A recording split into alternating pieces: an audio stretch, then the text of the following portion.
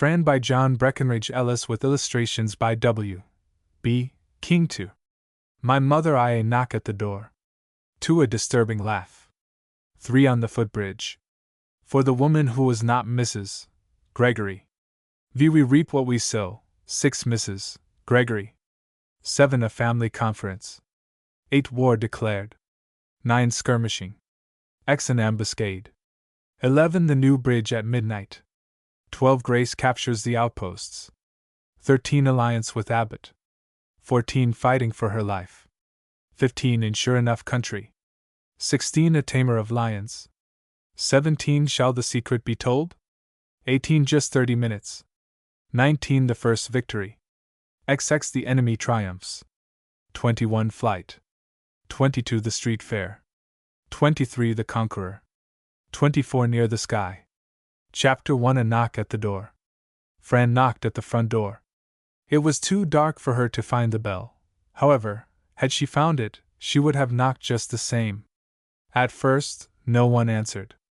That was not surprising, since everybody was supposed to be at the Union camp meeting that had been advertised for the last 2 months. Of course, it was not beyond possibility that someone might have stayed at home to invite his soul instead of getting it saved, but that anyone in Unabridged should go visiting at 8:30, and especially that anyone should come knocking at the door of this particular house, was almost incredible. No doubt that is why the young woman who finally opened the door, after Fran had subjected it to a second and more prolonged visitation of her small fist, looked at the stranger with surprise which was, in itself, reproof. Standing in the dim light that reached the porch from the hall, Fran's appearance was not above suspicion. She looked very dark, sharp-faced, and small. Her attitude suggested one who wanted something and had come to ask for it. The lady in the doorway believed herself confronted by a camper, one of those flitting birds of outer darkness who have no religion of their own, but who are always putting that of others to the proof. The voice from the doorway was cool, impersonal, as if, by its very aloofness, it would push the wanderer away. "What do you want?" "I want Hamilton Gregory," Fran answered promptly, without the slightest trace of embarrassment. "I'm told he lives here." "Mr. Gregory," offering the name with its title as a palpable rebuke, "lives here, but is not at home." "What do you want, little girl?" "Where is he?" Fran asked, undaunted. At first the young woman was tempted to close the door upon the impudent gaze that never faltered in watching her, but those bright unwavering eyes, gleaming out of the gloom of straw hat and overshadowing hair, compelled recognition of some sort. "He is at the camp meeting," she answered reluctantly, irritated at opposition, and displeased with herself for being irritated. "What do you want with him?" "I will attend to whatever it is. I am acquainted with all of his affairs, I am his secretary." "Where is that camp meeting?" "How can I find the place?" was Fran's quick rejoinder. She could not explain the dislike rising within her. She was too young, herself, to consider the other's youth an advantage, but the beauty of the imperious woman in the doorway, why did it not stir her admiration? Mr. Gregory's secretary reflected that, despite its seeming improbability, it might be important for him to see this queer creature who came to strange doors at night time. "If you will go straight down that road," she pointed, "and keep on for about 1.5 miles, you will come to the big tent. Mr. Gregory will be in the tent, leading the choir." "All right." And turning her back on the door, Fran swiftly gained the front steps. Halfway down, she paused, and glanced over her thin shoulder. Standing thus, nothing was to be seen of her but a blurred outline, and the shining of her eyes. "I guess," said Fran inscrutably, "you're not Mrs. Gregory." "No," came the answer, with an almost imperceptible change of manner, a change as of gradual petrifaction. "I am not Mrs. Gregory." And with that the lady, who was not Mrs. Gregory, quietly but forcibly closed the door. It was as if, with the closing of that door, she would have shut Fran out of her life. Chapter 2. A disturbing laugh. A long stretch of wooden sidewalks with here and there a leprous breaking out of granite, a succession of dwellings, each in its yard of bluegrass, maple trees, and whitewashed palings, with several residences fine enough to excite wonder, for modest cottages set the architectural pace in the village, a stretch of open country beyond the corporate limits, with a footbridge to span the deep ravine, and then, at last, a sudden glow in the darkness not caused by the moon, with a circle of stamping and neighing horses encompassing the glow.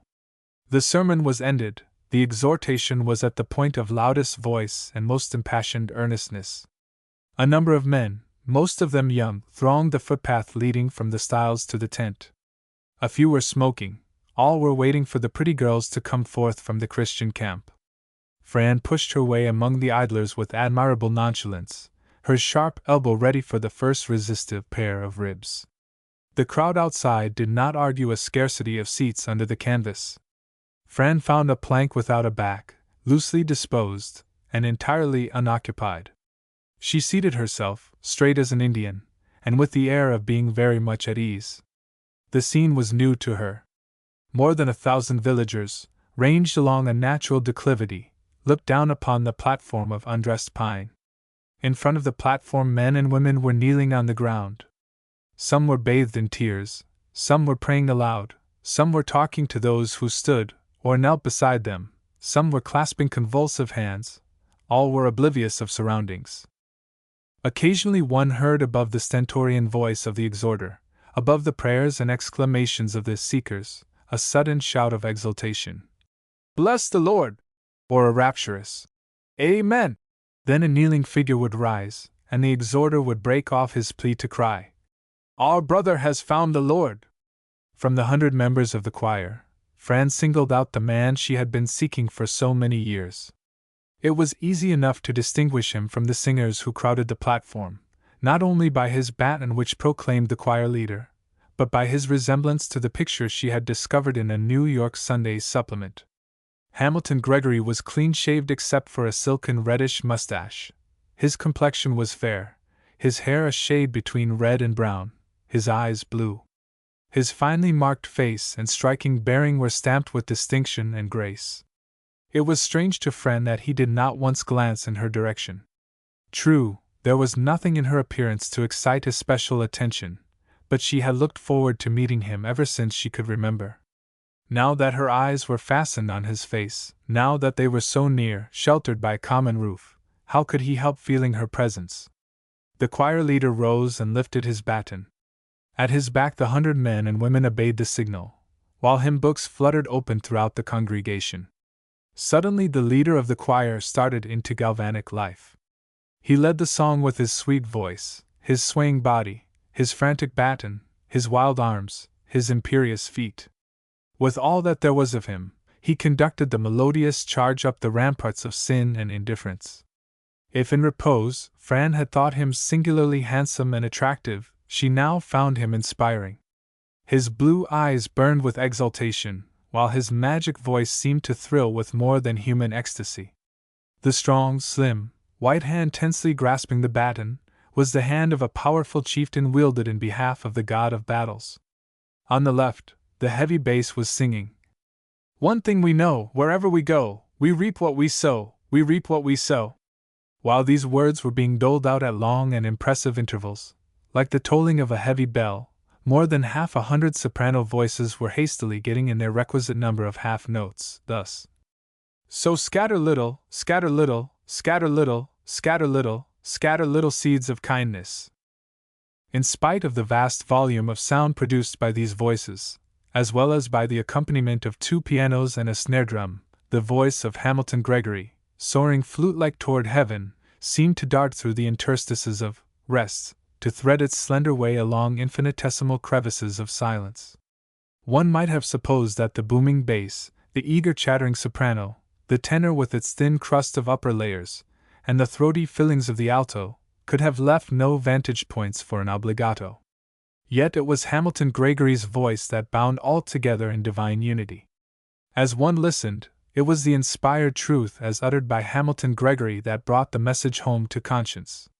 As if one had never before been told that one reaps what one sows, uneasy memory started out of hidden places with its whisper of seed sown amiss. Tears rose to many eyes, and smothered sobs betrayed intense emotion. Of those who were not in the least affected, Fran was one. She saw and heard Hamilton Gregory's impassioned earnestness, and divined his yearning to touch many hearts. Nor did she doubt that he would then and there have given his life to press home upon the erring that they must ultimately reap what they were sowing. Nevertheless, she was altogether unmoved. It would have been easier for her to laugh than to cry. Although the preacher had ceased his exhortations for the singing of the evangelistic hymn, he was by no means at the end of his resources. Standing at the margin of the platform, looking out on the congregation, he slowly moved back and forth his magnetic arms in parallel lines. Without turning his body, it was as if he were cautiously sweeping aside the invisible curtain of doubt that swung between the unsaved and the altar. "This way," he seemed to say. "Follow my hands." Not one word did he speak. Even between the verses, when he might have striven against the pianos and the snare drum, he maintained his terrible silence. But as he fixed his ardent eyes upon space, as he moved those impelling arms, a man would rise here, a woman start up there, reluctantly, or eagerly, the unsaved would press their way to the group kneeling at the front. Prayers and groans rose louder. Jubilant shouts of religious victory were more frequent. One could now hardly hear the choir as it insisted, "We reap what we sow, we reap what we sow." Suddenly the evangelist smote his hands together, a signal for song and prayer to cease. Having obtained a silence that was breathless, he leaned over the edge of the platform, and addressed a man who knelt upon the ground. "Brother Clinton, can't you get it?" The man shook his head. "You've been kneeling there night after night," the evangelist continued. "Don't you feel that the Lord loves you? Can't you feel it? Can't you feel it now? Can't you get it? Can't you get it now?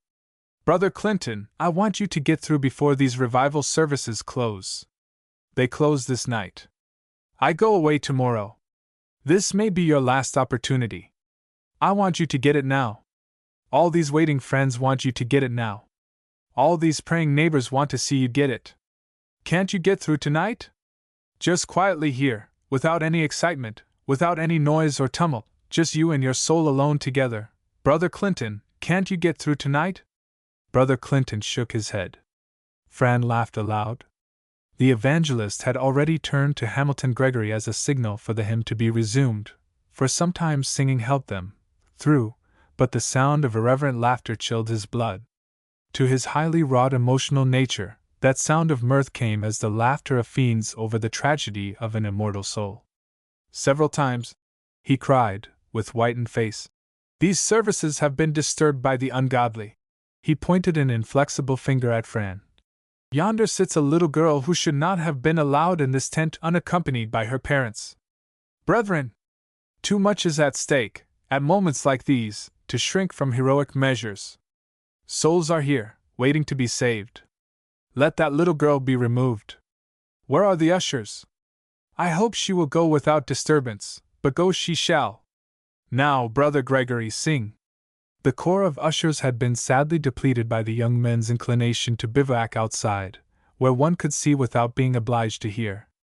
As the song swept over the worshippers in a wave of pleading, such ushers as still remained held a brief consultation. The task assigned them did not seem included in their proper functions.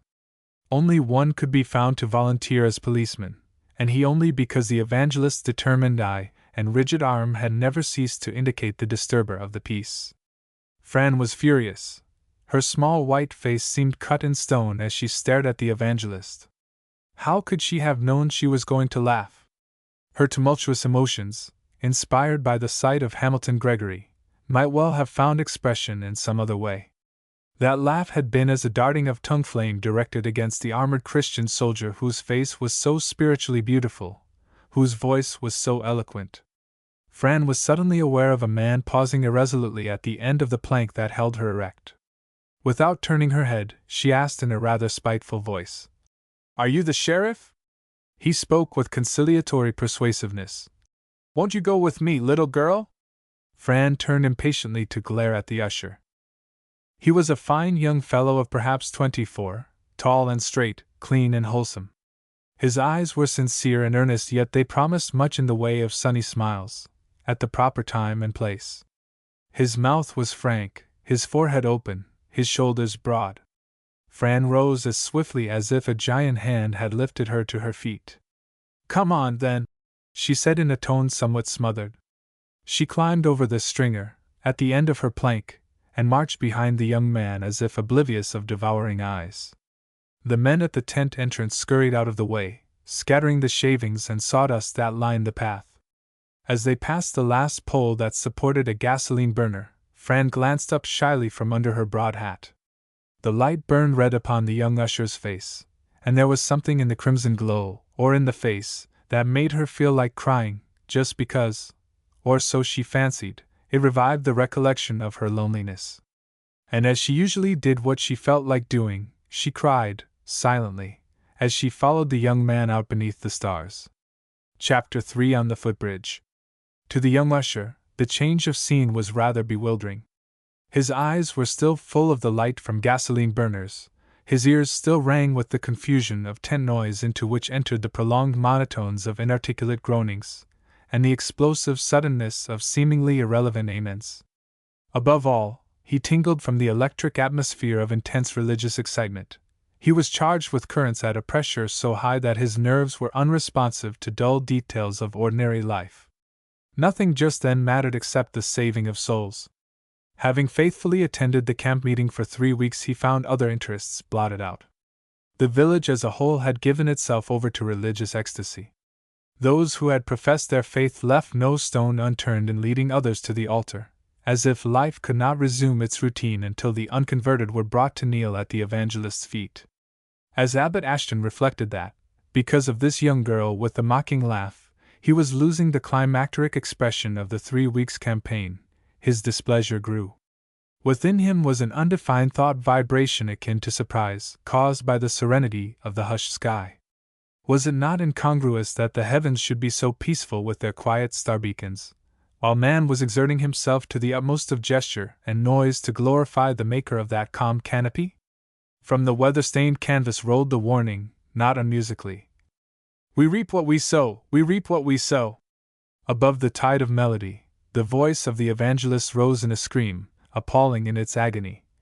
"Oh, men and women, why will you die? Why will you die?" But the stars, looking down at the silent earth, spoke not of death, spoke only as stars, seeming to say, "Here are April days, dear old earth, balmy springtime and summer harvests before us. What merry nights we shall pass together!" The earth answered with a sudden white smile, for the moon had just risen above the distant woods. At the stile where the footpath from the tent ended, Abbot paused. Why should he go farther? This scoffer, the one false note in the meeting's harmony, had been silenced. "There," he said, showing the road. His tone was final. It meant, "Depart." Fran spoke in a choking voice. "I'm afraid."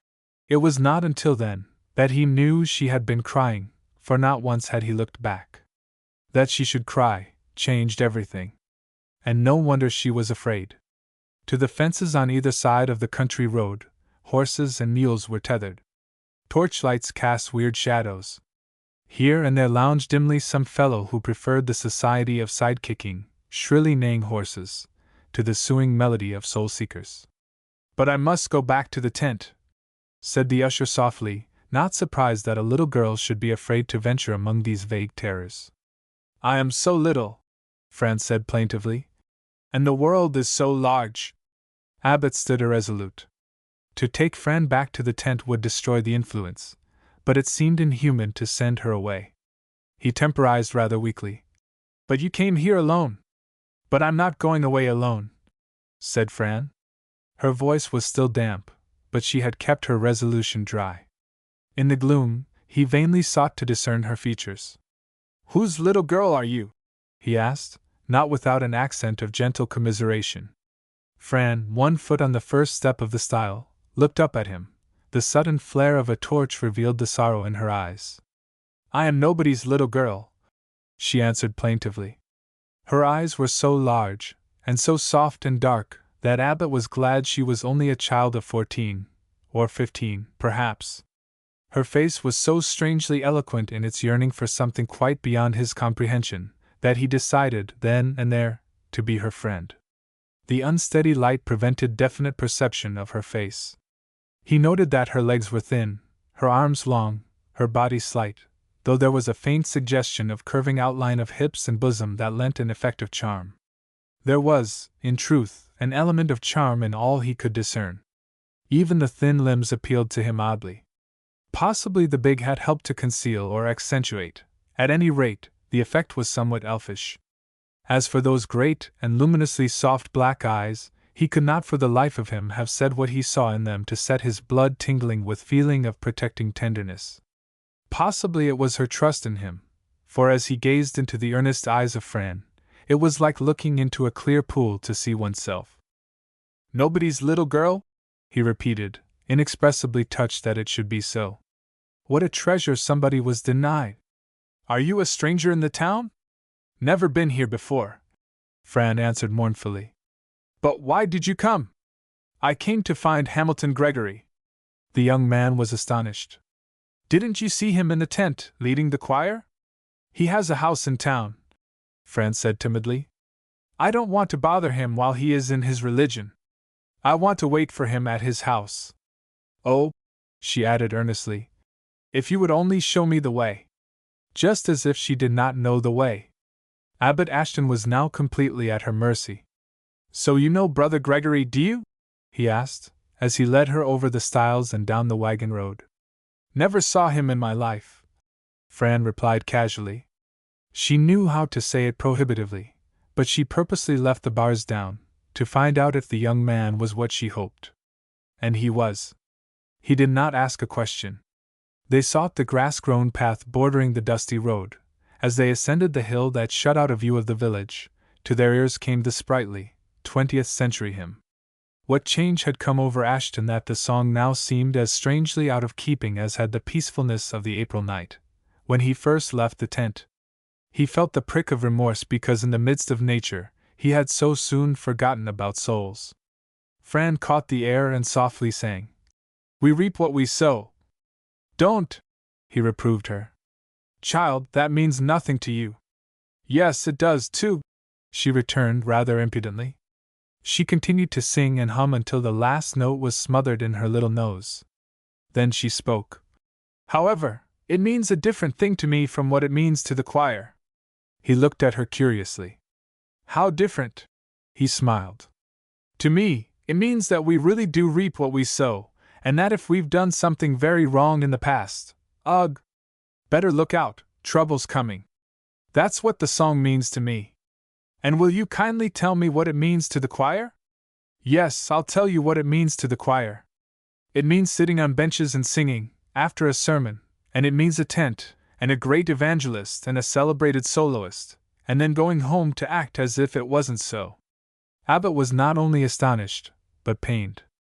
Suddenly he had lost nobody's little girl, to be confronted by an elfish spirit of mischief. He asked with constraint, "Did this critical attitude make you laugh out in the tent?" "I wouldn't tell you why I laughed," Fran declared, "for $1,000. And I've seen more than that in my day." They walked on. He was silent, she impenetrable. At last she said, in a changed voice, "My name's Fran. What's yours?" He laughed boyishly. "Mine's Abbot." His manner made her laugh sympathetically. It was just the manner she liked best, gay, frank, and a little mischievous. "Abbot?" she repeated. "Well, is that all?" "Ashton is the balance, Abbot Ashton." "And yours?" "The rest of mine is Nonpareil. Funny name, isn't it, Fran Nonpareil? It means Fran, the small type, or Fran who's unlike everybody else, or oh, there are lots of meanings to me. Some find one, some another, some never understand." It was because Abbot Ashton was touched that he spoke lightly. "What a very young Nonpareil to be wandering about the world, all by yourself." She was grateful for his raillery. "How young do you think? Let me see. You are only about—" She laughed mirthfully at his air of preposterous wisdom. "About 13, 14, yes, you are more than 15, more than— But take off that enormous hat, little Nonpareil. There's no use guessing in the dark when the moon's shining." Fran was gleeful. "All right," she cried in one of her childish tones, shrill, fresh, vibratory with the music of innocence. By this time they had reached the footbridge that spanned the deep ravine. Here the wagon road made its crossing of a tiny stream, by slipping under the footbridge, some 15 feet below. Down there, all was semi-gloom, pungent fragrance of weeds, cooling breath of the half-dried brook, mystery of space between steep banks. But on a level with the bridge, meadowlands sloped away from the ravine on either hand. On the left lay straggling Littlebrook with its 400 or 500 houses, faintly twinkling, and beyond the meadows on the right, a fringe of woods started up as if it did not belong there, but had come to be seen, while above the woods swung the big moon with Fran on the footbridge to shine for. Fran's hat dangled idly in her hand as she drew herself with backward movement upon the railing. The moonlight was full upon her face, so was the young man's gaze. One of her feet found, after leisurely exploration, a down-slanting board upon the edge of which she pressed her heel for support. The other foot swayed to and fro above the flooring, while a little hand on either side of her gripped the top rail. "Here I am," she said, shaking back rebellious hair. Abbot Ashton studied her with grave deliberation. It is doubtful if he had ever before so thoroughly enjoyed his duties as usher. He pronounced judicially, "You are older than you look." "Yes," Fran explained. "My experience accounts for that. I've had lots." Abbott's lingering here beneath the moon when he should have been hurrying back to the tent showed how unequally the good things of life, experience, for instance, are divided. "You are 16, he hazarded, conscious of a strange exhilaration. Fran dodged the issue behind a smile. "And I don't think you are so awfully old." Abbott was brought to himself with a jolt that threw him hard upon self-consciousness. "I am superintendent of the public school." The very sound of the words rang as a warning, and he became preternaturally solemn. "Goodness!" cried Fran, considering his grave mouth and thoughtful eyes. "Does it hurt that bad?" Abbott smiled. All the same, the position of superintendent must not be bartered away for the transitory pleasures of a footbridge. "We had better hurry, if you please," he said gravely. "I am so afraid of you," murmured Fran. "But I know the meeting will last a long time yet. I'd hate to have to wait long at Mr. Gregory's with that disagreeable lady who isn't Mrs. Gregory." Abbott was startled. Why did she thus designate Mr. Gregory's secretary? He looked keenly at Fran, but she only said plaintively, "Can't we stay here?" He was disturbed and perplexed. It was as if a flitting shadow from some unformed cloud of thought mist had fallen upon the everyday world out of his subconsciousness.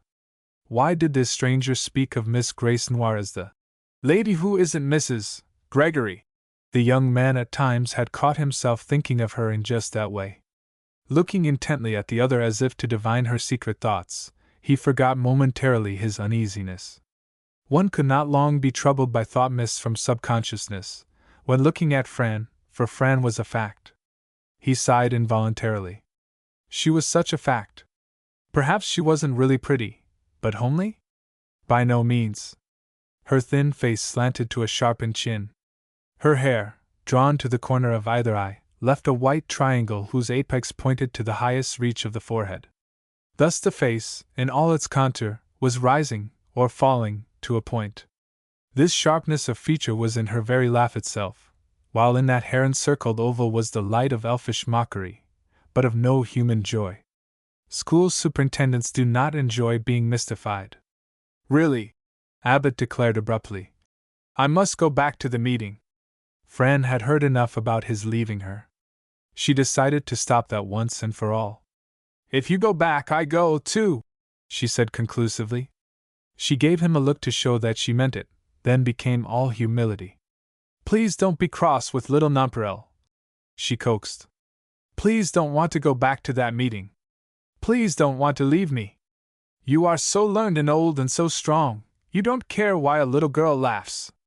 Fran tilted her head sidewise, and the glance of her eyes proved irresistible. "But tell me about Mr. Gregory," she pleaded, "and don't mind my ways. Ever since Mother died, I've found nothing in this world but love that was for somebody else, and trouble that was for me." The pathetic cadence of the slender-throated tones moved Abbott more than he cared to show. "If you're in trouble," he exclaimed, You've sought the right helper in Mr. Gregory. He's the richest man in the county, yet lives so simply, so frugally, they keep few servants, and all because he wants to do good with his money. I guess his secretary is considerable help to him, Fran observed. I don't know how he'd carry on his great work without her. I think Mr. Gregory is one of the best men that ever lived, Fran asked with simplicity. Great church worker? He's as good as he is rich. He never misses a service. I can't give the time to it that he does, to the church, I mean. I have the ambition to hold, one day, a chair at Yale or Harvard, that means to teach in a university. He broke off, in explanation. Fran held out her swinging foot, and examined the dusty shoe. Oh, she said in a relieved tone. I was afraid it meant to sit down all the time. Lots of people are ambitious not to move if they can help it. He looked at her a little uncertainly, then went on. So it keeps me studying hard, to fit myself for the future. I hope to be re-elected superintendent in Unabridged again next year. This is my first term. There is so much time to study, in Unabridged. After next year, I'll try for something bigger, just keep working my way up and up.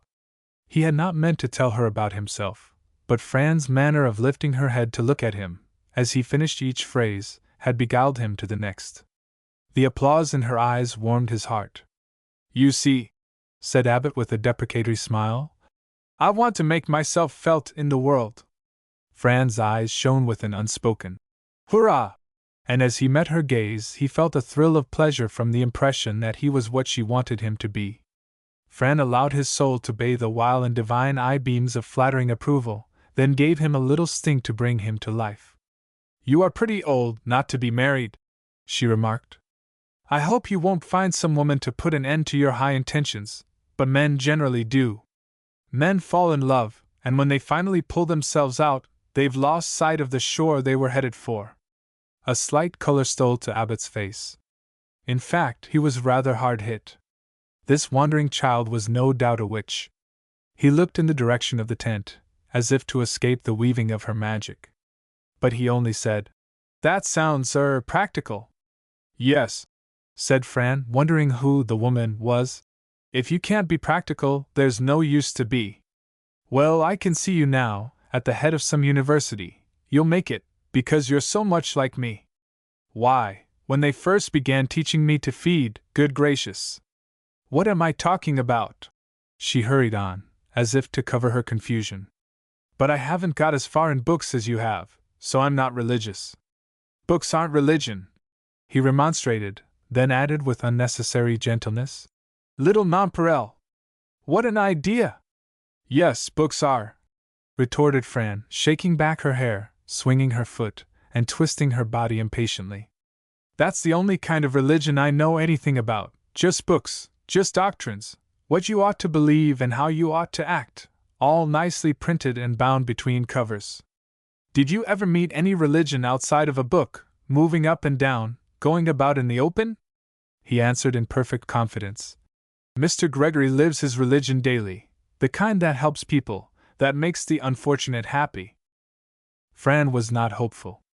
Well, I've come all the way from New York to see him. I hope he can make me happy. I'm certainly unfortunate enough. I've got all the elements he needs to work on. From New York! He considered the delicate form, the youthful face, and whistled. Will you please tell me where your home is, Nonpareil? She waved her arm inclusively. America. I wish it were concentrated in some spot, but it's just spread out thin under the stars and stripes. My country's about all I have. She broke off with a catch in her voice. She tried to laugh, but it was no use. The high moon, which had been obscured by gathering cloud banks, found an opening high above the fringe of woods, and cast a shining glow upon her face, and touched her figure as with silver braid. Out of this light looked Fran's eyes as dark as deepest shadows, and out of the unfathomable depths of her eyes glided 2 tears as pure as their source in her heart. Suddenly it came to Abbot Ashton that he understood the language of moon, watching woods, meadowlands, even the gathering rain clouds. All spoke of the universal brotherhood of man with nature, a brotherhood including the most ambitious superintendent of schools and a homeless nonpareil, a brotherhood to be confirmed by the clasping of sincere hands. There was danger in such a confirmation, for it carried Abbott beyond the limits that mark a superintendent's confines. As he stood on the bridge, holding Fran's hand in a warm and sympathetic pressure, he was not unlike one on picket service who slips over the trenches to hold friendly parley with the enemy. Abbott did not know there was any danger in this brotherly handclasp, but that was because he could not see a fleshy and elderly lady slowly coming down the hill. As superintendent, he should doubtless have considered his responsibilities to the public. He did consider them when the lady, breathless and severe, approached the bridge, while every pound of her ample form cast its weight upon the seal of her disapproving, low-voiced and significant. "Good evening, Professor Ashton," Fran whistled. The lady heard, but she swept on without once glancing back. There was in her none of that saline tendency that made of Lot a widower. The lady desired to see no more.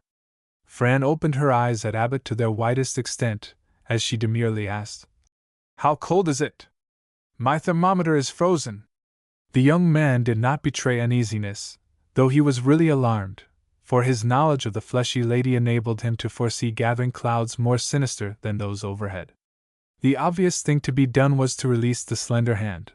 He did so rather hastily. "Have I got you into trouble?" Fran asked, with her elfish laugh. "If so, we'll be neighbors, for that's where I live." "Who was she?" "Miss Saphra Clinton," he answered as, by a common impulse, they began walking toward Hamilton Gregory's house. "Bob Clinton's sister, and my landlady." The more Abbott thought of his adventure, the darker it grew. Before they reached their destination, it had become a deep gray. "Do you mean the brother Clinton that couldn't get through?" "Yes, he's the chairman of the school board." "Ah," murmured Fran comprehendingly. "At Gregory's gate," she said. "Now you run back to the tent, and I'll beard the lion by myself. I know it has sharp teeth, but I guess it won't bite me. Do try to get back to the tent before the meeting's over. Show yourself there. Parade up and down the aisles." He laughed heartily, all the sorrier for her because he found himself in trouble. "It was fun while it lasted, wasn't it?" Fran exclaimed, with a sudden gurgle. "Part of it was," he admitted. "Goodbye, then, little nonpareil." He held out his hand. "No, sir!" cried Fran, clasping her hands behind her. "That's what got you into trouble. Goodbye. Run for it." Chapter for the woman who was not Mrs. Gregory. Hardly had Abbott Ashton disappeared down the village vista of moonlight and shadow patches, before Fran's mood changed. Instead of seeking to carry out her threat of bearding the lion in the den, she sank down on the porch steps, gathered her knees in her arms, and stared straight before her. She made a woebegone little figure with her dusty shoes, her black stockings, her huddled body, while the big hat threw all into deepest gloom. From hat to drawn-in feet, she was not unlike a narrow edge of darkness splitting the moonsheen, a somber shadow cast by goodness knows what and threatening goodness knows whom. Though of skillful resources, of impregnable resolution, Fran could be despondent to the bluest degree, and though competent at the clash, she often found herself purpling on the eve of the crisis. The moment had come to test her fighting qualities, yet she drooped despondently. Hamilton Gregory was coming through the gate. As he halted in surprise, the black shadow rose slowly, wearily. He, little dreaming that he was confronted by a shadow from the past, saw in her only the girl who had been publicly expelled from the tent. The choir leader had expected his homecoming to be crowned by a vision very different. He came up the walk slowly, not knowing what to say. She waited, outwardly calm, inwardly gathering power. White-hot action from Fran, when the iron was to be welded. Out of the deepening shadows her will leaped keen as a blade. She addressed him. "Good evening, Mr. Gregory." He halted. When he spoke, his tone expressed not only a general disapproval of all girls who wander away from their homes in the night, but an especial repugnance to one who could laugh during religious services. "Do you want to speak to me, child?" "Yes." The word was almost a whisper. The sound of his voice had weakened her. "What do you want?"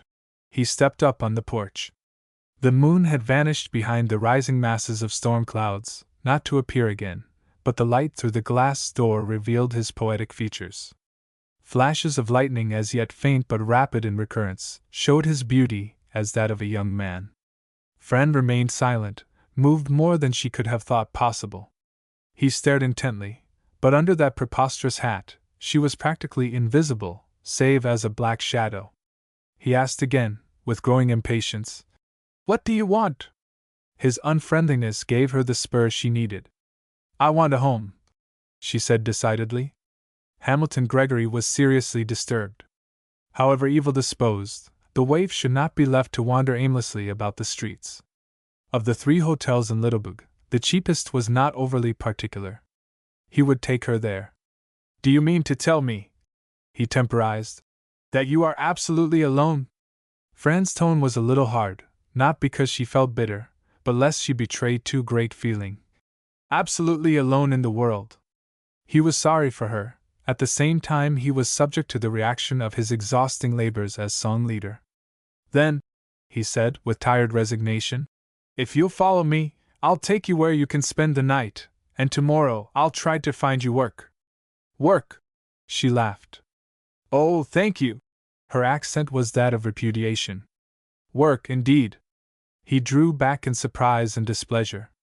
"You didn't understand me," she resumed. "What I want is a home. I don't want to follow you anywhere. This is where I want to stay." "You cannot stay here," he answered with a slight smile at the presumptuous request. "But I'm willing to pay for a room at the hotel." At this moment, the door was opened by the young woman who, some hours earlier, had responded to Fran's knocking. Footsteps upon the porch had told of Gregory's return. The lady, who was not Mrs. Gregory, was so pleased to see the gentleman who was Mr. Gregory, they had not met since the evening meal, that, at first, she was unaware of the black shadow, and Mr. Gregory, in spite of his perplexity, forgot the shadow also, so cheered was he by the glimpse of his secretary as she stood in the brightly lighted hall. Such moments of delighted recognition are infinitesimal when a third person, however shadowy, is present, yet had the world been there, this exchange of glances must have taken place. Fran did not understand. Her very wisdom blinded her as with too great light. She had seen so much of the world that, on finding a tree bearing apples, she at once classified it as an apple tree. To Gregory, Grace Noir was but a charming and conscientious sympathizer in his life work, the atmosphere in which he breathed freest. He had not breathed freely for half a dozen hours. No wonder he was glad to see her. To Grace Noir, Hamilton Gregory was but a benefactor to mankind, a man of lofty ideals whom it was a privilege to aid, and since she knew that her very eyes gave him strength, no wonder she was glad to see him. Could Fran have read their thoughts, she would not have found the slightest consciousness of any shade of evil in their sympathetic comradeship. As she could read only their faces, she disliked more than ever the tall, young, and splendidly formed secretary. "Oh," said Grace with restraint, discovering Fran. "Yes," Fran said with her elfish smile. "Back again." Just without the portal, Hamilton Gregory paused irresolutely. He did not know what course to pursue, so he repeated vacantly, "I am willing to pay." Fran interrupted flippantly, "I have all the money I want." Then she passed swiftly into the hall, rudely brushing past the secretary. Gregory could only follow. He spoke to Grace in a low voice, telling all he knew of the night wanderer. Her attitude called for explanations, but he would have given them anyway, in that low confidential murmur. He did not know why it was, or seek to know, but whenever he spoke to Grace, it was natural to use a low tone, as if modulating his touch to sensitive strings, as if the harmony resulting from the interplay of their souls called for the soft pedal. "What is to be done?" Grace inquired. Her attitude of reserve toward Gregory, which Fran's presence had inspired, melted to potential helpfulness. At the same time, her dislike for the girl solidified. That Fran should have laughed aloud in the tent removed her from the secretary's understanding. But the worst indictment had been pronounced against her by her own shameless tongue. That one so young, without a home, without fear of the dark streets, should have all the money she wants. "What do you advise?" Gregory asked his secretary gently. Grace cast a disdainful look at Fran. Then she turned to her employer, and her deliciously curved face changed most charmingly. I think, she responded with a faint shake of rebuke for his leniency, that you should not need my advice in this matter. She had occasionally feared that his irresolution at moments calling for important decisions hinted at weakness. Why should he stand apparently helpless before this small bundle of arrogant impudence? Gregory turned upon Fran with affected harshness. You must go. He was annoyed that Grace should imagine him weak. Fran's face hardened. It became an axe of stone, sharpened at each end, with eyes, nose, and mouth in a narrow line of cold defiance. To Grace, the acute wedge of white forehead gleaming its way to the roots of the black hair, and the sharp chin cutting its way down from the tightly drawn mouth, spoke only of cunning. She regarded Fran as a fox, brought to bay. Fran spoke with calm deliberation. I am not going away. I would advise you, said Grace, looking down at her from under drooping lids, to go at once, for a storm is rising. Do you want to be caught in the rain? Fran looked up at Grace, undaunted. I want to speak to Mr. Gregory. If you are the manager of this house, he and I can go outdoors. I don't mind getting wet. I've been in all kinds of weather. Grace looked at Gregory. Her silences were effective weapons. I have no secrets from this lady, he said, looking into Grace's eyes, answering her silence. What do you want to say to me, child? Fran shrugged her shoulders, always looking at Grace, while either of the others looked at her. Very well, then, of course it doesn't matter to me, but I thought it might to Mr. Gregory. Since he hasn't any secrets from you, of course he has told you that one of nearly 20 years ago. It was not the rumble of distant thunder, but a strange exclamation from the man that interrupted her. It was some such cry as human creatures may have uttered before the crystallizing of recurring experiences into the terms of speech. Fran gave quick, relentless blows. Of course he has told you all about his Springfield life. Silence! Shouted Gregory, quivering from head to foot. The word was like an imprecation, and for a time it kept hissing between his locked teeth. And of course, Fran continued, tilting up her chin as if to drive in the words, since you know all of his secrets, all of them, you have naturally been told the most important one. And so you know that when he was boarding with his cousin in Springfield and attending the college there, something like 20 years ago. Leave us! Gregory cried, waving a violent arm at his secretary, as if to sweep her beyond the possibility of overhearing another word. Leave you with her? Grace stammered, too amazed by his attitude to feel offended. Yes, yes, yes! Go at once! He seemed the victim of some mysterious terror. Grace compressed her full lips till they were thinned to a white line. Do you mean forever? Oh, Grace, I beg your pardon, Miss Grace. I don't mean that, of course. What could I do without you? Nothing, nothing, Grace. You are the soul of my work. Don't look at me so cruelly. Then you just mean, Grace said steadily, for me to go away for a little while? Only half an hour, that's all. Only half an hour, and then come back to me, and I will explain. You needn't go at all on my account, observed Fran, with a twist of her mouth. It's nothing to me whether you go or stay. She has learned a secret, Gregory stammered, that vitally affects some people, some friends of mine. I must talk to her about that secret, just for a little while. Half an hour, Miss Grace, that is all. That is really all, then come back to me. You understand that it's on account of the secret that I ask you to leave us. You understand that I would never send you away from me if I had my way, don't you, Grace? I understand that you want me to go now, Grace Noir replied, unresponsive. She ascended the stairway, at each step seeming to mount that much the higher into an atmosphere of righteous remoteness. No one who separated Gregory from his secretary could enjoy his toleration, but Fran had struck far below the surface of likings and dislikings. She had turned back the covering of conventionality to lay bare the quivering heartstrings of life itself. There was no time to hesitate. The stone axe, which on other occasions might be a laughing elfish face, was now held ready for battle. Hadn't we better go in a room where we can talk privately? Fran asked. I don't like this hall. That woman would just as soon listen over the banisters as not. I've seen lots of people like her, and I understand her kind. Chapter 5 We reap what we sow. If anything could have prejudiced Hamilton Gregory against Fran's interests, it would have been her slighting allusion to the one who typified his most exalted ideals as that woman. But Fran was to him nothing but an agent bringing out of the past a secret he had preserved for almost 20 years. This stranger knew of his youthful folly, and she must be prevented from communicating it to others. It was from no sense of aroused conscience that he hastened to lead her to the front room. In this crisis, something other than shuddering recoil from haunting deeds was imperative. Unlovely specters must be made to vanish. How much did this girl know? And how could her silence be purchased? His conscience was seldom asleep, but coals of remorse are endurable, however galling, if the winds of publicity do not threaten to fan them to a blaze.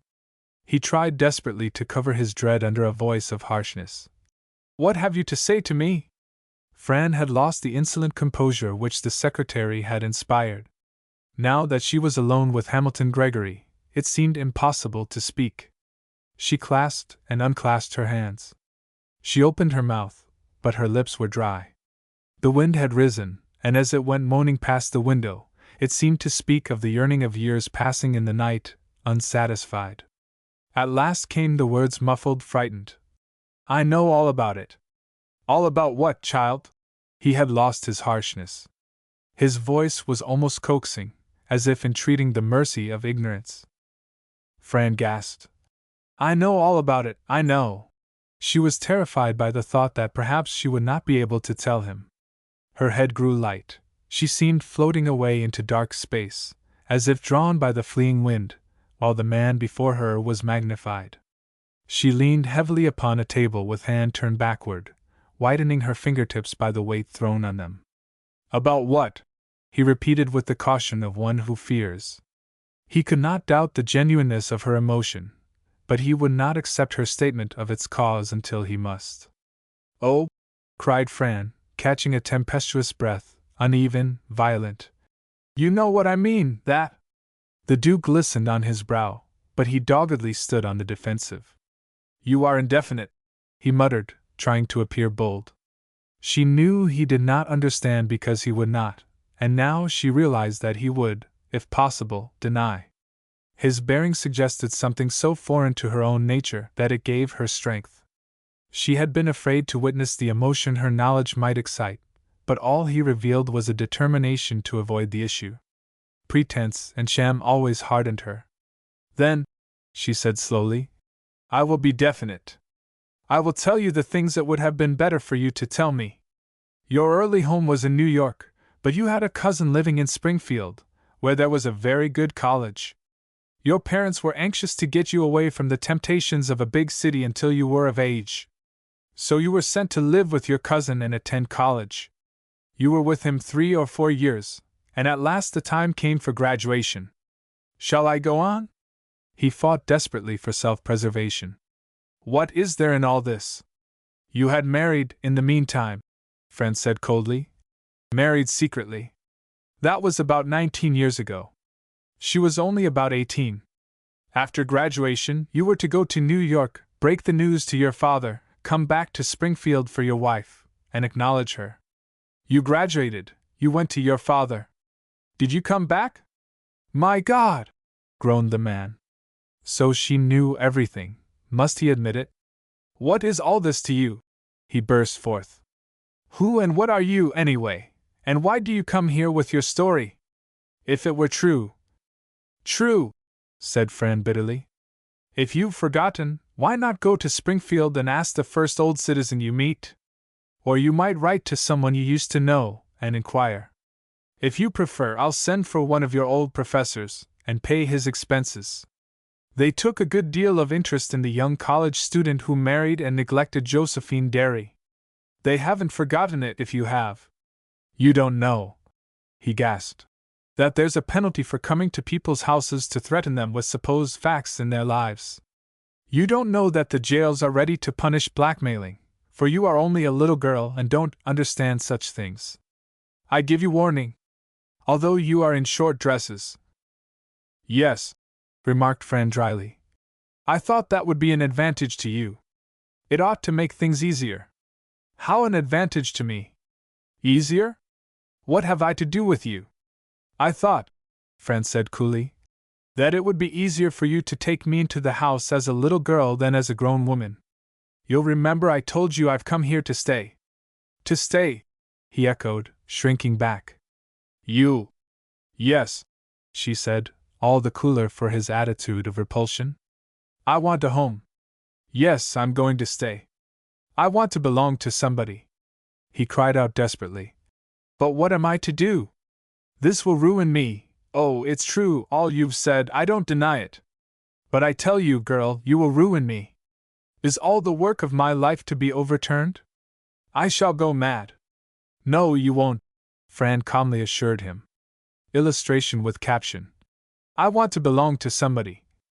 You'll do what everyone has to do, sooner or later, face the situation. You're a little late getting to it, but it was coming all the time. You can let me live here as an adopted orphan, or any way you please. The important fact to me is that I'm going to live here. But I don't want to make it hard for you, truly I don't. Don't you? He spoke not loudly, but with tremendous pressure of desire. Then, for God's sake, go back. Go back to wherever you came from. I'll pay all expenses. You shall have all you want. All I want, Fran responded, is a home, and that's something people can't buy. Get used to the thought of my staying here. That will make it easy. Easy, he ejaculated. Then it's your purpose to compel me to give you shelter because of this secret. You mean to ruin me. I'll not be able to account for you, and they will question. My wife will want to know, and others as well. Now, said Fran, with sudden gentleness. Don't be so excited, don't take it so hard. Let them question. I'll know how to keep from exposing you. But I do want to belong to somebody, and after I've been here a while, and you begin to like me, I'll tell you everything. I knew the Josephine Dairy that you deserted, she raised me, and I know she loved you to the end. Didn't you ever care for her, not even at the first, when you got her to keep your marriage secret until you could speak to your father face to face? You must have loved her then. And she's the best friend I ever had. Since she died I've wandered, and I want a home. The long loneliness of years found expression in her eager voice and pleading eyes, but he was too engrossed with his own misfortunes to heed her emotion. Didn't I go back to Springfield? He cried out. Of course I did. I made inquiries for her. That's why I went back, to find out what had become of her. I'd been gone only 3 years, yes, only 3 years, but good heavens, how I had suffered! I was so changed that nobody knew me. He paused, appalled at the recollection. I have always had a terrible capacity for suffering. I tell you, it was my duty to go back to find her, and I went back. I would have acknowledged her as my wife. I would have lived with her. I'd have done right by her, though it had killed me. Can I say more than that? I am glad you went back, said Fran softly. She never knew it. I am so glad that you did, even that. Yes, I did go back, he said more firmly. But she was gone. I tell you all this because you say she was your best friend. A while ago you asked me who I am, and what. It doesn't matter, he interjected. You were her friend, that is all I care to know. I went back to Springfield, after 3 years, but she was gone. I was told that her uncle had cast her off, and she had disappeared. It seems that she made friends with a class of people who were not respectable. Fran's eyes shone brightly. Oh, they were not, she agreed. They were not at all what you would call respectable. They were not religious. So I was told. He resumed, a little uncertainly. There was no way for me to find her. Her? Cried Fran. You keep saying her. Do you mean? He hesitated. She had chosen her part, to live with those people. I left her to lead the life that pleased her. That's why I never went back to Springfield again. I've taken up my life in my own way, and left her, your friend. Yes, call her that, cried Fran, holding up her head. I am proud of that title. I glory in it. And in this house. I have made my offer. He interrupted decidedly. I'll provide for you anywhere but in this house. Fran regarded him with somber intensity. I've asked for a home with you on the grounds that your wife was my best friend in all the world, and because I am homeless. You refuse. I suppose that's natural. I have to guess at your feelings because I haven't been raised among respectable people. I'm sorry you don't like it, but you're going to provide for me right here. For a girl, I'm pretty independent. Folks that don't like me are welcome to all the enjoyment they get out of their dislike. I'm here to stay. Suppose you look on me as a sort of summer crop. I enjoyed hearing you sing tonight. We reap what we sow, we reap what we sow. I see you remember. He shuddered at her mocking holy things. Hush! What are you saying? The past is cut off from my life. I have been pardoned, and I will not have anybody forcing that past upon me. Her words came bitingly. You can't help it. You sowed. You can't pardon a seed from growing. I can help it, and I will. The past is no more mine than hers. Our marriage was legal, but it bound me no more than it bound her. She chose her own companions. I have been building up a respectable life, here in Littleburg. You shall not overturn the labor of the last 10 years. You can go. My will is unalterable. Go, and do what you can. Instead of anger, Fran showed sorrow. How long have you been married to the second Mrs. Gregory, the present one? He turned his back upon her as if to go to the door, but he wheeled about. 10 years. You understand? 10 years of the best work of my life that you want to destroy. Poor lady, murmured Fran. The first Mrs. Gregory, my friend, has been dead only 3 years. You and she were never divorced. The lady that you call Mrs. Gregory now, she isn't your wife, is she? I thought. He was suddenly ashen pale. But I thought that I believed her dead long ago. I was sure of it, positive. What you say is impossible. But no one can sow without reaping, Fran said still pityingly. When you sang those words, it was only a song to you, but music is just a bit of life's embroidery, while you think it life itself. You don't sow or reap in a choir loft. You can't sow deeds and reap words. I understand you now, he faltered. You have come to disgrace me. What good will that do you or my first wife? You are no abstraction, to represent sowing or reaping, but a flesh and blood girl who can go away if she chooses. She chooses to stay, Fran assured him. Then you have resolved to ruin me and break my wife's heart. The sweet, uncomplaining face of the second Mrs. Gregory rose before him. And Grace Noir, what would she think? No, I'm just here to have a home. Will you enjoy a home that you seize by force? Don't they say that the kingdom of God may be taken by force? But you know more about the kingdom than I. Let them believe me the daughter of some old boyhood friend. That'll make it easy. As the daughter of that friend, you'll give me a home. I'll keep out of your way, and be pleasant, a nice little girl, of any age you please. She smiled remotely. He spoke dully. But they'll want to know all about that old college friend. Naturally.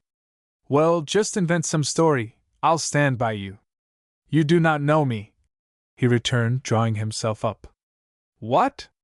Do you imagine I would lie to them?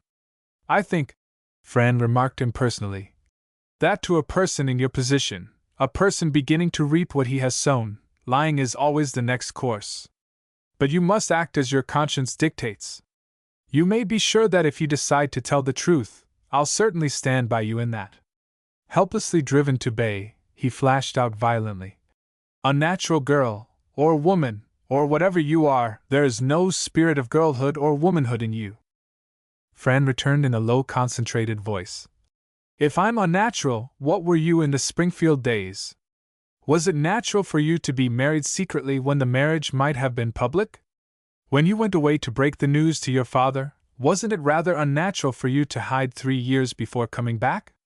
When you came back and heard that your wife had gone away to be supported by people who were not respectable, was it natural for you to be satisfied with the first rumors you heard, and disappear for good and all? As for me, yes, I have neither the spirit of girlhood nor womanhood, for I'm neither a girl, nor a woman, I'm nothing. Her voice trembled. Don't rouse my anger. When I lose grip on myself, I'm pretty hard to stop. If I let everything rush on my mind, how she, my friend, my sweet darling friend, how she searched for you all the years till she died, and how even on her deathbed she thought maybe you'd come, you. Fran choked back the words. Don't, she gasped. Don't reproach me, or I'll reproach you, and I mustn't do that. I want to hide my real heart from you, from all the world. I want to smile, and be like respectable people. For God's sake, whispered the other frantically. Hush! I hear my wife coming. Yes, yes, I'll do everything you say, but oh, don't ruin me. You shall have a home with us, you shall have everything, everything. Except a welcome. Fran faltered, frightened at the emotion she had betrayed. Can you show me to a room, quick, before your wife comes? I don't want to meet her, now, I'm terribly tired.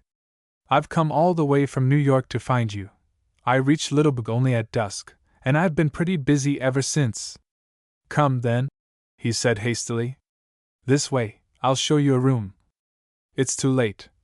He broke off, striving desperately to regain composure. The door opened, and a woman entered the room hastily. Chapter 6 Mrs. Gregory. The wind had suddenly increased in violence, and a few raindrops had already fallen. Apprehensions of a storm caused hurried movements throughout the house. Blinding flashes of lightning suggested a gathering of the family in the reception hall, where, according to tradition, there was less danger. And as the unknown lady opened the door of the front room, Fran heard footsteps upon the stairs, and caught a glimpse of Grace Noir descending. The lady closed the door behind her before she perceived Fran, so intent was she upon securing from threatening rain some unfinished silk work lying on the windowsill. She paused abruptly, her honest brown eyes opened wide.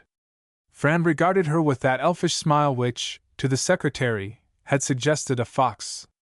It was the coolest little smile, slyly playing upon her twisted mouth. The perspiration shone on Hamilton Gregory's forehead. Just a moment, he uttered incoherently.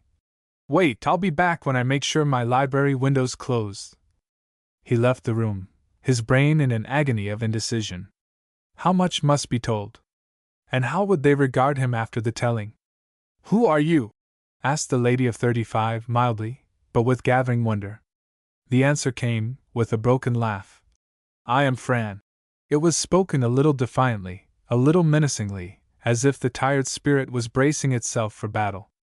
The lady wore her wavy hair parted in the middle after that fashion which perhaps was never new, and no impudent ribbon or arrogant flounce stole one's attention from the mouth that was just sincere and sweet. It was a face one wanted to look at because, well, Fran didn't know why. She's no prettier than I, was Fran's decision, measuring from the natural standard, the standard every woman hides in her own breast. The nose was too slight, but it seemed cut to Fran's liking. Fran smiled in a different way, a smile that did not instantaneously flash, but darted out of the corner of her eye, and slipped along the slightly parted lips, as if afraid of being caught, and vanished, leaving a wistful face. And who is Fran? Asked the mild voice. The lady smiled so tenderly, it was like a mellow light stealing from a fairy rose garden of thornless souls. Fran caught her breath while her face showed hardness, but not against the other. She felt something like holy wrath as her presentment sounded forth protestingly. But who are you? I am Mrs. Gregory. Oh, no, cried Fran with violence. No, she added rather wildly. It can't be, I mean, but say you are not Mrs. Gregory. I am Mrs. Gregory, the other repeated, mystified. Fran tried to hide her emotion with a smile, but it would have been easier for her to cry, just because she of the patient brown eyes was Mrs. Gregory. At that moment Hamilton Gregory re-entered the room, brought back by the fear that Fran might tell all during his absence. How different life would have been if he could have found her flown, but he read in her face no promise of departure.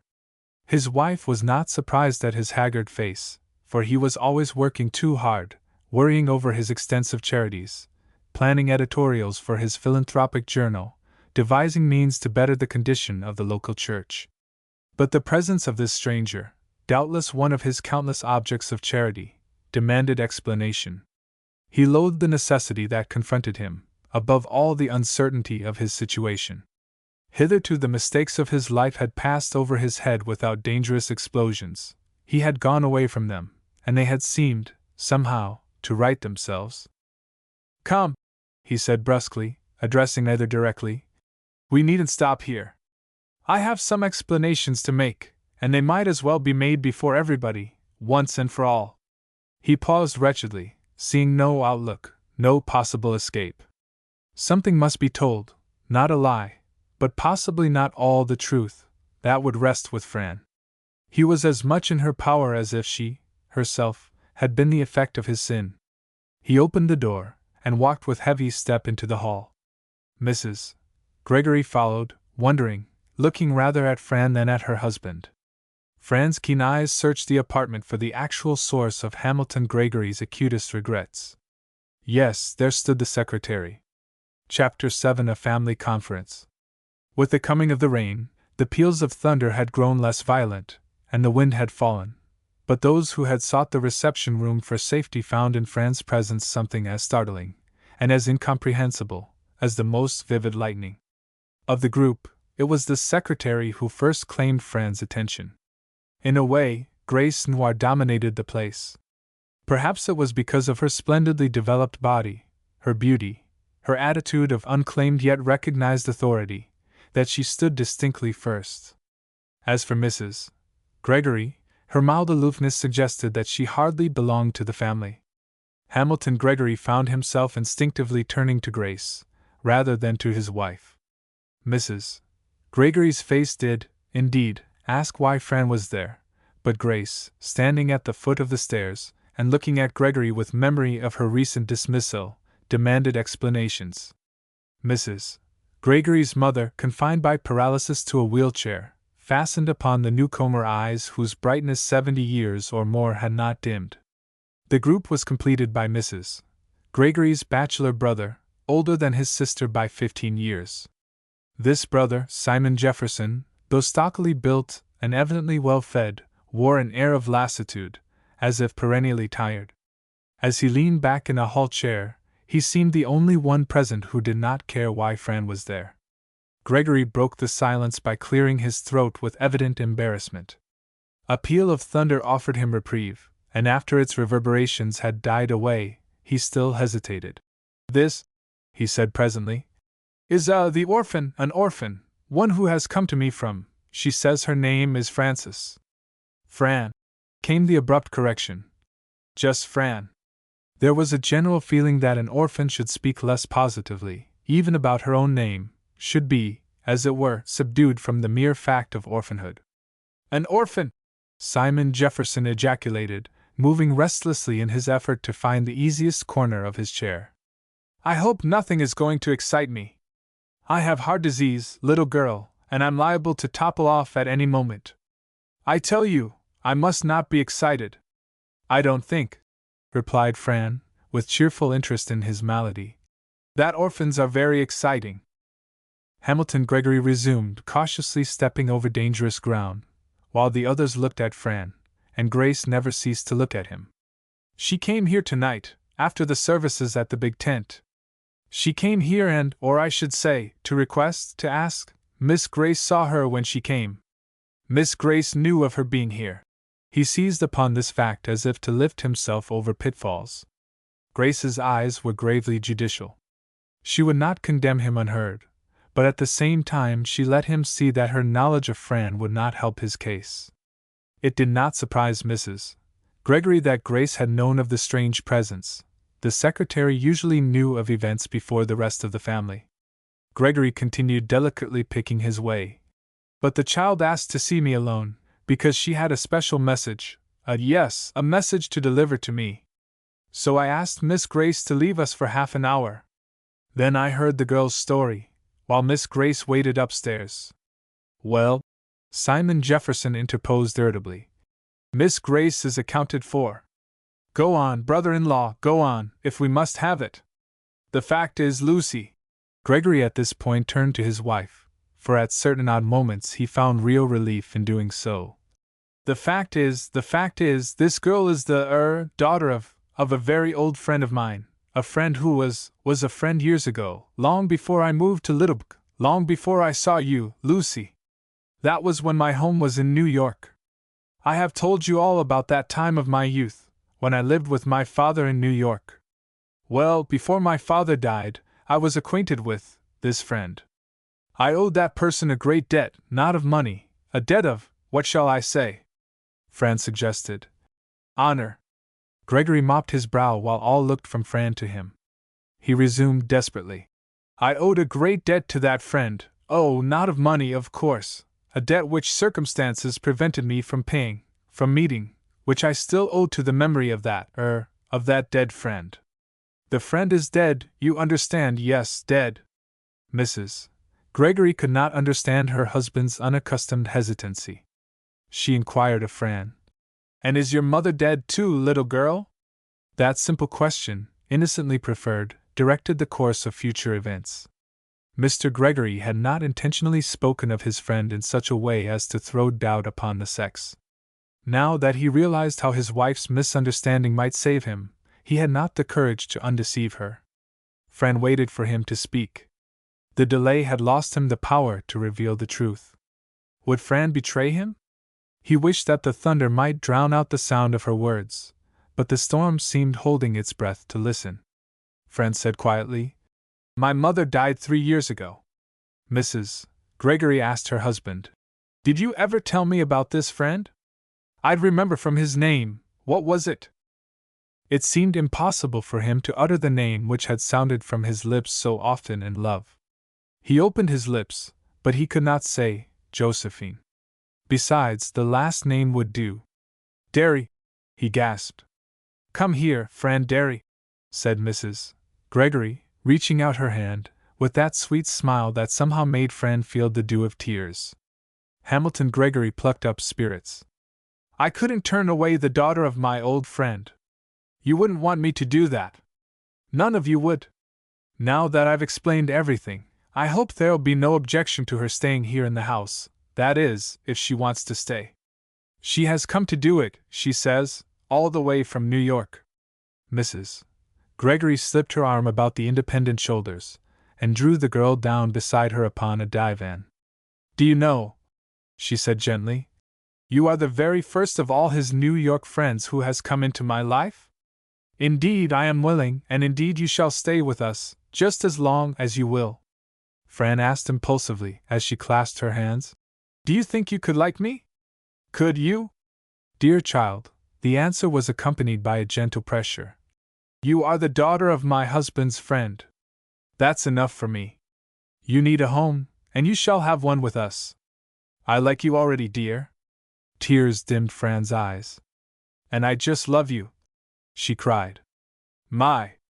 What a woman you are! Grace Noir was silent.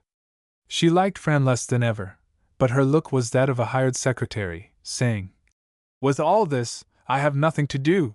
Doubtless, when alone with Hamilton Gregory, she would express her sincere conviction that the girl's presence would interfere with his work, but these others would not understand. They dwelt entirely apart from her employer's philanthropic enterprises. They did not sympathize with his religious activities, or even read his weekly magazine. Nobody understood him as she did. Fran's unconventionality had given to Mrs. Gregory's laugh a girlish note, but almost at once her face resumed its wonted gravity. Perhaps the slight hollows in the cheeks had been pressed by the fingers of care, but it was rather lack of light than presence of shadow that told Fran something was missing from the woman heart. In the meantime, old Mrs. Jefferson had been looking on with absorbed attention, desperately seeking to triumph over her enemy, a deaf demon that for years had taken possession of her. Now, with an impatient hand, she sent her wheelchair to her daughter's side and proffered her ear trumpet. Mother! Mrs. Gregory called through this ebony connector of souls. This is Fran Derry, the daughter of Mr. Gregory's dear friend, one he used to know in New York, many years before he came to Littlebrook. Fran is an orphan, and needs a home. We have asked her to live with us. Mrs. Jefferson did not always hear aright, but she always responded with as much spirit as if her hearing were never in doubt. And what I'd like to know, she cried, is what you are asking her to give us. Grace Noir came forward with quiet resolution. Let me speak to your mother, she said to Mrs. Gregory. Mrs. Gregory handed her the tube, somewhat surprised, since Grace made it a point of conscience seldom to talk to the old lady. When Grace Noir disapproved of anyone, she did not think it right to conceal that fact. Since Mrs. Jefferson absolutely refused to attend religious services, alleging as excuse that she could not hear the sermon, refusing to offer up the sacrifice of her fleshly presence as an example to others, Grace disapproved most heartily. Mrs. Jefferson held her head to the trumpet shrinkingly, as if afraid of getting her ear tickled. Grace spoke quietly, but distinctly, as she indicated Fran. You know how hard it is to get a good servant in Littlebug. Then she returned the trumpet. That was all she had to say. Fran looked at Mr. Gregory. He bit his lip, hoping it might go at that. The old lady was greatly at sea. Much as she disliked the secretary, her news was grateful. Be sure to stipulate, she said briskly, about wheeling me around in the garden. The last one wasn't told in the beginning, and had to be paid extra every time I took the air. There's nothing like an understanding at the beginning. I'd like a beginning of my sleep, Simon Jefferson announced. The thunder and lightning stopped, and the sound of this rain is just what I need, if the house will get quiet. He rose, gnawing his grizzled beard with impatience. Fran walked up to Grace Noir and shook back her hair in the way that Grace particularly disliked. She said, Nothing like an understanding at the beginning. Yes, the old lady's right. Good thing to know what the trouble is, so we'll know how it'll hit us. I guess I'm the trouble for this house, but I'm going to hit it as the daughter of an old friend, and not as a servant. I'm just about as independent as Patrick Henry, Miss Noir. I'm not responsible for being born, but it's my outlook to hold on to my equality. Fran! Exclaimed Mrs. Gregory in mild reproof. Grace looked at Mr. Gregory, and nothing could have exceeded the saintliness of her expression. Insulted, she was enjoying to the full her pious satisfaction of martyrdom. Dear Mrs. Gregory, said Fran kindly, I'm sorry to have to do this, but it isn't as if you were adopting a penniless orphan. I'm adopting a home. I want to belong to somebody, and I want people to feel that they have something when they have me. I reckon they'll know they got something, remarked Simon Jefferson, shooting a dissatisfied glance at Fran from under bushy brows. Fran laughed outright. I'm going to like you, all right, she declared. You are so human. It is exceedingly difficult to maintain satisfaction in silent martyrdom. Grace was obliged to speak, lest any one think that she acquiesced in evil. Is it customary for little girls to roam the streets at night, wandering about the world alone, adopting homes according to their whims? I really don't think it customary, Fran replied politely. But I'm not a customary girl. At that moment she caught the old lady's eye. It was sparkling with eloquent satisfaction. Mrs. Jefferson's supposed terms of service were under discussion. Fran laughed, grabbed the ear trumpet and called, Hello? How are you? When an unknown voice entered the large end of the tube, half its meaning was usually strained away before the rest reached the yearning ear. Mrs. Jefferson responded eagerly. And will you wheel me around the garden at least twice a day? Fran patted the thin old arm with her thin young hand, as she shouted, I'll wheel you 20 times a day, if you say so. But I do not see saw, retorted the old lady with spirit. This is going to agitate my heart, interposed Simon Jefferson, as there came a louder dash of rain against the windows. I ought to be getting the benefits of this soothing sound in my bed. When is this company going to break up? Gregory, finding Grace's eyes fixed on him searchingly, felt himself pushed to the wall. Of course, he said coldly. It is understood that the daughter of, my friend, comes here as an equal. As he found himself forced into definite opposition to his secretary, his manner grew more assured. Suddenly it occurred to him that he was, in a way, atoning for the past. As an equal, yes, exclaimed his wife, again embracing Fran. How else could it be? This is going to be a good thing for you, if you only knew it. Fran said, looking into her face with loving eyes. Hamilton Gregory was almost able to persuade himself that he had received the orphan of his own free choice, thus to make reparation. "It is my duty," he said, "and I always try to do my duty as I see it. Would you like to know more about me?" Fran asked confidentially of Mrs. Gregory. Gregory turned pale. "I don't think it is nieces." "Do tell me!" exclaimed his wife. "Oh, Lord!" murmured Simon Jefferson, sinking back into the hall chair. "Father and mother married secretly," Fran said, solely addressing Mrs. Gregory, but occasionally sending a furtive glance at her husband. "He was a college student, boarding with his cousin, who was one of the professors. Mother was an orphan and lived with her half-uncle, a mighty crusty old man, Uncle Ephraim was, who didn't have one bit of use for people getting married in secret. Father and mother agreed not to mention their marriage till after his graduation, then he'd go to his father and make everything easy, and come for mother. So he went and told him. Father's father was a millionaire on Wall Street. Mother's uncle was pretty well fixed, too, but he didn't enjoy anything except religion. When he wasn't at church, he went most all the time, he was reading about it. Mother said he was most religious in Hebrew, but he enjoyed his Greek verbs awfully." Grace Noir asked remotely, "Did you say that your parents eloped?"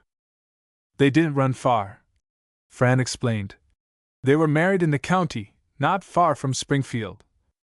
"I thought you said," Grace interrupted, "that they were in New York." "Did you?" said Fran politely. "So father graduated, and went away to tell his father all about being married to Josephine Derry. I don't know what happened then, as he didn't come back to tell. My mother waited and waited, and I was born, and then Uncle Ephraim drove mother out of his house with her tiny baby, that's me, and I grew to be, as old as you see me now. We were always hunting father. We went all over the United States, first and last. It looked like the son of a millionaire ought to be easy to find. But he kept himself close, and there was never a clue. Then mother died. Sometimes she used to tell me that she believed him dead, that if he'd been alive he'd have come for her, because she loved him with all her soul, and wrecked her whole life because of him.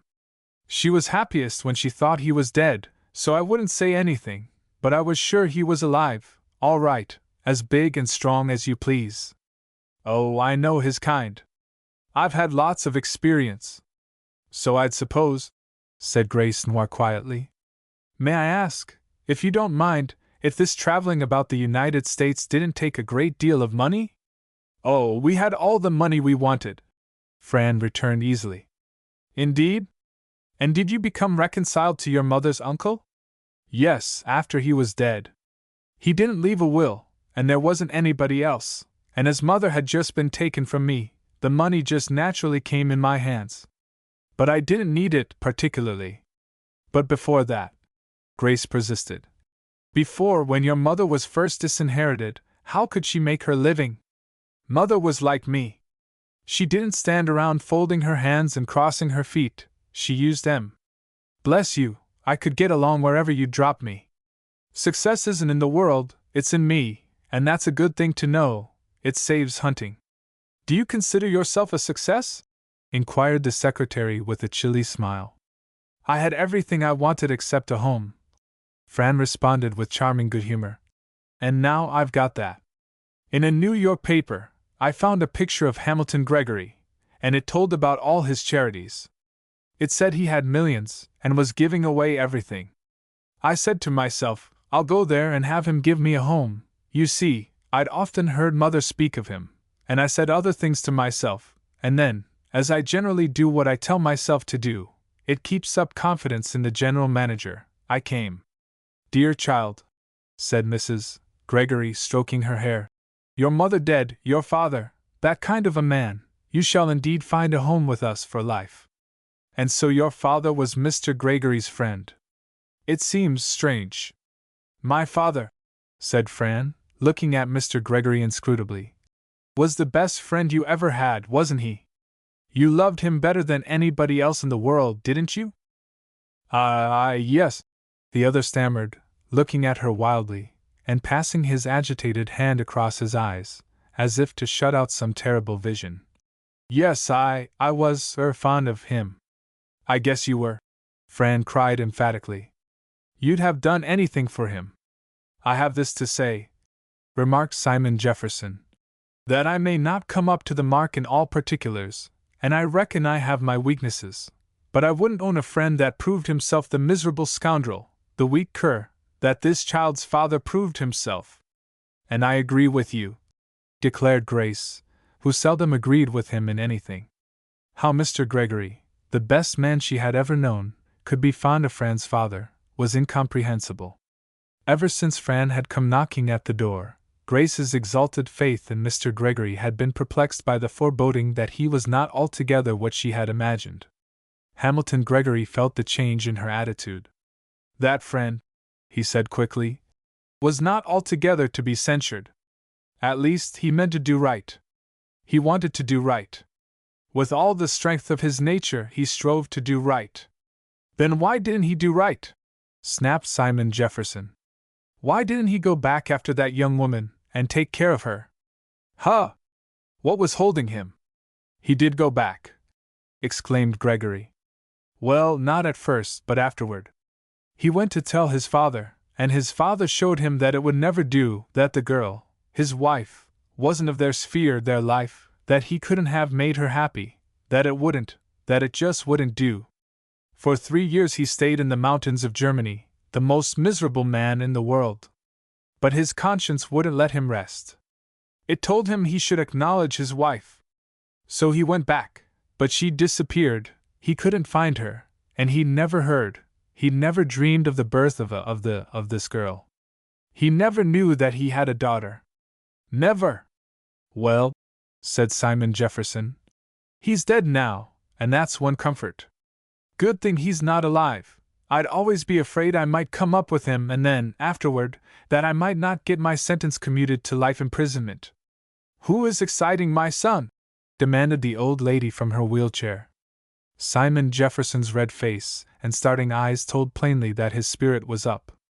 There was silence out of respect for his weak heart, but there was a general feeling of surprise that Gregory should so determinedly defend his friend. After all, said Fran cheerfully, we are here, and needn't bother about what's past. My mother wasn't given her chance, but she's dead now, blessed soul, and my father had his chance, but it wasn't in him to be a man. Let's forget him as much as we can, and let's have nothing but sweet and peaceful thoughts about mother. That's all over, and I'm here to take my chance with the rest of you. We're the world, while our day lasts. What a remarkable child, murmured Grace Noir, as they prepared to separate. Quite a philosopher in short dresses. They used to call me a prodigy, murmured Fran, as she obeyed Mrs. Gregory's gesture inviting her to follow upstairs. Now it's stopped raining, Simon Jefferson complained, as he wheeled his mother toward the back hall. That's a good omen, said Fran, pressing Mrs. Gregory's hand. The moonlight was beautiful when I was on the bridge, when I first came here. But we need rain, said Grace Noir reprovingly. Her voice was that of one familiar with the designs of Providence.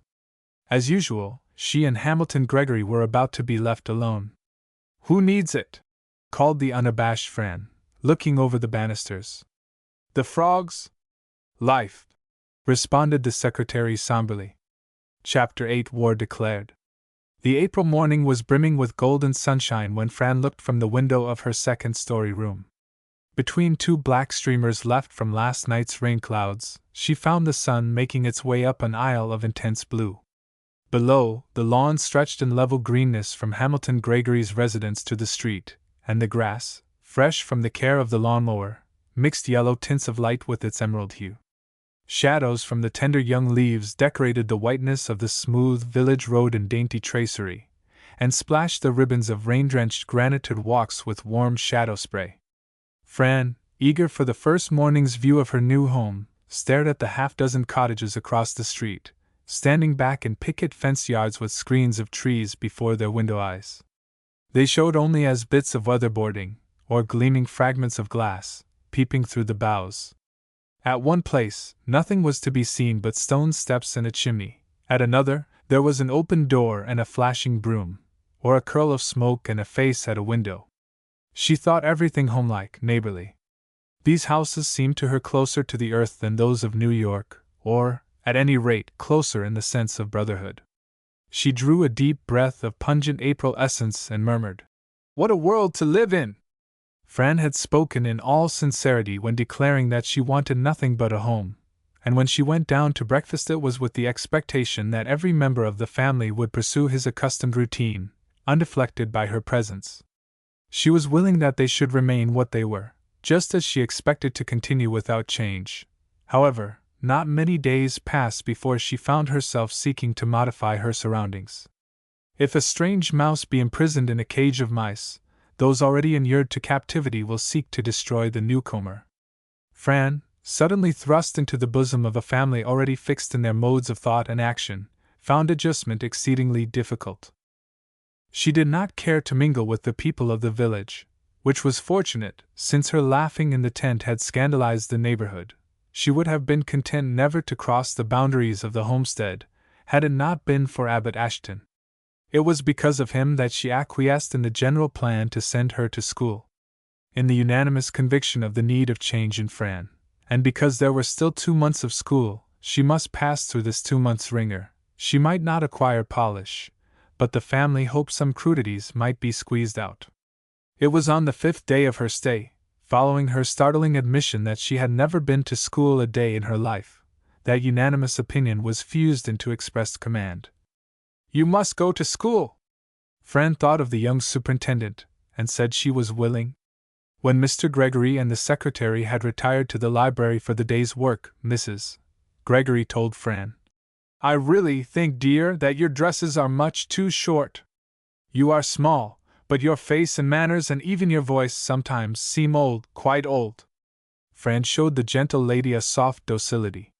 "Well," she said, "my legs are there, all the time, you know, and I'll show just as much of them, or just as little, as you please." Simon Jefferson spoke up. "I like to see children wear short dresses." And he looked at this particular child with approval. That day, she was really pretty. The triangle had been brought into an oval brow, the chin was held slightly lowered, and there was something in her general aspect, possibly due to the arrangement of folds or colors, heaven knows what, for Simon Jefferson was but a poor male observer, that made a merit of her very thinness. The weak heart of the burly bachelor tingled with pleasure in nice proportions, while his mind attained the aesthetic outlook of a classic age. To be sure, the skirts did show a good deal of Fran. Very good, they could not show too much. "I like," Simon persisted, "to see young girls of 14 or 15, dressed, so to say, in low necks and high stockings in the airy way such as they are by nature." It was hard to express. "Yes," Fran said impartially. "It pleases others, and it doesn't hurt me." "Fran!" Mrs. Gregory exclaimed, gazing helplessly at the girl with something of a child's awe inspired by venerable years. It was a pathetic appeal to a spirit altogether beyond her comprehension. Fran's quick eye caught the expression of baffled reaching forth, of uncertain striving after sympathetic understanding. "You darling lady!" she cried, clasping her hands to keep her arms from flying about the other's neck. "Don't you be troubled about me. Bless your heart, I can take care of myself, and you, too. Do you think I'd add a straw to your, now you hear me? If you want to do it, just put me in long trains with Pullman sleepers, for I'm the little girl for you, dear heart, and I'll do whatever you say. If you want to show people how tame I am, just hold up your hand, and I'll crawl into my cage." The laughter of Mrs. Gregory sounded wholesome and deep-throated. The child was so deliciously ridiculous. "Come, then," she cried, with a lightness she had not felt for months. "Come, crawl into your cage!" And she opened her arms. With a flash of her lithe body, Fran was in her cage, and for a time, rested there, while the fire in her dark eyes burned tears to all sorts of rainbow colors. It seemed to her that of all the people in the world, Mrs. Gregory was the last to hold her in affectionate embrace. She cried out with a sob, as if in answer to her dark misgivings. "Oh, but I want to belong to somebody." "You shall belong to me!" exclaimed Mrs. Gregory, folding her closer. To you? Fran sobbed, overcome by the wonder of it. To you, dear heart? With a desperate effort she crowded back intruding thoughts, and grew calm. Looking over her shoulder at Simon Jefferson. No more short dresses, Mr. Simon, she called. You know your heart mustn't be excited. Fran, gasped Mrs. Gregory in dismay. Hush! But Simon Jefferson beamed with pleasure at the girl's artless ways.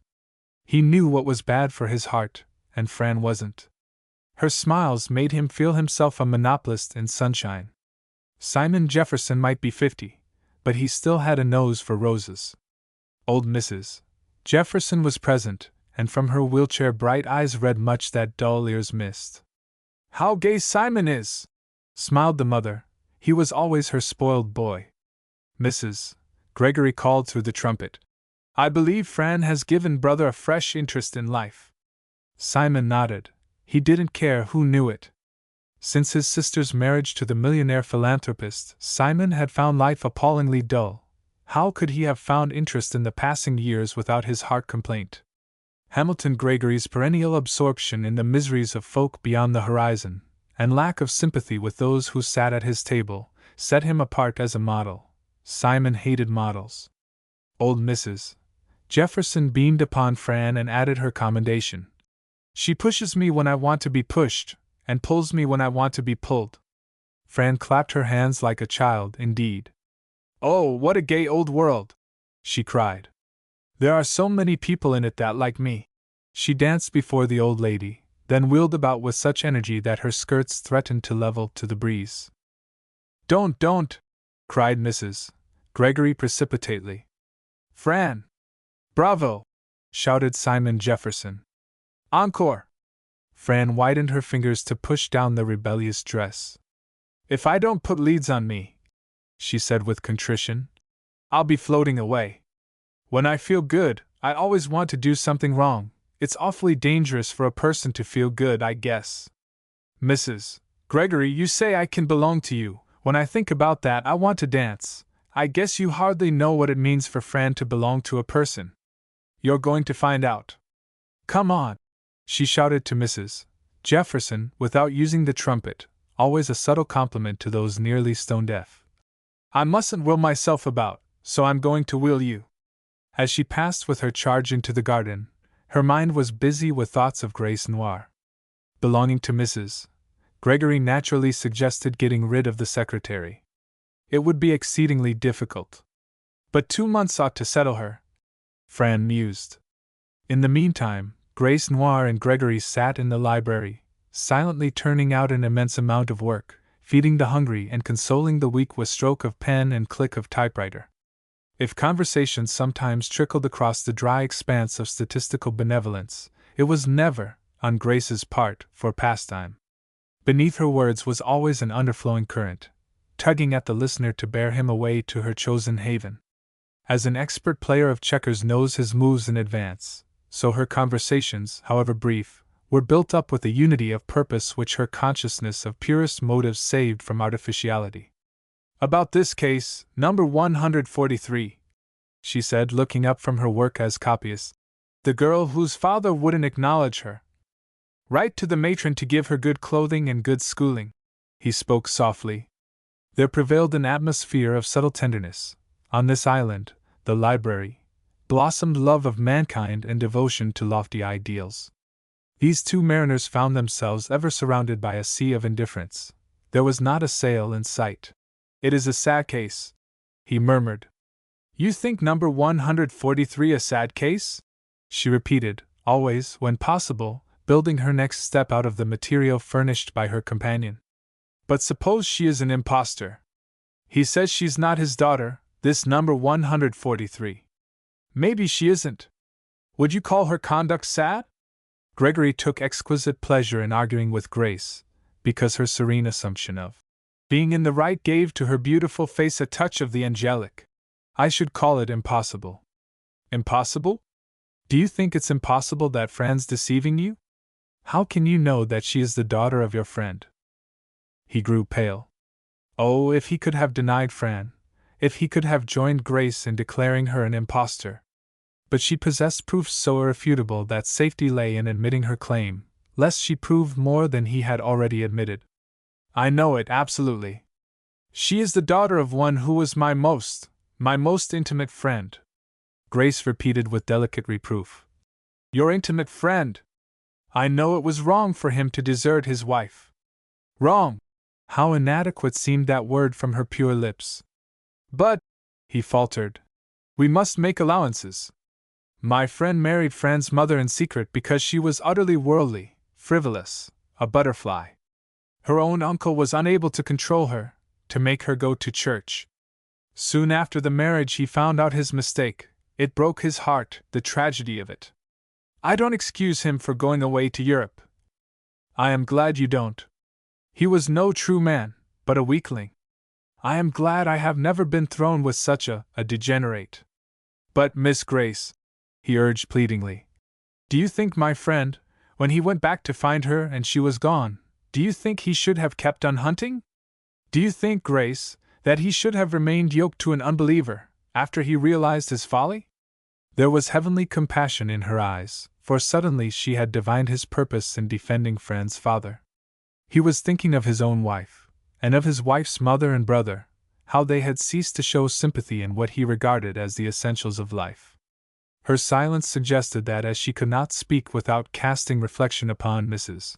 Gregory, she would say nothing, and this tact was grateful to his grieved heart. To the degree that Grace Noir took solemn satisfaction in attending every service of the Walnut Street Church, no matter what the weather, she had grown to regard non-attendants as untrue soldiers, bivouacking amid scenes of feasting and dancing. She made nothing of Mrs. Gregory's excuse that she stayed at home with her mother. The old lady should be wheeled to the meeting-house, even if against her inclinations. As for the services being bad for Simon Jefferson's weak heart, she did not think they would hurt his heart, or that it would matter if they did. Visible, flesh-and-blood presence was needful to uphold the institution, and Grace would have given more for one body resting upright in a pew, than for 100 members who were there only in the spirit. I have been thinking of something very strange, Grace said, with a marked effort to avoid the issue lest she commit the indiscretion of blaming her employer's wife. I remember having heard you say that when you were a young man, you left your father's home to live with a cousin in a distant town who happened to be a teacher in a college, and that you were graduated from his college. Don't you think it marvelous, this claim of Fran, who says that her father, when a young man, went to live with a cousin who was a college professor, and that he was graduated from that college? And she says that her father's father was a rich man, just as yours was, and that the cousin is dead, just as yours is. At these piercing words, Gregory bowed his head to conceal his agitation. Could it be possible that she had guessed all and yet, in spite of all, could use that tone of kindness? It burst upon him that if he and she could hold this fatal secret in common, they might, in sweetest comradeship, form an alliance against fate itself. She persisted. The account that Fran gives of her father is really your own history. What does that show? He spoke almost in a whisper. My friend and I were much alike. Then he looked up swiftly to catch a look of comprehension by surprise, if such a look were there. Grace smiled coolly. But hardly identical, I presume. Don't you see that Fran has invented her whole story, and that she didn't have enough imagination to keep from copying after your biographical sketch in the newspaper? I don't believe she is your friend's daughter. I don't believe you could ever have liked the father of a girl like Fran, that he could have been your intimate friend. Well, faltered Gregory. But why should he defend Fran? Mr. Gregory, she asked, as if what she was about to say belonged to what had gone before. Would it greatly inconvenience you for me to leave your employment? He was electrified. Grace! Inconvenience me, would you, could? I have not decided, not yet. Speaking of being yoked with unbelievers, I have never told you that Mr. Robert Clinton has wanted me to marry him. As long as he was outside of the church, of course it was impossible. But now that he is converted— Grace! Groaned the pallid listener. He would like me to go with him to Chicago. But you couldn't love Bob Clinton, he isn't worthy of you, Grace. It's impossible. Heaven knows I've had disappointments enough. He started up and came toward her, his eyes glowing. Will you make my life a complete failure after all? Love him? Grace repeated calmly. This is merely a question of doing the most good. But Grace, love must be considered. If it comes too late, it overturns the purest purposes. Don't wait until it's too late as I repeat, until it's too late. I know nothing about love. Then let me teach you, Grace, Shall we not discuss it? She said gently. That is best, I think. If I decide to marry Mr. Clinton, I will tell you even before I tell him. I don't know what I shall choose as my best course. But, Grace, what could I do without? Shall we just agree to say no more about it? She softly interposed. That is wisest until my decision is made. We were talking about Fran. Do you not think this a good opportunity for Mrs. Gregory to attend services? Fran can stay with Mrs. Jefferson. I have no doubt, he said, still agitated, that my wife would find it easy enough to go to church, if she really wanted to go. Mr. Gregory, she reproved him. Well, he cried, somewhat defiantly. Don't you think she could go, if she wanted to? Well, Grace answered slowly, this girl will leave her without any excuse. Oh, Miss Grace, if my wife were only, like you, I mean, about going to church. I consider it, she responded, the most important thing in the world. Her emphatic tone proved her sincerity. The church on Walnut Street stood, for her, as the ark. Those who remained outside, at the call of the bell, were in danger of engulfment. After a long silence, Grace looked up from her typewriter. Mr. Gregory, she said pausingly, you are unhappy. Nothing could have been sweeter to him than her sympathy, except happiness itself. Yes, he admitted with a great sigh. I am very unhappy, but you understand me, and that is a little comfort. If you should marry Bob Clinton, Grace, tell me you'll not think of it again. And you are unhappy, said Grace, steadfastly ruling Bob Clinton out of the discussion. On account of Fran. He burst forth impulsively. Ever since she came to town, he checked himself. But I owe it to my friend to shelter her. She wants to stay in, and she'll have to, if she demands it. You are unhappy, Grace quietly pursued, because her character is already formed, because she is a girl who laughs at sacred things, and mocks the only true objects of life. You know it is too late to change her, and you know her influence is bad for everybody in this house. But it can't be helped, he insisted disconsolately. If she wants to stay, I can't help it. But Grace, you are right about her influence. Even my wife finds new strength to resist what she knows to be her duty, because the girl likes her. Do you owe more to your dead friend? Grace asked, with passionate solemnity, than to the living God? He shrank back. But I can't send her away, he persisted in nervous haste. I can't. But heaven bless you, Grace, for your dear thought of me. You will bless me with more reason, said Grace softly, when Fran decides to go away. She'll tire of this house, I promise it. She'll go, just wait, she'll go, as unceremoniously as she came. Leave it to me, Mr. Gregory. In her earnestness she started up, and then, as if to conceal her growing resolution, she walked swiftly to the window as if to hold her manuscript to the light. Gregory followed her. If she would only go, he groaned. Grace! Do you think you could? Yes, I will leave everything to you. She'll go, Grace repeated fixedly. The window at which they stood overlooked the garden into which Fran had wheeled old Mrs. Jefferson. Fran, speaking through the ear trumpet with as much caution as deafness would tolerate, said, Dear old lady, look up at the library window, if you please, for the muezzin has climbed his minaret to call to prayers. Very little of this reached its destination. Muezzin was in great danger of complicating matters, but the old lady caught library window and held it securely. She looked up. Hamilton Gregory and Grace Noir were standing at the tower window. To catch the last rays of the sun, the flag of truce between them was only a typewritten sheet of manuscript.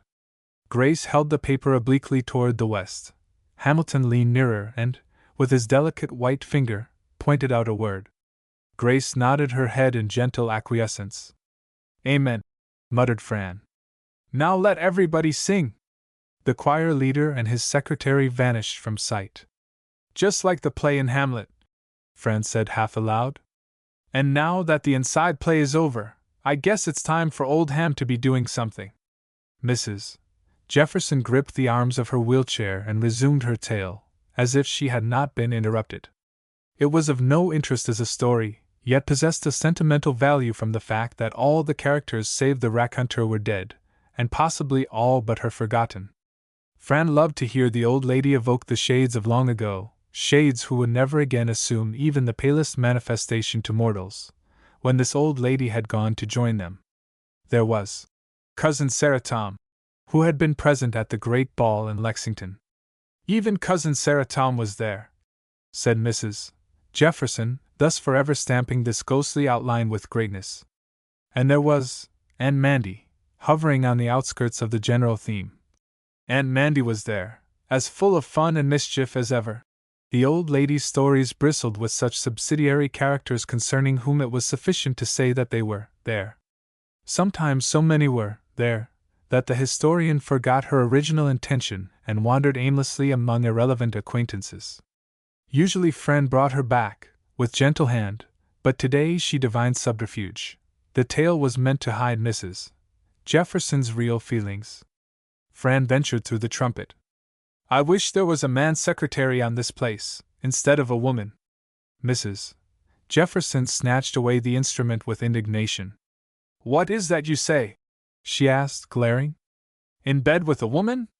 Who? What woman? Then she clapped the trumpet to her ear as if defying a French romance to do its worst. Fran called, Your grandmother Goosey, and not so loud, if you please. The other drew herself up, while her black lace cap quivered at every ribbon end. What was this? How dare this chit? Fran took the tube with sudden decisiveness. All right, she called. You can take it that way, if you want to. But let me tell you one thing, dear old soldier, there's going to be a big fight put up on these grounds. I guess you ought to stay out of it. But either I or the secretary has got to git. Fran was not unmindful of grammar, even of rhetoric, on occasion. She knew there was no such word as git, but she was seeking to symbolize her idea in sound. As she closed her teeth, each little pearl meeting a pearly rival, her git had something of the force of physical ejectment. Behind large spectacle lenses, sparks flashed from Mrs. Jefferson's eyes. She sniffed battle. But her tightly compressed lips showed that she lacked both Fran's teeth and Fran's intrepidity.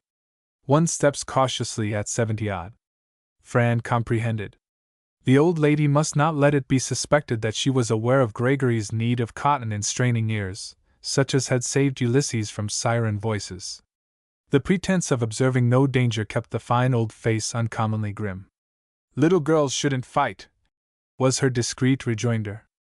Then, leaning over the wheel, she advanced her snow-white head to the head of coal-black. Better not stir up dragons. Fran threw back her head and laughed defiantly. Bring on your dragons, she cried boastfully. There's not one of them that I'm afraid of. She extended one leg and stretched forth her arm. I'll say to the dragon, stand up, and she'll stand. I'll say lie down, and down she'll lie. I'll say get, and she'll. Fran waved her dragon to annihilation. Goodness! The old lady exclaimed, getting nothing of this except the pantomime. That, however, was eloquent. She recalled the picture of David in her girlhood's Sunday school book. Are you defying the man of Gath? She broke into a delicious smile which seemed to flood the wrinkles of her face with the sunshine of many dear old easygoing years. Illustration with caption. Lie down, and down she'll lie. Fran smote her forehead. I have a few pebbles here, she called through the trumpet. Mrs. Jefferson grasped the other's thin arm, and said, with zestful energy, Let her have 'em, David, let her have 'em. Chapter 9 Skirmishing. Fran made no delay in planning her campaign against Grace Noir. Now that her position in Hamilton Gregory's household was assured, she resolved to seek support from Abbot Ashton. That is why, one afternoon, Abbot met her in the lower hall of the public school, after the other pupils had gone, and supposed he was meeting her by accident. Since their parting in the moonlight, Abbott had lost his vivid impression of Fran. As superintendent, school hours were fully occupied in teaching special classes, overlooking his staff of teachers, and punishing such refractory children as were relegated to his authority. The rest of the time was spent in pursuing higher education, and in the sunburst of splendid ideals, the mote beam of a Fran had floated and danced almost unperceived. "Good evening, Nonpareil," he said, pleased that her name should have come to him at once. His attentive look found her different from the night of their meeting.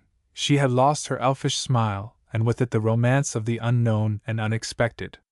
Was it because, at 4:30, one's charm is at lowest ebb? The janitor was sweeping down the hall stairs. The very air was filled with dusty realism. Fran was no longer pretty, he had thought. "Then you haven't forgotten me," murmured Fran. "No," he answered, proud of the fact. "You have made your home with Mr. Gregory. You are in Miss Bull's classroom. I knew Mr. Gregory would befriend you. He's one of the best men living. You should be very happy there." "No," said Fran, shaking her head decidedly. "Not happy." He was rather glad the janitor was sweeping them out of the house. "You must find it pretty hard," he remarked, with covert reproach, "to keep from being happy." "It isn't at all hard for me," Fran assured him, as she paused on the front steps. "Really, it's easy to be unhappy where Miss Grace Noir is." It happened that just then the name Grace Noir was a sort of talisman opening to the young man's vision the interior of wonderful treasure caves. It was like crying, "Sesame!" to the very rocks, for though he was not in love with Gregory's secretary, he fancied the day of fate was not far ahead. He had no time to seek fair and romantic ladies. 5 years ago, Grace Noir had come from Chicago as if to spare him the trouble of a search. Fate seemed to thrust her between his eyes and the pages of his textbooks. At church, which he attended regularly, Grace was always present, and to gaze at her angelic face was, in itself, almost a religious exercise. Abbott never felt so unworthy as when in her presence. An unerring instinct seemed to have provided her with an absolute standard of right and wrong, and she was so invariably right that no human affection was worthy of her unless refined 7 times. Within himself, Abbott discovered dross. "Try to be a good girl, Fran," he counseled. "Be good, and your association with Miss Noir will prove the happiest experience of your life." "Be good," she returned mockingly. "And you will be Miss Noir." Then she twisted her mouth. "She makes me feel like tearing up things. I don't like her. I hoped you'd be on my side." He came down the steps gravely. "She is my friend." "I'm a good deal like you," Fran declared, following. "I can like most anything and anybody, but I can't go that far." "Well, I don't like Miss Noir and she doesn't like me, isn't that fair?"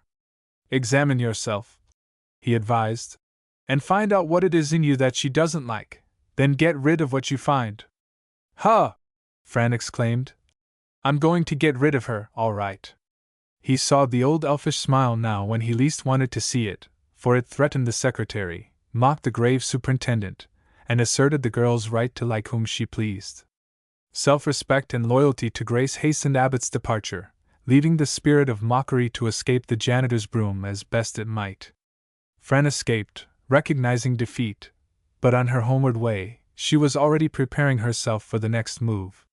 So intent was she in estimating the forces on both sides, that she gave no heed to the watchful faces at cottage windows. She did not recognize the infrequent passers-by, nor observe the occasional buggies that creaked along the rutted road. With Grace stood, of course, Hamilton Gregory, and judging from Bob Clinton's regular visits, and his particular attentions to Grace, Fran classed him also as a victim of the enemy. It now seemed that Abbot Ashton followed the flag noir, and behind these 3 leaders, massed the congregation of Walnut Street Church, and presumably the town of Littlebig. Fran could count for her support an old bachelor with a weak heart, and an old lady with an ear trumpet. The odds were terribly against her. Absolutely neutral stood the one most vitally concerned in the struggle about to take place. Like the king of a chessboard, Mrs. Gregory was resolved, it would appear, to take not even the one step within royal prerogative. Fran wondered, her brow creasing in baffled perplexity, if it ever occurred to Mrs. Gregory that her husband might, say at some far, far distant day, grow too much interested in his secretary? Did the wife perceive his present rate of interest, and fancy, at that rate, that he might not reach a point beyond prudence? Surely she must realize that, in the family economy, the secretary might be spared, but if so, she made no sign. The first light skirmish between Fran and Grace took place on Sunday. All the Gregory household were at a late breakfast. Sunday school bells were ringing their first call, and there was not a cloud in the heavens as big as a man's hand, to furnish excuse for non-attendance. The secretary fired the first shot. Apropos of nothing that had gone before, but as if it were an integral part of the conversation, she offered, "And Mrs. Gregory, it is so nice that you can go to church now, since, if Fran doesn't want to go, herself—" "Which she doesn't herself," Fran interjected. "So I presumed," Grace remarked significantly. "Mrs. Gregory, Fran can stay with your mother, since she doesn't care for church, and you can attend services as you did when I first came to Littlebig." "I am sure," Mrs. Gregory said quietly, "that it would be much better for Fran to go to church. She ought to go. I don't like to think of her staying away from the services, and my duty is with Mother." Grace said nothing, but the expression of her mouth seemed to cry aloud. Duty, indeed! What did Mrs. Gregory know about duty, neglecting the God who had made her, to stay with an old lady who ought to be wheeled to church? Mrs. Gregory was willing for her husband to fight his Christian warfare alone. But alone? No! Not while Grace could go with him. If all the rest of Walnut Street Church should remain in tents of indifference, she and Hamilton Gregory would be found on the field. Gregory coldly addressed Fran. "Then, will you go to church?" It was as if he complained. "Since my wife won't." "I might laugh," said Fran. "I don't understand religion." Grace felt her purest ideals insulted. She rose, a little pale, but without rudeness. "Will you please excuse me?" she asked with admirable restraint. "Miss Grace!" Hamilton Gregory exclaimed, distressed. That she should be driven from his table by an insult to their religion was intolerable. "Miss Grace, forgive her." Mrs. Gregory was pale, for she, too, had felt the blow. "Fran!" she exclaimed reproachfully. Old Mrs. Jefferson stared from the girl seated at the table to the erect secretary, and her eyes kindled with admiration. Had Fran commanded the dragon to stand? Simon Jefferson held his head close to his plate, as if hoping the storm might pass over his head. "Don't go away!" Fran cried, overcome at sight of Mrs. Gregory's distress. "Sit down, Miss Noir. Let me be the one to leave the room, since it isn't big enough for both of us." She darted up, and ran to the head of the table. Mrs. Gregory buried her face in her hands. "Don't you bother about me," Fran coaxed. "To think of giving you pain, dear lady! I wouldn't hurt you for anything in the world, and the person who would isn't worthy of being touched by my foot." And Fran stamped her foot. "If it'll make you a mite happier, I'll go to church, and Sunday school, and prayer meeting, and the Young People's Society, and the Ladies' Aid, and the Missionary Society, and the choir practice, and the night service, and Hamilton Gregory felt that he should take some part in this small drama, but he did not know exactly what part. "It would make us all happier for you to go.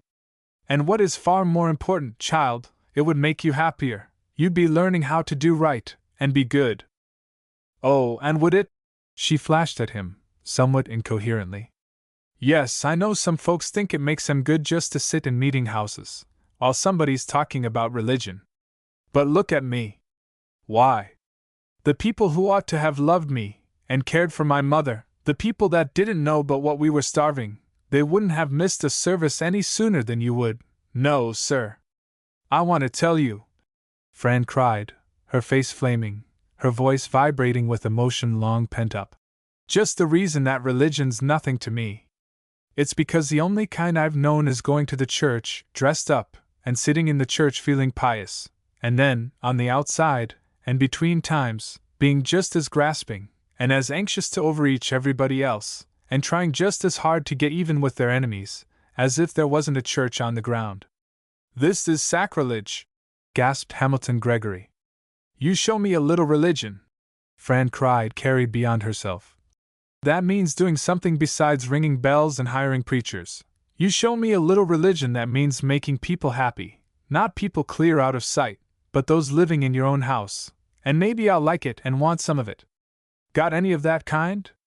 But if I stay here, I'll say too much. I'll go, so you can all be good together." She darted from the room. Grace looked at Gregory, seeming to ask him if, after this outrageous behavior, he would suffer Fran to dwell under his roof. Of course, Mrs. Gregory did not count. Grace made no attempt to understand this woman who, while seemingly of a yielding nature, could show such hardness, such a fixed purpose in separating herself from her husband's spiritual adventures. It made Grace feel so sorry for the husband that she quietly resumed her place at the table. Grace was now more than ever resolved that she would drive Fran away. It had become a religious duty. How could it be accomplished? The way was already prepared. The secretary was convinced that Fran was an impostor. It was merely needful to prove that the girl was not the daughter of Gregory's dead friend. Grace would have to delve into the past, possibly visit the scenes of Gregory's youth, but it would pay. She looked at her employer with an air suggesting protection. Gregory's face relaxed on finding himself once more near her. Fortunately for his peace of mind, he could not read the purpose hidden behind those beautiful eyes. "I wonder," Simon Jefferson growled, "why somebody doesn't badger me to go to church." Indignant because Fran had fled the pleasing fields of his interested vision, he paused, as if to invite antagonism, but all avoided the anticlimax. He announced, "This talk has excited me. If we can't live and let live, I'll go and take my meals at Miss Safra Clinton's." No one dared to answer him, not even Grace. He marched into the garden where Fran sat huddled upon a rustic bench. "I was just saying," Simon told her ingratiatingly, "that if all this to-do over religion isn't put a stop to, I'll take my meals at the Clintons." Fran looked up at him without moving her chin from her palms, and asked as she tried, apparently, to tie her feet into a knot, "Isn't that where Abbot Ashton boards?" "Do you mean Professor Ashton?" he returned, with subtle reproof. Fran, still dejected, nodded carelessly. "We're both after the same man." Simon lit the pipe which his physician had warned him was bad for his heart. "Yes, Professor Ashton boards at the Clintons. Must be awfully jolly at the Clintons," Fran said wistfully. Chapter 10 An Ambuscade. Fran's conception of the Clinton boarding house, the home of jollity, was not warranted by its real atmosphere. Since there were not many inhabitants of Littlebig detached from housekeeping, Miss Safra Clinton depended for the most part on transients, and to hold such in subjection, preventing them from indulging in that noisy gaiety to which transients are naturally inclined, just because they are transitory, the elderly spinster had developed an abnormal solemnity. This solemnity was not only beneficial to drummers and court men acutely conscious of being away from home, but it helped her brother Bob. Before the charms of Grace Noir had penetrated his thick skin, the popular Littlebig merchant was as unmanageable as the worst. Before he grew accustomed to fall into a semi-comatose condition at the approach of Grace Noir, and therefore, before his famous attempt to get religion, the bachelor merchant often swore, not from aroused wrath, but from his peculiar sense of humor. In those anti-Grace and heathen days, Bob, sitting on the long veranda of the green-frame building, one leg swinging over the other knee, would say, "Yes, damn it," or "No, damn it," as the case might be. It was then that the reproving protest of his sister's face would jelly in the fat folds of her double chin, helping, somewhat, to cover profanity with a prudent veil. Miss Safra liked a joke, or at least she thought so, as well as anybody, but like a too humorous author, she found that to be as funny as possible was bad for business. Goodness knows there was enough in Littlebig to be solemn over, what with the funerals, and widowers marrying again, yes, and widows, too, and there wasn't always as much rejoicing over babies as the county paper would have you believe. The traveling men were bad enough, needing to be reminded of their wives whom they'd left at home, and, she'd be bound, had forgotten. But when one man, whether a traveler or not, even a staid young teacher like Abbot Ashton, for instance, a young man who was almost like a son to her, when he secluded himself in the night time, by himself? With another male? Oh dear, no, with a Fran, for example, what was the world coming to? There they stood, she told Bob, the two of them, all alone on the footbridge, and it was after 9 o'clock. If I hadn't been in a hurry to get home to see that the rumors didn't set the house afire, not a soul would have seen the two colloguing. And it don't seem to have done you any good, remarked her brother, who, having heard the tale 20 times, began to look upon the event almost as a matter of course. You'd better not have saw them. At an early age Bob had cut off his education, and it had stopped growing at that very place. Perhaps he had been elected president of the school board on the principle that we best appreciate what does not belong to us. My home has been Abbot Ashton's home, said Miss Sapphira, since the death of his last living relation, and her a step, and it a mercy, for nobody could get along with her, and she wouldn't let people leave her alone. You know how fond I am of Abbot, but your position is very responsible. You could get rid of him by lifting your finger, and people are making lots of talk. It's going to injure you. People don't want to send their tender young innocent girls, they're a mighty hardened and knowing set, nowadays though, I must say, to a superintendent that stands on bridges of nights, holding hands, and her a young slip of a thing. All alone, Robert, all alone. There's going to be a complaint of the school board, that's what there's going to be, and you'll have to look out for your own interests. You must talk to Abbot. Him a standing on that bridge. He ain't stood there as often as I've been worried to death a hearing of it, growled the ungrateful Bob, who was immensely fond of Abbot. Miss Sapphira spoke with amazingly significant double nods between each word. And I saw only 4 days ago. She pointed at the schoolhouse, which was almost directly across the street, its stone steps facing the long veranda. They were the last to come out of that door. You may say she's a mere child. Mere children are not in Miss Bull's classes. But Abbot says the girl is far advanced. Far advanced? You may well say. I'll be bound she is, and carrying on with Abbot on the very schoolhouse steps. Yes, I venture she is advanced. You make me ashamed to hear you. Bob tugged at his straw-colored mustache.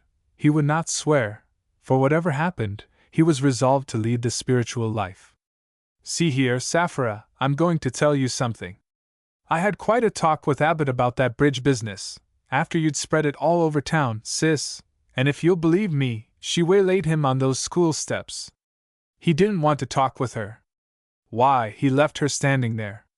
She made him mad, finding fault with the very folks that have taken her up. He's disgusted. That night at the camp meeting, he had to take her out of the tent. He was asked to do it. He didn't have to stand, holding her hand. And as soon as he'd shown her the way to Brother Gregory's, he came on back to the tent. I saw him in the aisle. And she whistled at me, cried Miss Sapphira. The limb! Now listen, Sapphira, and quit goading. Abbot says that Miss Bull is having lots of trouble with Fran. See that, now? Because Fran won't get her lessons, being contrary. I wish you could have seen her whistling at me, that night. Hold on. So this very evening Miss Bull is going to send her down to Abbot's office to be punished, or dismissed. This very evening he wants me to be over there while he takes her in hand. Abbot is going to punish that girl, cried Miss Sapphira. Going to take her in hand? What do you mean by taking her in hand? She is too old. Robert, you make me blush. You ain't blushing, Sapphira, her brother assured her, good-naturedly. You're suffering from the hot weather. Yes, he's to punish her at 4 o'clock, and I'm to be present, to stop all this this ungodly gossip. You'd better wear your spectacles, Bob, so you'll look old and settled. I'm not always sure of you either. Sapphira, if I hadn't joined the church, I'd say. He threw up his hand and clenched his fist as if he had caught an oath and meant to hold it tight. Then his honest face beamed. See here, I've got an idea. Suppose you make it a point to be sitting out here on the veranda at about 4:30 or 5. You'll see Fran come sneaking out of that door like a whipped kitten. She'll look everlastingly wilted. I don't know whether Abbott will stuff her full of fractions and geography, or make her stand in a corner, but you'll see her wilted. Miss Safra was highly gratified. I wish she talked this reasonable at first. It's always what people don't see that the most harm comes of. I'll give a little tea out here on the veranda, and the worst talkers in town will be in these chairs when you bring Fran away from Abbott's office. And I'll explain it all to them, and they'll know Abbott is all right, just as I've always known. Get Miss Grace to come, Bob said sheepishly. She doesn't like Fran, and she'll be glad to know Abbott is doing his duty by her. Later, I'll drop in and have a bite with you. This, then, was Bob's idea, that no stone might be left unturned to hide the perfect innocence of the superintendent. He had known Abbott Ashton as a bare-legged urchin running on errands for his widowed mother. He had watched him through studious years, had believed in his future career, and now, no bold adventuress, though adopted into Hamilton Gregory's home, should be allowed to spoil Abbott's chances of success. The chairman of the school board had talked confidentially with Grace Noir, and found her as convinced that Fran was a degenerate as was Bob that Grace was an angel. As he went to the appointment, he was thinking not so much of the culprit Fran, as of Grace. What a mouth, what a foot! If all saints were as beautiful as she, religion would surely be the most popular thing on earth. In his official character as chairman of the board, Robert Clinton marched with dignity into the superintendent's office, meaning to bear away the wilted Fran before the eyes of women. Abbott Ashton saw him enter with a sense of relief. The young man could not understand why he had held Fran's hand, that night on the footbridge. Not only had the sentiment of that hour passed away, but the interview Fran had forced upon him at the close of a recent school day had inspired him with actual hostility. It seemed the irony of fate that a mere child, a stranger, should, because of senseless gossip, endanger his chances of reappointment, a reappointment which he felt certain was the best possible means of advancement. Why had he held Fran's little hand? He had never dreamed of holding Grace's. Ah, there was a hand, indeed. Has she been sent down? Bob asked, in the hoarse undertone of a fellow conspirator. No. Abbott was eager to prove his innocence. I haven't seen a sign of her, but I'm looking every minute. Glad you're here. Confidences were impracticable, because of a tousled-headed, ink-stained pupil who gloomed in a corner.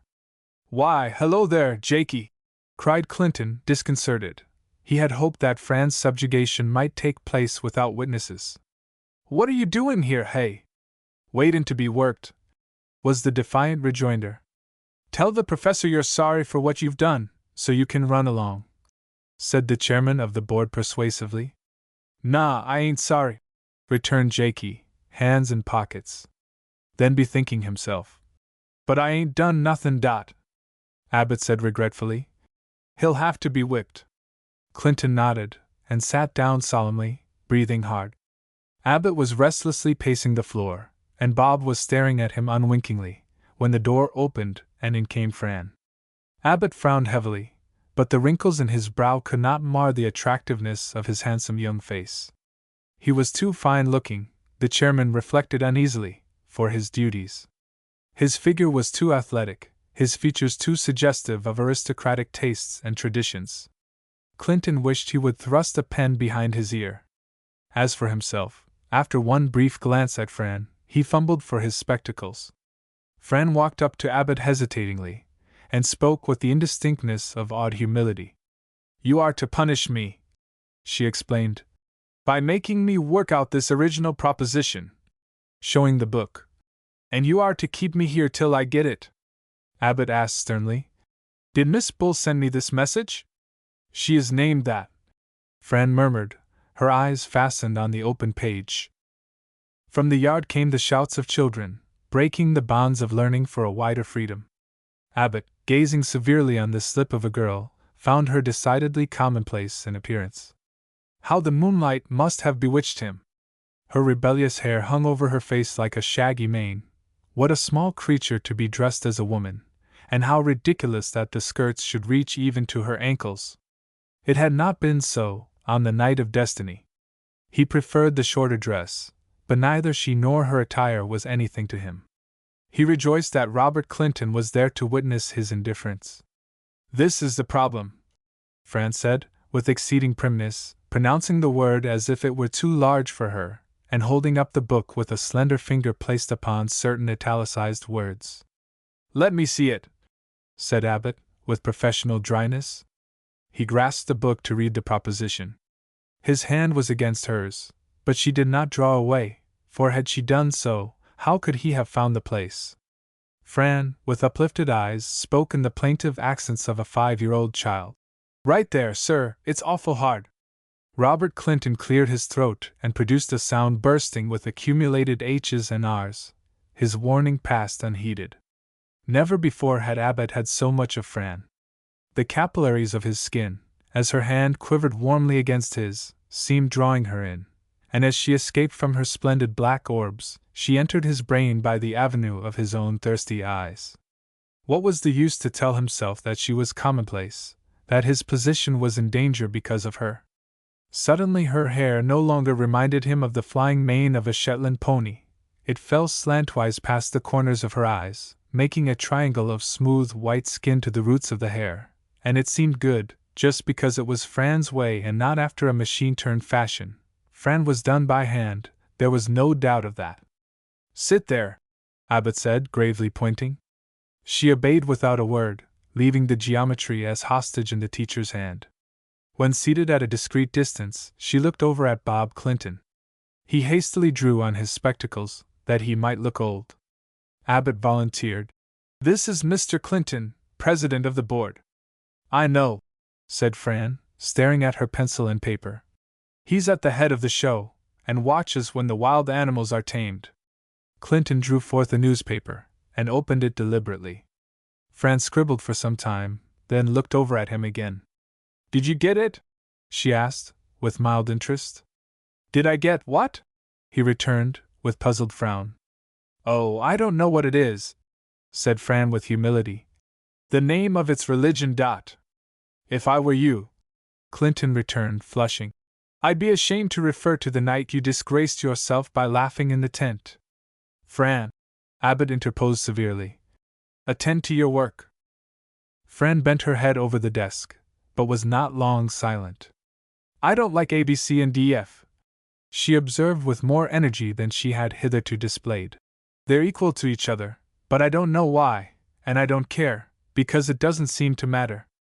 Nothing interests me unless it has something to do with living. I don't care how far Mars is from the Earth. If it was next door, I wouldn't want to leave home. These angles and lines are nothing to me. What I care for is this time I'm wasting, sitting in a stuffy old room, while the good big world is enjoying itself just outside the window." She started up impetuously. "Sit down," Abbott commanded. "Fran!" exclaimed Robert Clinton, stamping his foot. "Sit down!" Fran sank back upon the bench.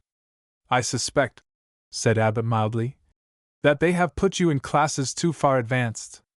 We must try you in another room." "But I don't want to be tried in rooms," Fran explained. "I want to be tried in acts, deeds. Until I came here, I'd never been to school a day in my life." She went on in a confidential tone. "I agreed to attend because I imagined school ought to have some connection with life, something in it mixed up with love and friendship and justice and mercy. Wasn't I silly? I even believed, just fancy, that you might really teach me something about religion. But no! It's all books, nothing but books." "Fran," Abbott reasoned, "if we put you in a room where you can understand the things we try to teach, if we make you thorough—" "I don't want to be thorough," she explained. "I want to be happy. I guess all that schools were meant to do is to teach folks what's in books, and how to stand in a straight line.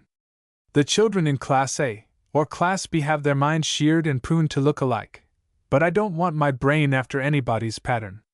"You'll regret this, miss," declared Clinton in a threatening tone. "You sit down. Do you want the name of being expelled?" "I don't care very much about the names of things," said Fran coolly. "There are lots of respectable names that hide wickedness." Her tone changed. But yonder's another wild animal for you to train. Did you come to see him beaten? She darted to the corner and seated herself beside Jakey. Say, now, Bob remonstrated, pulling his mustache deprecatingly. Everybody knows I wouldn't see a dog hurt if it could be helped. I'm Jakey's friend, and I'd be yours, Fran, honestly, if I could. But how's a school to be run without authority? You ain't reasonable. All we want of you is to be biddable. And you, cried Fran to Abbott, beginning to give way to high pressure. I thought you were a school teacher, not just, but also, a something very nice, also a teacher. But not you.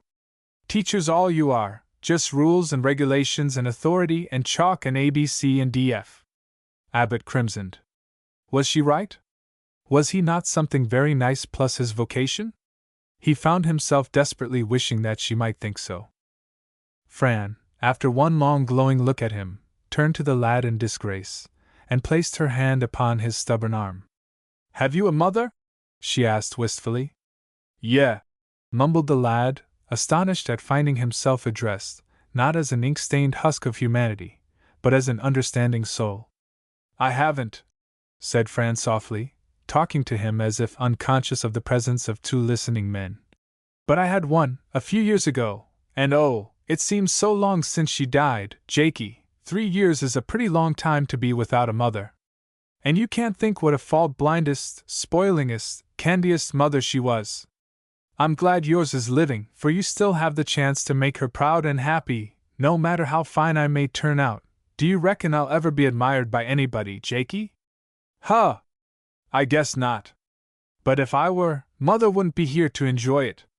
Won't you tell Professor Ashton that you are sorry? Fran, Abbott began. Fran made a mouth at him. I don't belong to your school anymore, she informed him. Mr. School Director can tell you the name of what he can do to me. He'll find it classified under the E's. After this explosion, she turned again to the lad.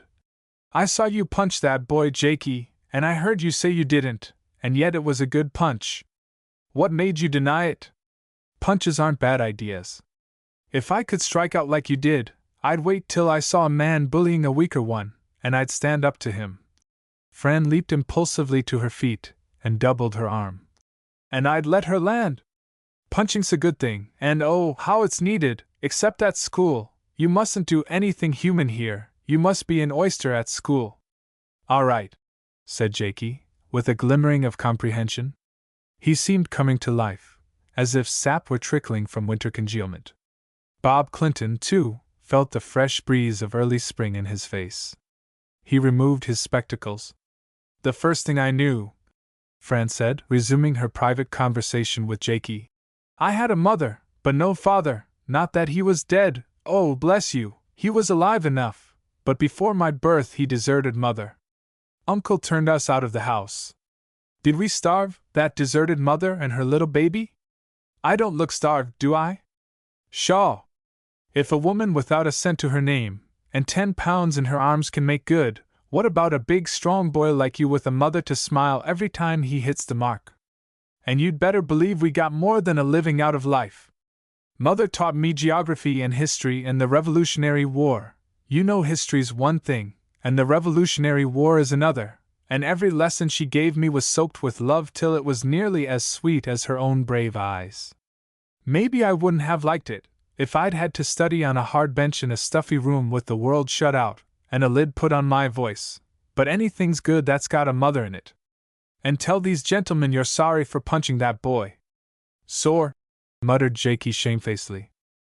I am glad to hear it, Abbott exclaimed heartily. You can take your cap to go, Jakey. Let me stay, Jakey pleaded, not budging an inch. Fran lifted her face above the tousled head to look at Abbott. She sucked in her cheeks and made a triumphant oval of her mouth. Then she seemed to forget the young man's presence. But when Mother died, real trouble began. It was always hard work while she lived, but hard work isn't trouble. La, no, trouble's just an empty heart. Well, sir, when I read about how good Mr. Hamilton Gregory is, and how much he gives away to folks he never sees, here I came. But I don't seem to belong to anybody, Jakey, I'm outside of everything. People wouldn't care if I blew away with the dead leaves, and maybe I will, some fine morning. Maybe they'll go up to my room and call, Fran! Fran! And there'll be no Fran. Oh, how happy they'll be then! But you have a home and a mother, Jakey, and a place in the world, so I say hurrah, because you belong to somebody, and best of all, you're not a girl, but a boy to strike out straight from the shoulder. Jakey was dissolved, tears burst their confines. One may shout oneself hoarse at the delivery of a speech which, if served upon printed page, would never prompt the reader to cast his hat to the ceiling.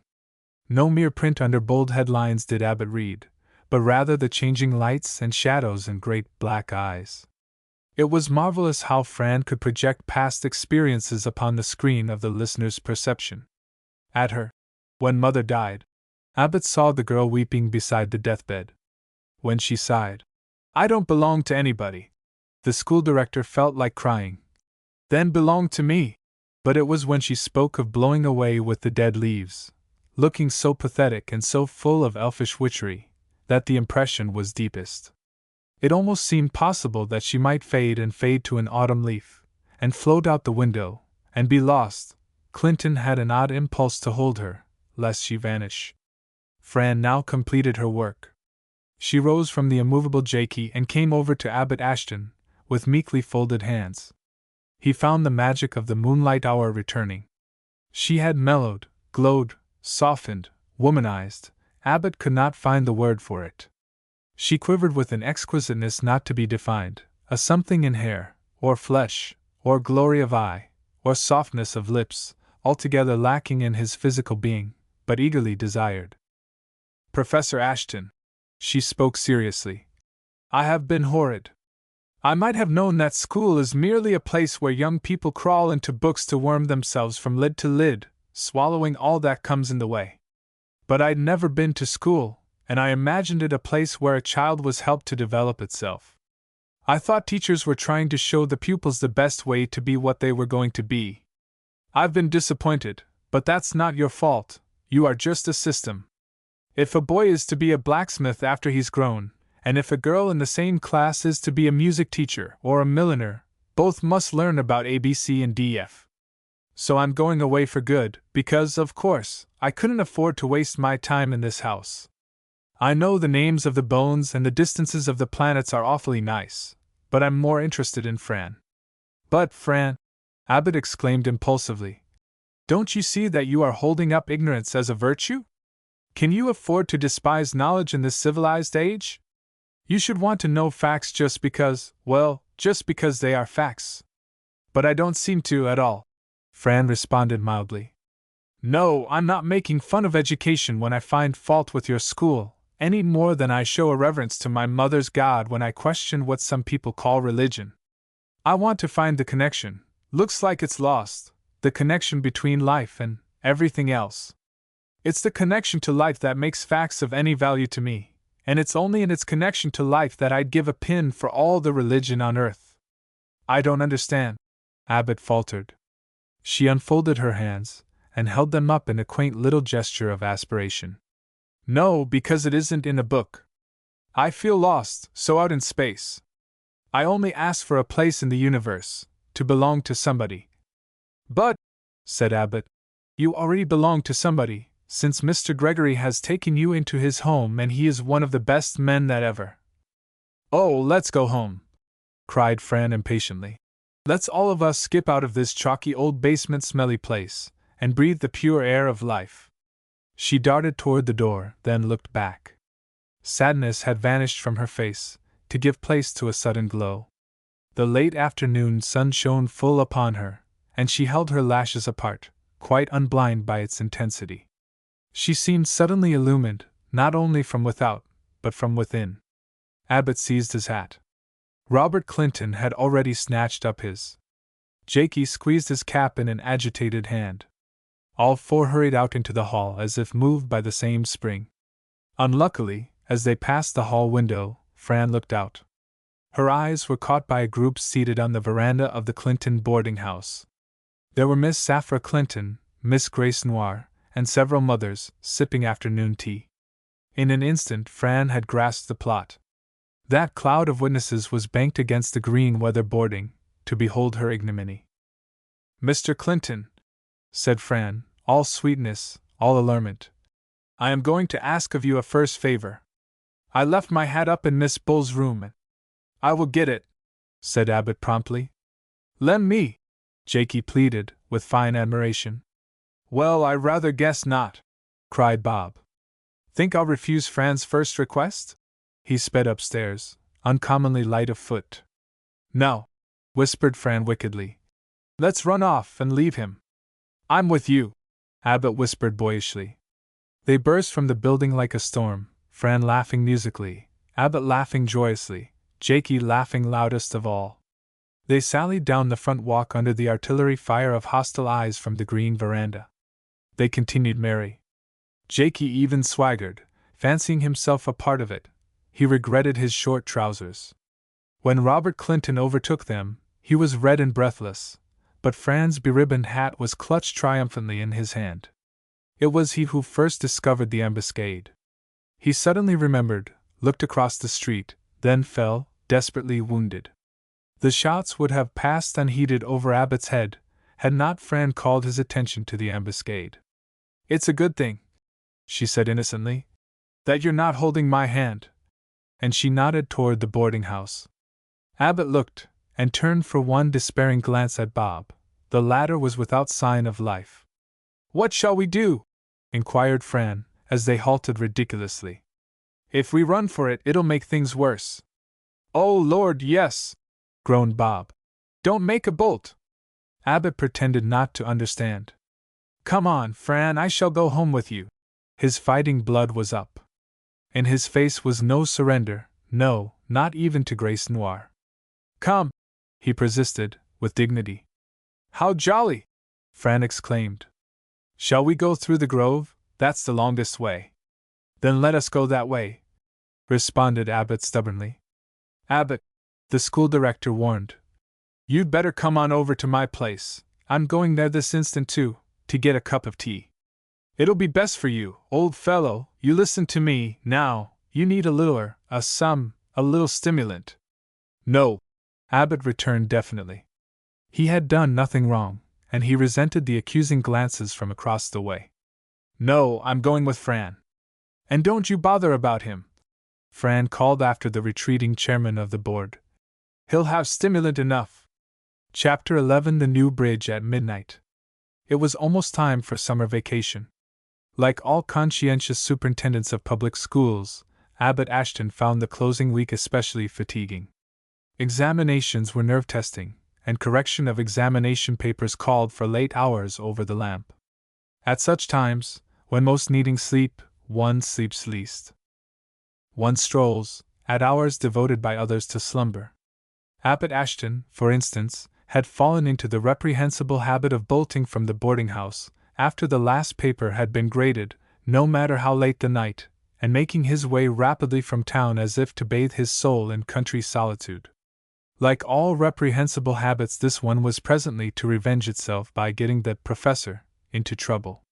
One beautiful moonlight night, he was nearing the suburbs, when he made a discovery. The discovery was twofold. First, that the real cause of his nightly wanderings was not altogether a weariness of mental toil. Second, that he had, for some time, been trying to escape from the thought of Fran. He had not known this. He had simply run, asking no questions. It was when he suddenly discovered Fran in the flesh, as she slipped along a crooked alley, gliding in shadows, that the cause of much sleeplessness was made tangible. Abbott was greatly disturbed. Why should Fran be stealthily darting down side alleys at midnight? The wonder suggested its corollary. Why was he running as from some intangible enemy? He realized that the Fran thought had been working in the underlayers of his mental processes all the time his upper crust had busied itself with rehearsals of "Beyond the Alps Lies Italy," and the determination of Hamlet's madness. But now was no time for introspection, and he set himself the task of solving the new mystery. As Fran merged from the mouth of the alley, Abbott dived into its bowels, but when he reached the next street, no Fran was to be seen. Had she darted into one of the scattered cabins that composed the fringe of Littlebrook? At the mere thought, He felt a nameless shrinking of the heart. Surely not. But could she possibly, however fleet of foot, have rounded the next corner before his coming into the light? Abbot sped along the street that he might know the truth, though he realized that the less he saw of Fran the better. However, the thought of her being alone in the outskirts of the village, most assuredly without her guardian's knowledge, seemed to call him to duty. Call or no call, he went. It seemed to him a long time before he reached the corner. He darted around it. Yonder sped Fran like a thin shadow racing before the moon. She had taken the direction of the open fields, and so swiftly did she run, that the sound of his pursuit never reached her ears. She ran. Abbot ran. It was like a foot race without spectators. At last she reached the bridge spanning a ravine in whose far depths murmured a little stream. The bridge was new, built to replace the footbridge upon which Abbot and Fran had stood on the night of the tent meeting. Was it possible that the superintendent of instruction was about to venture a second time across this ravine with the same girl, under the same danger of misunderstanding, revealed by similar glory of moonlight? One may do even that, when duty calls, for surely it was a duty to warn this imprudent child to go home. Conscience whispered that it would not be enough simply to warn. He should escort her to Hamilton Gregory's very door, that he might know she had been rescued from the wide white night, and his conscience was possibly upheld by the knowledge that a sudden advent of a Miss Saphira was morally impossible. Fran's back had been toward him all the time. She was still unaware of his presence, as she paused in the middle of the bridge, and with critical eye sought a position mathematically the same from either handrail. Standing there, she drew a package from her bosom, hastily seated herself upon the boards, and oblivious of surroundings, bent over the package as it rested in her lap. Was she reading some lovesick romance by moonlight, or possibly a letter? Abbot, without pause, hurried up. His feet sounded on the bridge. Fran was speaking aloud, and on that account did not hear him, as he came up behind her. Grace Noire, she was saying. Abbot Ashton, Bob Clinton, Hamilton Gregory, Mrs. Gregory, Simon Jefferson, Mrs. Jefferson, Miss Saphira, Fran, the devil. She seemed to be calling the roll of her acquaintances. Was she reading a list from the package? Abbot trod noisily on the fresh pine floor. Fran swiftly turned, and the moonbeams revealed a flush, yet she did not attempt to rise. Why didn't you answer, when you heard your name called? She asked with a good deal of composure. Fran! Abbot exclaimed. Here all alone at midnight, all alone! Is it possible? No, it isn't possible, Fran returned satirically. For I have company. Abbot warmly urged her to hasten back home. At the same time he drew nearer and discovered that her lap was covered with playing cards. His advice to her was all it should have been. The most careful father could have found no fault with his helpful words. All the same, he didn't understand about those cards. Fran, looking down, listened with profound respectfulness, and when he had finished, she said, It is so nice of you to care about me and worry over what people will think, so I'll go home with you just as soon as I tell the fortune of the cards. It won't take but a minute, and I'm awfully glad you came, for it was pretty scary here alone, I tell you. The moon kept making big eyes at me, and the brook sounded like a death call down there in the dark. But you mustn't stay here, he said imperatively. Let us go at once. Just as soon as I tell the fortunes. Of course I wouldn't go to all this trouble for nothing. Now look. This card is Fran, the Queen of Hearts. This one is Simon Jefferson, and this one is Bob. And you, but it's no use telling all of them. Now, we want to see who's going to marry. Abbot spoke in his most authoritative tone. Fran, get up and come with me before somebody sees you here. This is not only ridiculous, it's wrong and dreadfully imprudent. Fran looked up with flashing eyes. I won't, she cried. Not till I've told the fortunes. I'm not the girl to go away until she's done what she came to do. Then she added mildly, Abbot, I just had to say it in that voice so you'd know I meant it. Don't be cross with me. She shuffled the cards. But why must you stay out here to do it? He groaned. Because this is a new bridge. I'd hate to be a professor, and not know that it has to be in the middle of a new bridge, at midnight, over running water, in the moonlight. Now you keep still and be nice. I want to see who's going to get married. Here is Grace Noir, and here is Fran. And where am I? Asked Abbott, in an odd voice, as he bent down. Fran wouldn't tell him. He bent lower. Oh, I see, he cried. This is me. He drew a card from the pack. The King of Hearts. He held it up triumphantly. Well? And you are the Queen of Hearts, you said? Maybe I am, said Fran, rather breathlessly. But whose hearts are we king and queen of? That's what I want to find out. And she showed her teeth at him. We can draw and see, he suggested, sinking upon one knee. And yet, since you're the queen and I'm the king, it must be each other's hearts. He stopped abruptly at sight of her crimson cheeks. That doesn't always follow, Fran told him hastily. Not by any means. For here are other queens. See the Queen of Spades? Maybe you'll get her. Maybe you want her. You see, she either goes to you, or to the next card. But I don't want any Queen of Spades, Abbott declared. He drew the next card, and exclaimed dramatically. Saved, saved! Here's Bob. Give her to Bob Clinton. Oh, Abbott!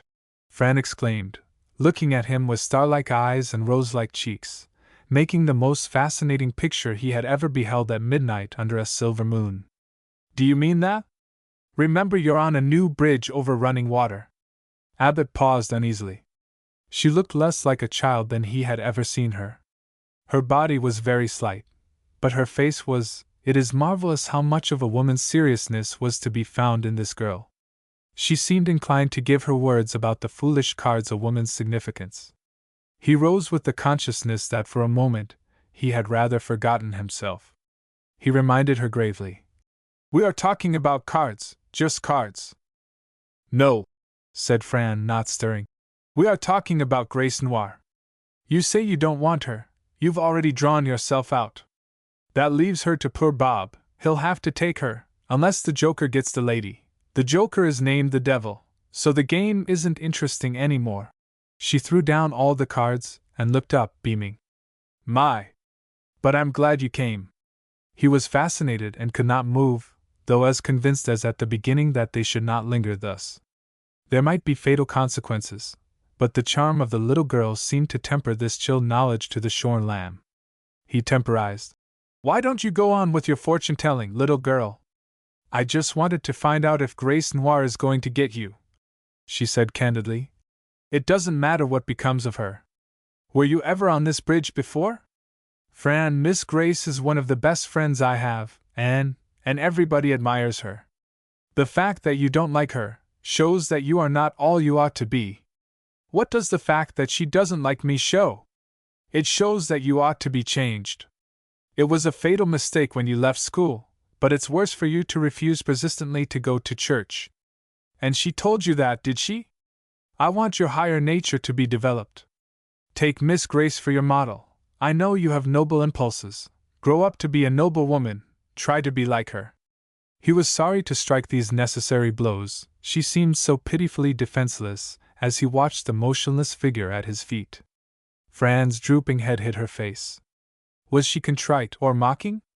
Presently she looked up, her expression that of grave cheerfulness. Now you've said what you thought you had to say, she remarked. So that's over. Were you ever on this bridge before? Abbott was offended. No. Good, good, with vivacious enthusiasm. Both of us must cross it at the same time and make a wish. Help me up, quick. She reached up both hands, and Abbott lifted her to her feet. Whenever you cross a new bridge, she explained, you must make a wish. It'll come true. Won't you do it, Abbott? Of course. What a superstitious little nonpareil. Do you hold hands? Honest hands. She held out both of hers. Come on then. What are you going to wish, Abbott? But no, you mustn't tell till we're across. Oh, I'm just dying to know. Have you made up your mind yet? Yes, Fran, he answered indulgently. It's something always in my mind. About Grace Noir? Nothing whatever about Miss Grace Noir. All right. I'm glad. Say this. Slow we go, 2 in a row. Don't talk or anything, just wish, oh, wish with all your might. With all my mind and all my heart, while we're together and after we part. Say that? Abbott repeated gravely. With all my mind and all my heart, while we're together and after we part.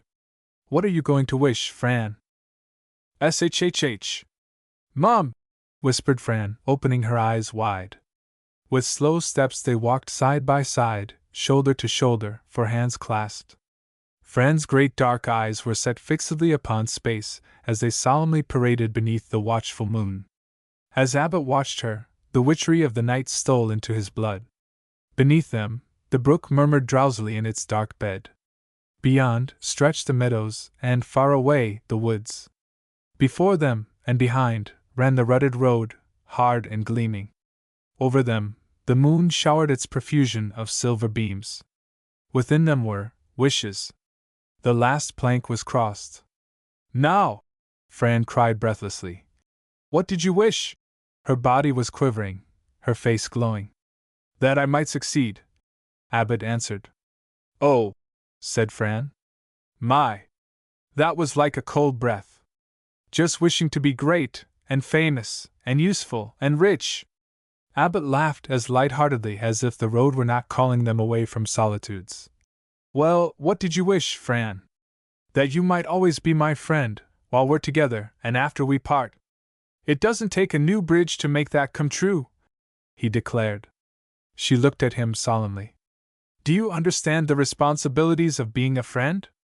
A friend has to assume obligations, just as when a man's elected to office, he must represent his party and his platform. I'll stand for you, Abbott cried earnestly. Will you? Then I'm going to tell you all about myself. Ready to be surprised? Friends ought to know each other. In the first place, I am 18 years old, and in the second place I am a professional lion trainer, and in the third place my father is, but friends don't have to know each other's fathers. Besides, maybe that's enough to start with. Yes, said Abbott. It is. He paused, but she could not guess his emotions, for his face showed nothing but a sort of blankness. I should like to take this up seriatim. You tell me you are 18 years old? And have had lots of experience. Your lion training, has it been theoretical or mercenary? Fran responded. Real lions, real bars, real spectators, real paydays. But, Fran, said Abbott helplessly, I don't understand. But you're going to, before I'm done with you. I tell you, I'm a showgirl, a lion tamer, a jungler. I'm the famous Fran Nonpareil, and my carnival company has showed in most of the towns and cities of the United States. I guess you feel funny to have such a celebrated person talking to you, but in ordinary life, great people aren't different. It's when I'm in my blue silks and gold stars and crimson sashes, kissing my hands to the audience, that I'm the Rio princess. Though she spoke lightly, she was well aware of the shock she had imparted. For a time her face had never looked so elfish, but in the silence that ensued, the light faded from her eyes. Abbott was unable to analyze his real emotions, and his one endeavor was to hide his perplexity.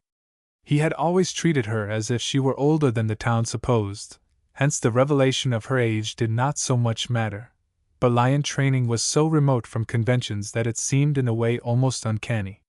It seemed to isolate Fran, to set her coldly apart from the people of his world. I'm going home, Fran said abruptly. He followed her mechanically, too absorbed in her revelation to think of the cards left forgotten on the bridge. From their scene of good wishes, Fran went first, head erect, arms swinging defiantly. Abbott followed, not knowing in the least what to say, or even what to think. The moon had not been laughing at them long, before Fran looked back over her shoulder and said, as if he had spoken, Still, I'd like for you to know about it. He quickened his step to regain her side, but was oppressed by an odd sense of the abnormal. Although, she added indistinctly, it doesn't matter. They walked on in silence until, after prolonged hesitation, he told her quietly that he would like to hear all she felt disposed to tell. She looked at him steadily. Can you dilute a few words with the water of your imagination, to cover a life? I'll speak the words, if you have the imagination. As he looked into her eyes, all sense of the abnormal disappeared. I have the imagination, Fran, he exclaimed impulsively. If it is your life. In spite of the lions? She asked, almost sternly. Abbott rested a hand upon each of her shoulders, and studied her face.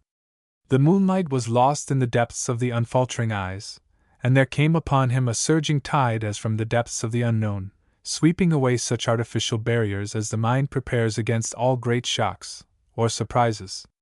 You needn't tell me a word, Abbott said, removing his hands. I know all that one need know. It's written in your face, a story of sweet innocence and brave patience. But I want you to know. Good, he replied with a sudden smile. Tell the story then. If you were an Odyssey, you couldn't be too long.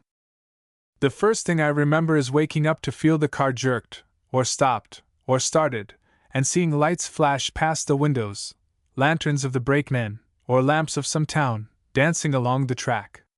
The sleeping car was home, the only home I knew. All night long there was the groaning of the wheels, the letting off of steam, the calls of the men. Bounder Brothers had their private train, and Mother and I lived in our Pullman car. I don't know how old I was when I found out that everybody didn't live on wheels, that most children had homes that didn't move around, with neighbors and relations. After a while I knew that folks stared at us because we were different from others. We were show people. Then the thing was to look like you didn't know, or didn't care, how much people stared. After that, I found out that I had no father, he'd deserted Mother, and her uncle had turned her out of doors for marrying against his wishes, and she'd have starved if it hadn't been for the show people. Dear Fran, whispered Abbott tenderly. Mother had gone to Chicago, hoping for a position in some respectable office, but they didn't want a typewriter who wasn't a stenographer. It was winter, and Mother had me. I was so little and bad, in a cheap lodging house. Mother got to know La Gonizetti, and she persuaded Mother to wait with her for the season to open up, then go with Bounder Brothers. They were wintering in Chicago.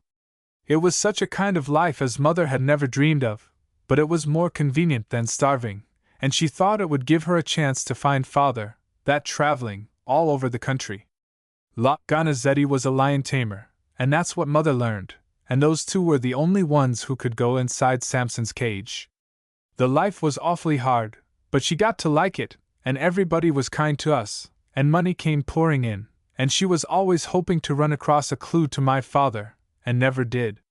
She paused, but at the pressure of Abbott's sympathetic hand, she went on with renewed courage. When I was big enough, I wore a tiny black skirt, and a red coat with shiny buttons, and I beat the drum in the carnival band. You ought to have seen me, so little, Abbott, you can't imagine how little I was. We had about a dozen small shows in our company, fortune-tellers, minstrels, magic wonders, and all that, and the band had to march from one tent to the next, and stand out in front and play, to get the crowd in a bunch, so the free exhibition could work on their nerves. And I'd beat away, in my red coat, and there were always the strange faces, staring, but I was so little. Sometimes they would smile at me, but Mother had taught me never to speak to anyone, but to wear a glazed look like this.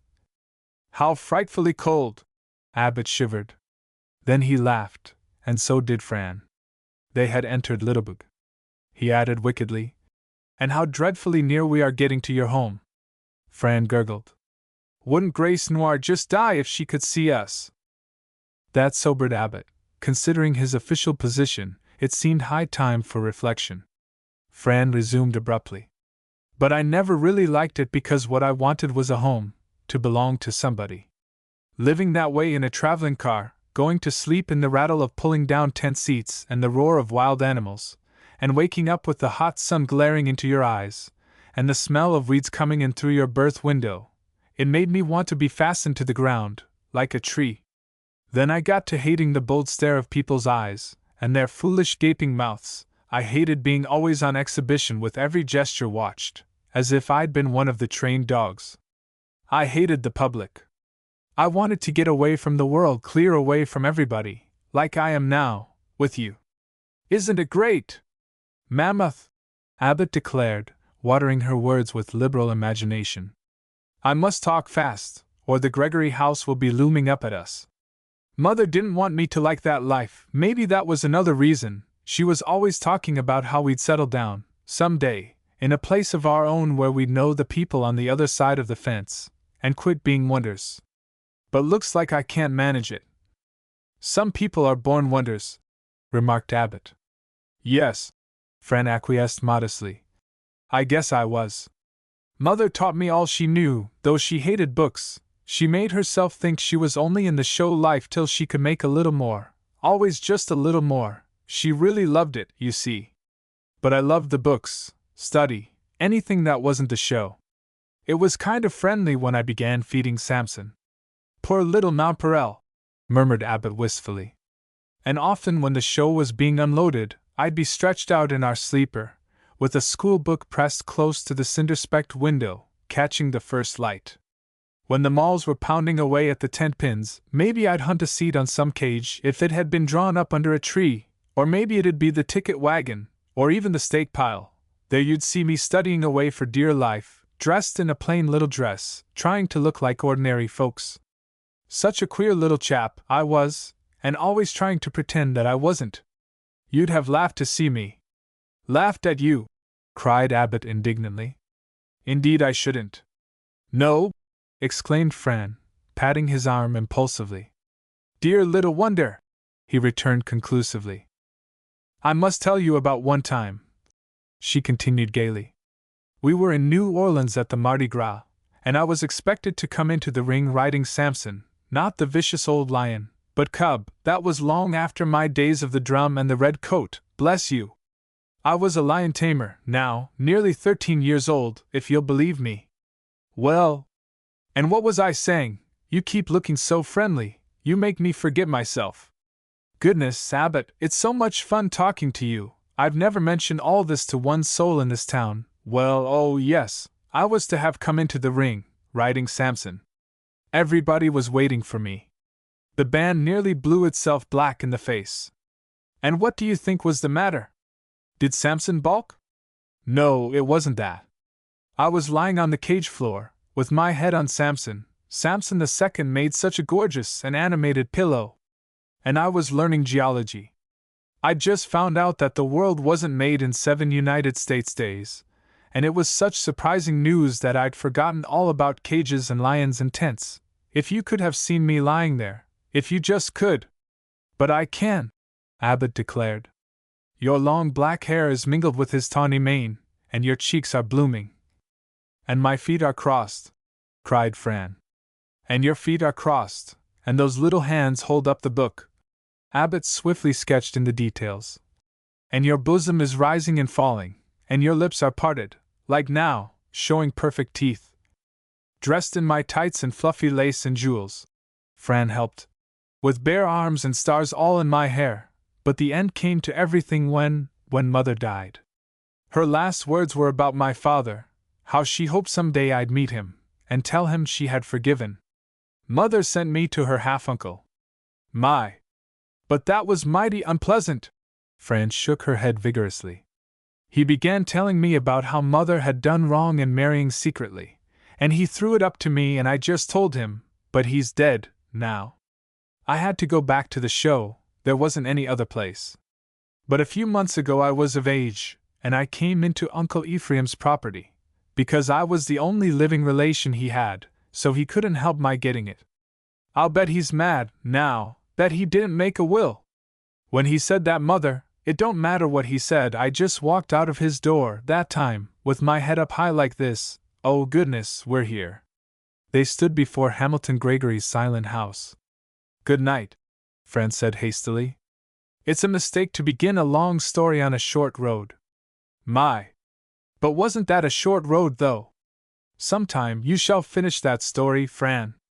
I know of a road much longer than the one we've taken. We might try it some day, if you say so. I do say so. What road is it? They had paused at the front gate, Fran in the yard, Abbott outside. It was dark under the heavy sugar maples that guarded the gate. They could not see beyond each other's faces.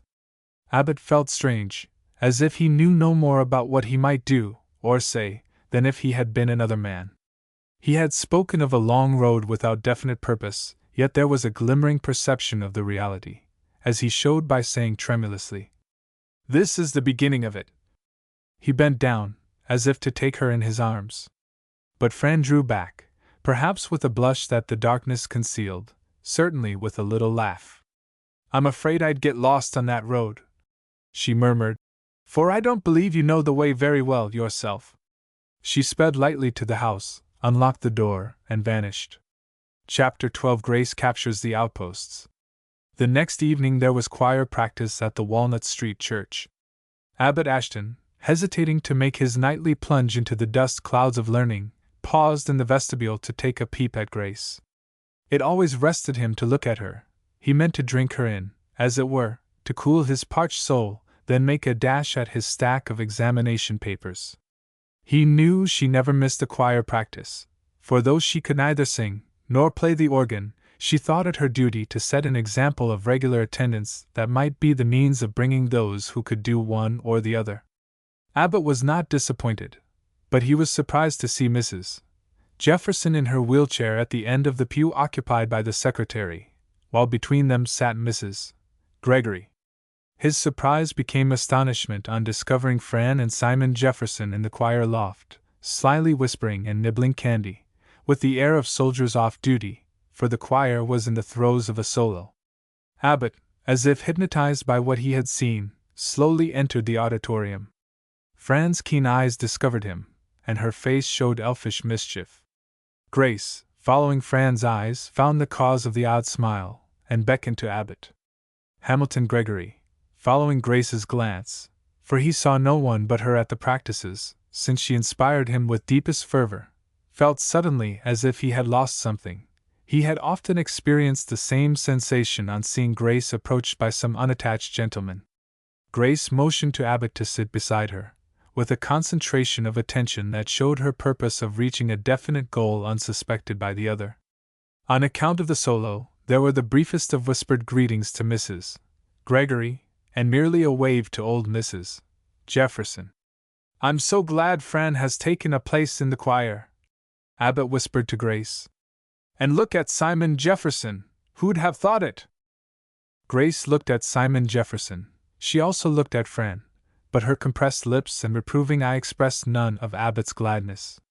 However, she responded with, "I am so glad you are here, Professor Ashton, for I'm in trouble, and I can't decide which way it is my duty to turn. Will you help me? I am going to trust you. It is a matter relating to Mr. Gregory." Abbott was pleased that she should think him competent to advise her respecting her duty. At the same time he regretted that her confidence related to Mr. Gregory. It came vaguely to his mind that it was always like that, which was natural, though, since he was her employer. "Professor Ashton," she said softly, "does my position as hired secretary to Mr. Gregory carry with it the obligation to warn him of any misconduct in his household?" The solo was dying away, and sweet and low, it fell from heaven like manna upon his soul, blending divinely with the secretary's voice. Her expression, hired, sounded like a tragic note. To think of one so beautiful, so meek, so surrounded by mellow hymn notes, being hired. He had lost the vision of his career in mists of an attenuated grace noire. As the material skirts of the spiritual grace noire brushed his leg, it was as if, for a moment, his veins ran muslin and pink ribbons. "You hesitate to advise me, before you know all," she said. "And you are right. In a moment the choir will be singing louder, and we can all talk together. Mrs. Gregory should be consulted, too." Grace, conscious of doing all that one could in consulting Mrs. Gregory, too, looked toward the choir loft, and smiled into Hamilton Gregory's eyes. How his baton, inspired by that smile, cut magic runes in the air! An anthem rose buoyantly, covering the ensuing conversation with its mantle of sound. "Mrs. Gregory," Grace said in a low voice, "I suppose Professor Ashton is so surprised at seeing you in church. It has been more than 5 months, hasn't it, that I'm afraid he isn't thinking about what I'm saying." She paused as if to ask why the other was there, as if she were an interloper, who, having by absence forfeited her rights, now came in her arrogance to claim them. Not only Grace's tone, but her very attitude seemed to ask, Why is this woman here? Mrs. Gregory could not help feeling in the way, because her husband seemed to share Grace's feeling. Instinctively she turned to her mother and laid her hand on the invalid's arm. They ain't bothering me, Lucy, said the old lady alertly. I can't hear their noise, and when I shut my eyes I can't see their motions. I have something to tell you both, Grace said solemnly. Last night I couldn't sleep, and that made me sensitive to noises. I thought I heard someone slipping from the house just as the clock struck 11:30.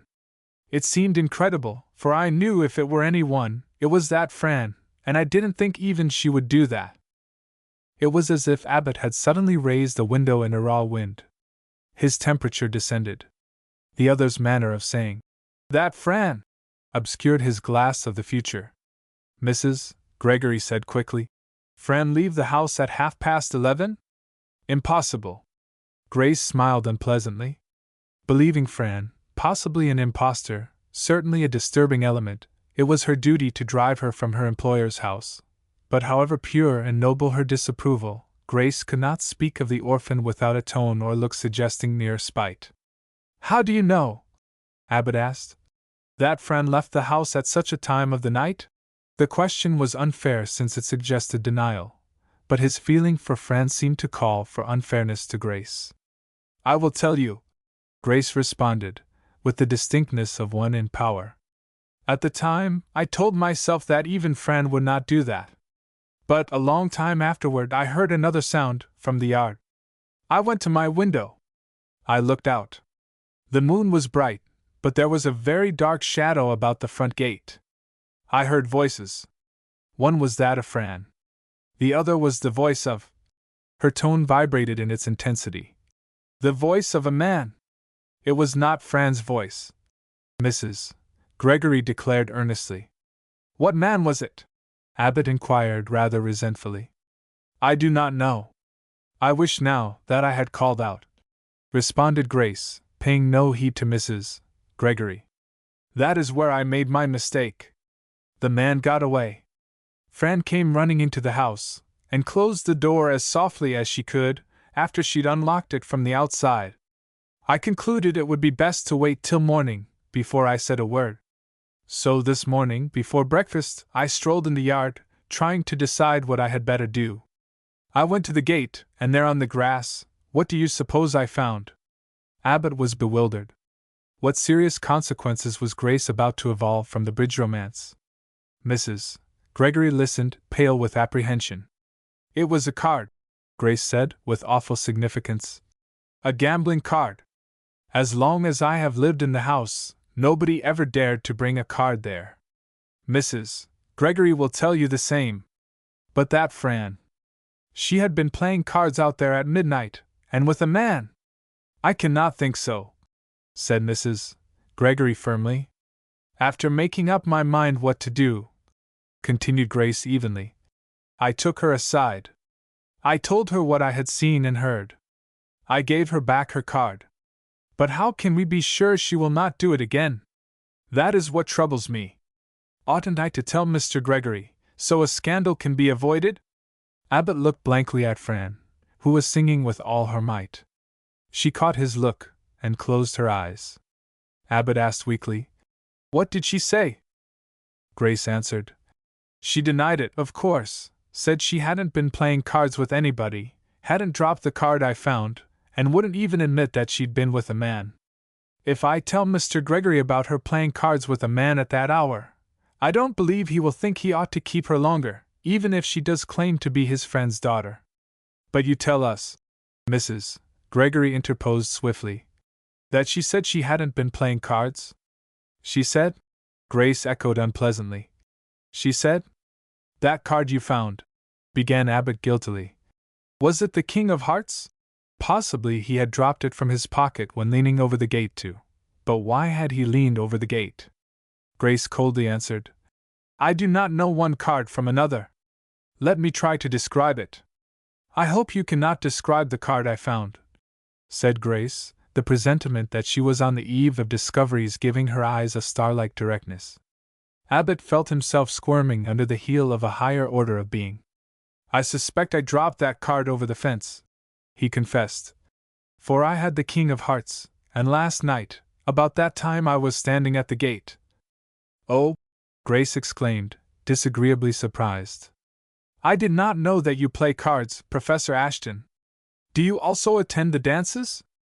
I had always thought of you as one of the most faithful members of the Walnut Street Church, one who is always there, when you can come, not like some members whose names are on the book. Surely you haven't been dancing and playing cards very long? Not for a great while, responded Abbott, with the obstinacy of a good conscience wrongfully accused. The secretary no longer held him under her foot. The last icicle prick of her tongue had liberated him. Only since Fran came, I am sure, she said, feeling him escaping. She looked at him with something like scorn, inspired by righteous indignation that such as he could be influenced by Fran. That look wrought havoc with the halo he had so long blinked at, as it swung above her head. Does that mean, he inquired, with a steady look, that you imagine Fran has led me into bad habits? I trust the habits are not fixed. Rather contemptuously. I hardly think you mean to desert the church, and lose your position at school, for the sake of that Fran. I hardly think so either, returned Abbott. And now I'd better go to my schoolwork. Fran is imprudent, said Mrs. Gregory in distress, but her heart is pure gold. I don't know what all this means, but when I have had a talk with her— Don't go, Professor Ashton, interposed Grace, as he started up, until you advise me. Shall I tell Mr. Gregory? Or shall I conceal it on the assurances that it will never happen again? Abbott seated himself with sudden persuasiveness. Conceal it, Miss Grace, conceal it, he urged. If you will frankly explain what happened, here before Mrs. Gregory, so she can have the real truth, we will never betray the secret. But if you cannot tell everything, I shall feel it my duty. I don't know how Mrs. Gregory feels about it, but I must tell Mr. Gregory. I would rather wait, said Mrs. Gregory, and talk to Fran. She will promise me anything. I trust you, Abbott. I know you would never lead my little girl into wrongdoing. She is wild and untrained, and I suspect you were trying to help her last night. Leave it all to me. I will have a good talk with Fran. And, said Abbott eagerly, if we both solemnly promise. Grace bit her lip. We condemned him. I don't ask you to hide the affair on my account, he said, holding up his head. I don't want Fran put in an unjust light. She isn't to be judged like other people. Oh, murmured Grace. Then you think there is more than one standard of right? I don't. There's one God and one right. No, I cannot consent. What might satisfy Mrs. Gregory might not seem best to me. No, Professor, if you feel that you cannot explain what I saw last night, I shall feel obliged to tell Mr. Gregory as soon as the choir practice ends. Didn't Fran refuse to tell? Abbott temporized. Yes, was the skillful response. But her reticence must have been to save you, for the girl never seems ashamed of anything she does. I imagine she hated to get you into trouble. Miss Grace, you have heard Mrs. Gregory say that she trusts me, and she is Fran's guardian. I ask you to do the same. I must consider my conscience. That answer closed all argument. You had better tell her, said Mrs. Gregory, for she is determined to know. I was taking a walk to rest my mind, Abbott said slowly, proceeding as if he would have liked to fight his ground inch by inch. And it was rather late. I was strolling about Littlebeck. Yesterday was a pretty hard day, getting ready for commencement. My mind was tired out. Did you get your mind rested? Grace permitted herself the slight relaxation of a sarcasm. Yes, at last I found myself at the new bridge that leads to the camp meeting grounds, when ahead of me, I saw Fran. I was much surprised to find her out there, alone. I can understand that, said Grace quietly, for I should have been surprised myself. Mrs. Gregory turned upon Grace. Let him go on, she said with a flash that petrified the secretary. When I came up to the bridge, she was sitting there, with some cards, all alone. She had some superstition about trying fortunes on a new bridge at midnight, and that explains the lateness of the hour. So I persuaded her to come home, and that is all. Mrs. Gregory breathed with relief. What an odd little darling! She murmured, smiling. What kind of fortune was she telling? Grace asked. Whatever kind the new bridge would give her. Oh, then the cards stood for people, didn't they? And the card you dropped in the yard was your card, of course. Of course. And did Fran have a card to represent herself, perhaps? I have told you the story, said Abbott, rising. That means she did. Then she wanted to know if you and she would, Mrs. Gregory. I have always felt that Fran has deceived us about her age. She is older than she pretends to be. I believe this concludes our bargain, said Abbott, rising. Mrs. Gregory was calm. Miss Grace, Fran told me long ago that she is 18 years old. She came as a little girl, because she thought we would take her in the more readily, if we believed her a mere child. Does Mr. Gregory know that? I haven't told him. I don't know whether Fran has or not. You haven't told him? Grace was speechless. You knew it, and haven't told him? What ought I to do? You ought to keep your promise, Abbott retorted hotly. Sitting on that bridge at midnight, alone, telling people's fortunes by cards, Professor Ashton, Mrs. Gregory, Grace exclaimed, with one of those flashes of inspiration peculiar to her sex. That Fran is a showgirl. Abbott started, but said nothing. Mrs. Gregory rose, and spoke through her mother's ear trumpet. Shall we go home now? That Fran, repeated Grace, is a showgirl. She is 18 or 19 years old, and she is a showgirl. Wouldn't it be best for you to ask her? Ask her? Her? No, I ask you. Let me push the chair, said Abbott, stepping to Mrs. Gregory's side. He read in the troubled face that she had known this secret, also. The secretary gazed at him with a faraway look, hardly conscious that he was beating retreat, so absorbed was she in this revelation. Now, indeed, it was certain that Fran, the girl of 18 or 19, Fran, the showgirl, was an impostor. Her age proved that Mr. Gregory must have known her father when he was attending college in Springfield, whereas, believing her much younger, it had all the time been taken for granted that they had been companions in New York. It would be necessary for someone to go to Springfield to make investigations. Grace had forever alienated Abbott Ashton, but there was always Robert Clinton. He would obey her every wish. Robert Clinton should go.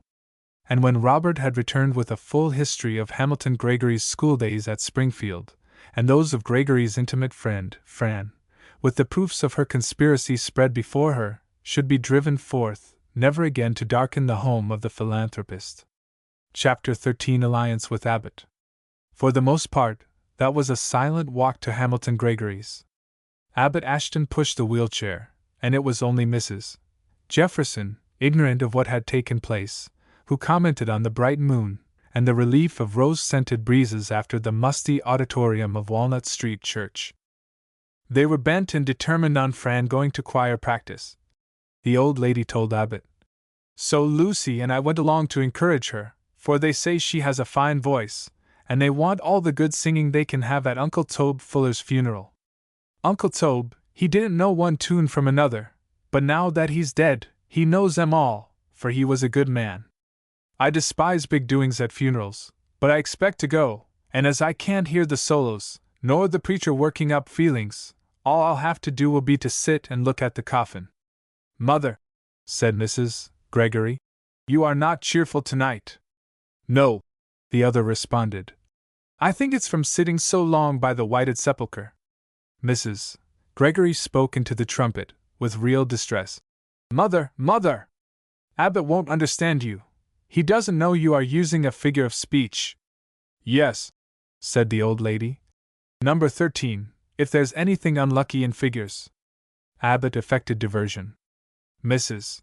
Gregory, I'm glad Miss Noir agreed to say nothing about her discoveries, for the only harm in them is what people might imagine. I was pretty uneasy at first. Of course I knew that if she felt she ought to tell it, she would. I never knew anybody so conscientious. There was a pause, then Mrs. Gregory responded. She will not tell. Abbott had seen them safely into the house, and had reached the gate on his departure, when Fran came running up. In pleased surprise he opened the gate for her, but she stopped in the outside shadow, and he paused within the yard. "Fran!" he exclaimed with pleasure. "Is the practice ended?" She made no response. "Fran, what's the matter?" Silence. Abbott was both perplexed and hurt. "Remember what we said on the new bridge," he urged. "We're friends while we're together and after we part." "Somebody ought to burn that new bridge," said Fran in a muffled tone. "It's no good making wishes come true." "Why do you say that? Aren't we the best of friends?" Fran collected herself, and spoke with cool distinctness. "I have a pretty hard battle to fight, Mr. Ashton, and it's necessary to know who's on my side, and who isn't. I may not come out ahead, but I'm not going to lose out from taking a foe for a friend." "Which you will kindly explain?"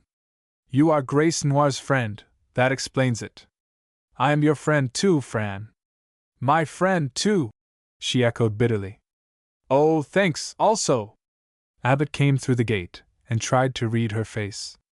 "Does the fact that I am her friend condemn me?" "No, just classifies you. You couldn't be her friend if you were not a mirror in which she sees herself. Her conscience is so sure that she hasn't use for anything but a faithful reflector of her opinions.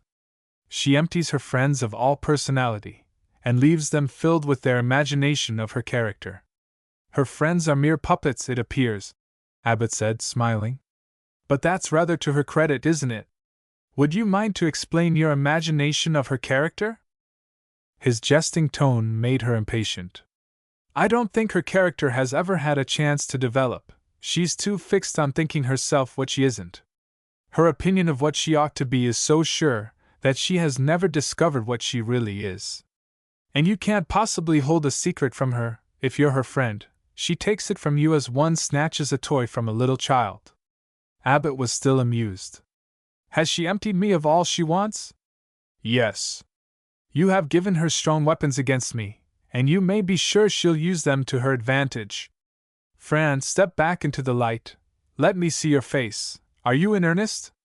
Your eyes are smoldering. Oh, Fran, those eyes! What weapons have I given her?" Fran set her back against the fence, and looked at him darkly. Now and then someone passed, with a curious look and constrained greeting, for in Little Big everyone was known. "The secret of my age, and the secret of my past. I told her either. As soon as you and Mrs. Gregory wheeled away Mrs. Jefferson," said Fran, "I went right down from the choir loft, and straight over to her. I looked her in the eye, and I asked what you had been telling about me. Why, you told her everything, even that I was trying to find out whether you and I would ever get married. I might as well say it, it came pat enough from her, and you told. Nobody else knew. And you dropped your king of hearts over the fence, you told her that. And when we were standing there at the gate, you even tried, but no, I'll leave you and Miss Grace to discuss such subjects. Here we are at the same gate, but I guess there's not much danger now." "Fran!" cried Abbott, with burning cheeks. "I didn't tell her, upon my honor I didn't. I had to admit dropping the card, to keep her from thinking you out here at midnight with a stranger. She saw us in the shadow, and guessed, that other. I didn't tell her anything about your age. I didn't mention the carnival company." Fran's concentrated tones grew milder. "But Mrs. Gregory has known about the show all this time. She would die before she'd tell on me." "I never told, Fran." "I'm not going to say that again, but you shall believe me." "Of course, Abbott. But it just proves what I said about her emptying her friends, about taking their secrets from them even without their knowing she's doing it. I said to her, sharp and quick, 'What have you been saying about me, Miss Noir?' She said, 'I understand from Professor Ashton that you are not a young girl at all, but a masquerader of at least 18 years. I answered, 'Being a masquerader of at least 35, you should have found that out yourself. I hardly think she's 35. It wasn't a fair blow, but you have to fight Indians in the brush.' Then your friend said, 'Professor Ashton informs me that you are a circus girl. Don't you think you've strayed too far from the tent?' she asked. I said, 'Oh, I brought the show with me. Professor Ashton is my advance advertising agent. Then she said that if I'd leave, Mr. Gregory need never know that I'm an imposter. But I told her no tickets are going to be returned. I said, this show absolutely takes place, rain or shine. Fran, said Abbott in distress, I want to talk this over. Come here in the yard where you're not so conspicuous. Showgirls ought to be conspicuous. No, sir, I stay right here in the glaring moonlight. It doesn't call for darkness to tell me anything that is on your mind, Professor. Fran, you can't hold me responsible for what Miss Grace guessed. I tell you, she guessed everything. I was trying to defend you. Suddenly she saw through it all. I don't know how it was, maybe Mrs. Gregory can explain, as she's a woman.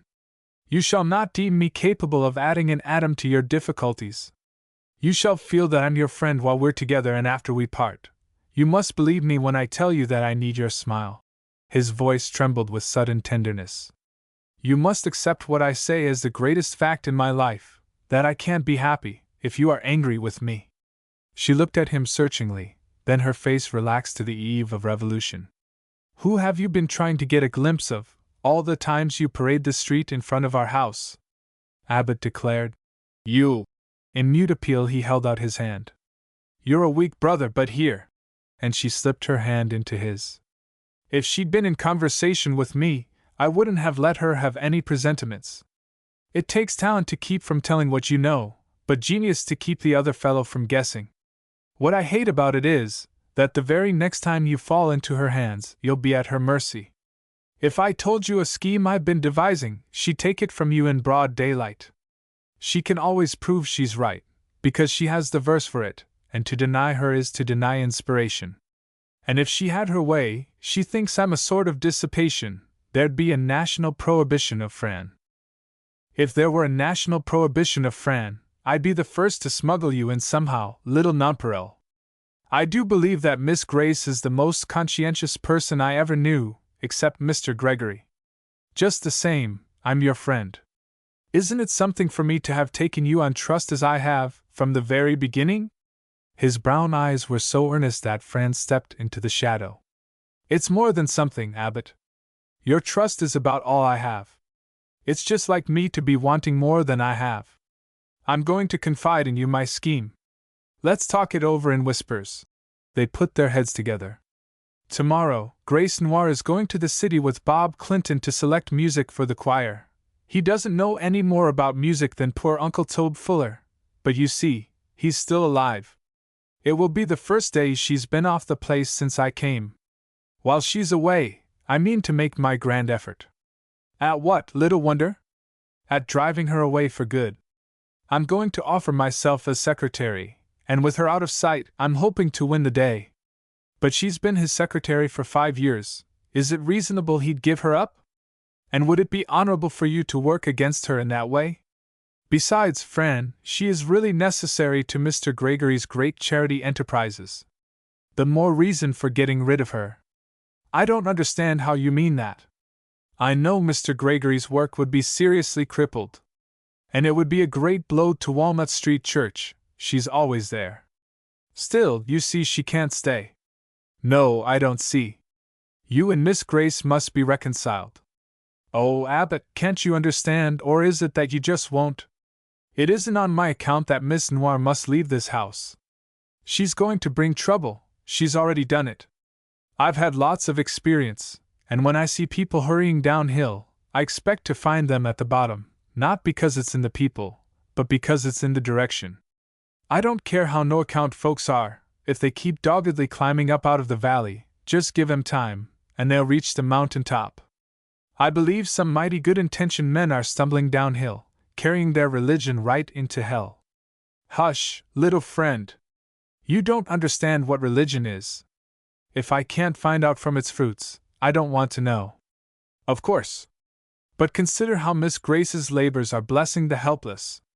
Abbott, unless the fruits of religion are flavored by love, they're no more account than apples taken with bitter rot, not worth 50 cents a barrel. The trouble with a good deal of the church fruit today is bitter rot. Abbott asked slyly, what about your fruit out there in the world? Oh, Fran confessed, with a gleam. We're not in the orchard business at all, out here. Abbott laid his hand earnestly upon her arm. Fran! Come in and help us spray. You dear old prosy, preachy professor! She exclaimed affectionately. I have been thinking of it. I've half a mind to try, really. Wouldn't Grace Noir just die? Oh Lord, there she comes, now! Fran left the disconsolate young man in wild precipitation, and flew into the house. He wondered if she had been seen standing there, and he realized that, if so, the purest motives could not outweigh appearances. He turned off in another direction, and Gregory and Grace came slowly toward the house, having, without much difficulty, eliminated Simon Jefferson from their company. In truth, Simon, rather than be improved by their conversation, had dived down a back alley, and found entrance through the side door. When Hamilton Gregory and his secretary came into the reception hall, the old bachelor lay upon a divan thinking of his weak heart. Fran's flight from the choir loft had reminded him of it, and Mrs. Jefferson was fanning him, as if he were never to be a grown man. Mrs. Gregory sat near the group, silently embroidering in white silk. Fran had hastily thrown herself upon the stairway, and with half-closed eyes, looked as if she had been there a long time. Fran, said Mr. Gregory coldly, you left the choir practice before we were 2/3 done. Of course I could hardly expect you. He looked at his wife.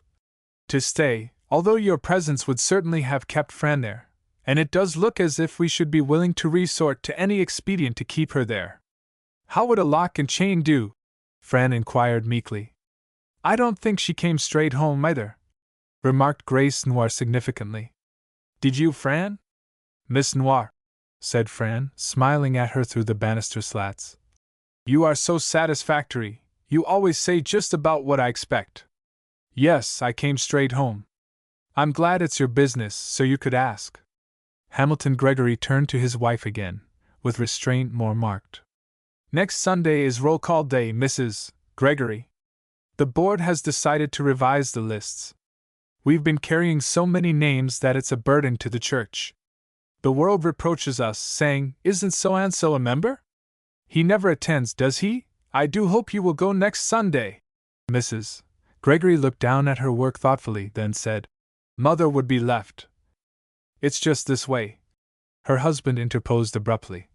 If no excuses, such as sickness, are sent, and if the people haven't been coming for months, and don't intend coming, we are simply determined to drop the names, strike 'em out. We believe church members should show where they stand and if you... Mrs. Gregory looked up quietly. Her voice seemed woven of the silk threads she was stitching in the white pattern. If I am not a member of the church, sitting an hour in the building couldn't make me one. Simon Jefferson cried out. Is that my sister Lucy? Blessed if I thought she had so much spirit. Do you call that spirit? Returned Gregory, with displeasure. Well, snorted Simon. What do you call it then? Perhaps, responded Gregory, with marked disapprobation. Perhaps it was spirit. Grace, still attired for the street, looked down upon Mrs. Gregory as if turned to stone. Her beautiful face expressed something like horror at the other's irreverence. Fran shook back her hair, and watched with gleaming eyes from behind the slats, not unlike a small wild creature peering from its cage. Oh, cried Fran. Miss Noir feels so bad. Grace swept from the hall, her rounded figure instinct with the sufferings of a martyr. Fran murmured, That killed her! And you! Cried Gregory, turning suddenly in blind anger upon the other. You don't care whose heart you break. I haven't any power over hearts, retorted Fran, gripping her fingers till her hands were little white balls. Oh, if I only had! I'd get at 'em if I could, like this. She leaped to her feet. Am I always to be defied by you? He exclaimed. Is there to be no end to it? But suppose I put an end to it myself, tell you that this is no place for you. You shall never say that. Mrs. Gregory spoke up, distinctly, but not in his loud tones. She dropped her work in some agitation, and drew Fran to her heart. I have a friend here, Hamilton, one friend, and she must stay. Don't you be uneasy, dear one. Fran looked up lovingly into the frightened face. He won't tell me to go. He won't put an end to it. He won't tell me anything. Listen to me, Lucy, said Gregory, his tone altering. Yes, she must stay. That's settled, she must stay. Of course. But you, why will you refuse what I ask, when for years you were one of the most faithful attendants at the Walnut Street Church? I am asking you to go next Sunday because, well, you know how people judge by appearances. I'm not asking it for my sake. Of course I know your real character. But go for Miss Grace's sake. Go to show her where you stand, Lucy. I told her on the way from choir practice. I promised her that you should be there. How is it about church attendance, anyway? Asked Fran, with the air of one who seeks after knowledge. I thought you went to church for the Lord's sake, and not for Miss Noir's. I have given you my answer, Mr. Gregory, said his wife faintly, but I am sorry that it should make me seem obstinate. He uttered a groan, and left the hall in despair. His gesture said that he must give it up. Mrs. Gregory folded her work, her face pale and drawn, her lips tremulous. She looked at Fran, and tried to smile. We must go to rest now, she said, if we can.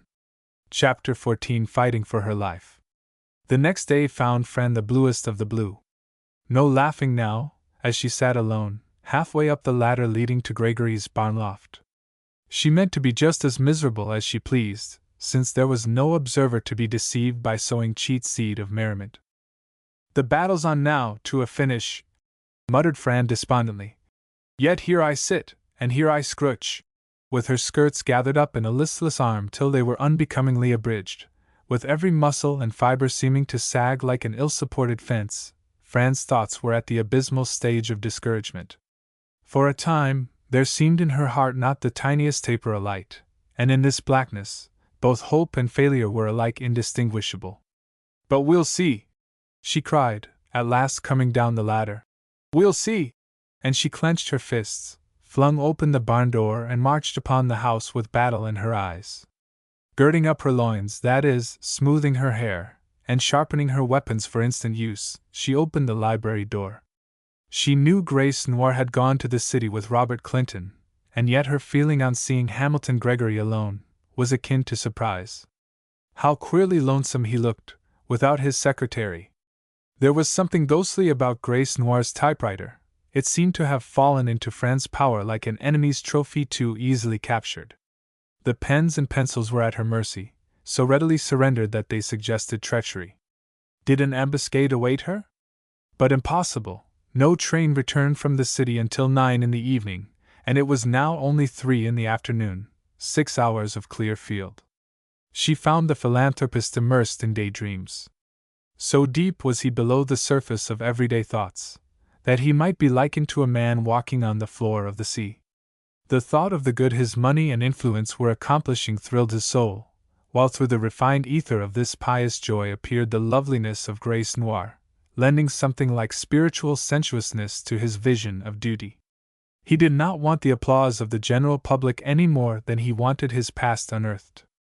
It was enough if his philanthropy was known to God and Grace Noir. She stood, to his mind, as a symbol of religion. There can be no harm in reverencing symbols. Fran's eyes drew him abruptly from the bottom of the sea. He emerged, chilled and trembling. Fran, he said, as if she had appeared in answer to a summons, I am unhappy about you. Your determination to have nothing to do with the church not only distresses but embarrasses me. You have insisted on coming into my life. Then why do you disgrace it? You pretend that you want to be liked by us, yet you play cards with strangers at night. It's outrageous. You even threw a card in my yard where a card was never seen before. Do you think cards so very wicked? Asked Fran, looking at him curiously. You know what I think. I look on gambling as immoral. But it ought to be enough for me simply to forbid it. Cards, and dancing, and the theater, these things are what destroy the influence of the church. And not going to the meeting house, remarked Fran, with quiet irony. That's perfectly dreadful. She closed the door, and placed her back against it. A shake of her head seemed to throw aside what they had been saying as of no more importance than the waving tresses of black hair. She looked him in the eyes and said abruptly, I want to be your secretary. Hamilton gripped his chair. He found the air hard to breathe after his submarine inaction. Doubtless he had stayed under too long. I have a secretary, he retorted, looking at her resentfully. He checked words he would have liked to utter, on reflecting that his secret was in Fran's keeping. She need but declare it, and his picture would blossom forth in all the papers of the big cities. How Grace would shrink from him, if she knew the truth, how that magnificent figure would turn its back upon him, and those scornful, imperious, never faltering eyes. Fran drew nearer. She seated herself upon the arm of a chair, one foot on the floor, and spoke with restrained intensity. I'm well enough educated. I can take dictation and make good copy. He allowed his tone to sound defiance. I already have a secretary. Fran continued with an effort. Mother didn't like studying very well, but she was determined to get me out of the condition I was born in. She taught me all she knew. When I caught up, she'd go digging ahead on her own account to pull me a little higher. Wasn't she splendid? So patient. Fran paused, and stared straight before her, straight into the memory of her mother's eyes. Gregory reflected. If this child had not come, had not intruded herself upon my life, haven't I suffered enough for my follies? When Mother died, Fran resumed, she thought maybe Uncle Ephraim had mellowed, so I went to him, because I thought I couldn't get along without love. She shook her head, with a pathetic little smile. But I could. Uncle Ephraim didn't mellow, he dried up. He blamed me for being born. I think myself, it was a mistake. He turned me out, but I was so tough I just couldn't be winter killed. After that I went back to the show and stocked up in experience. I mention it to point out that a mild little job like being your private secretary wouldn't strain a muscle. I expect I could even be a foreign secretary. It's as easy to walk a rope that's rig high, as one near the ground. All the trouble is in the imagination. Gregory's voice cut across hers, showing no comprehension of her last words. My secretary must be in sympathy with my work. To exercise such talents as I have, is my religion, and I need a helper whose eyes are fixed upon the higher life. This is final, and the subject must never be reopened. I find it very painful. Fran's discovery that he had not heard her plea crimsoned her face. She jumped from the armchair, breathing rapidly. Then, she cried, if you won't have me, get another. The one you have must go. She shall do nothing of the sort. He coldly responded. Yes, Fran retorted violently.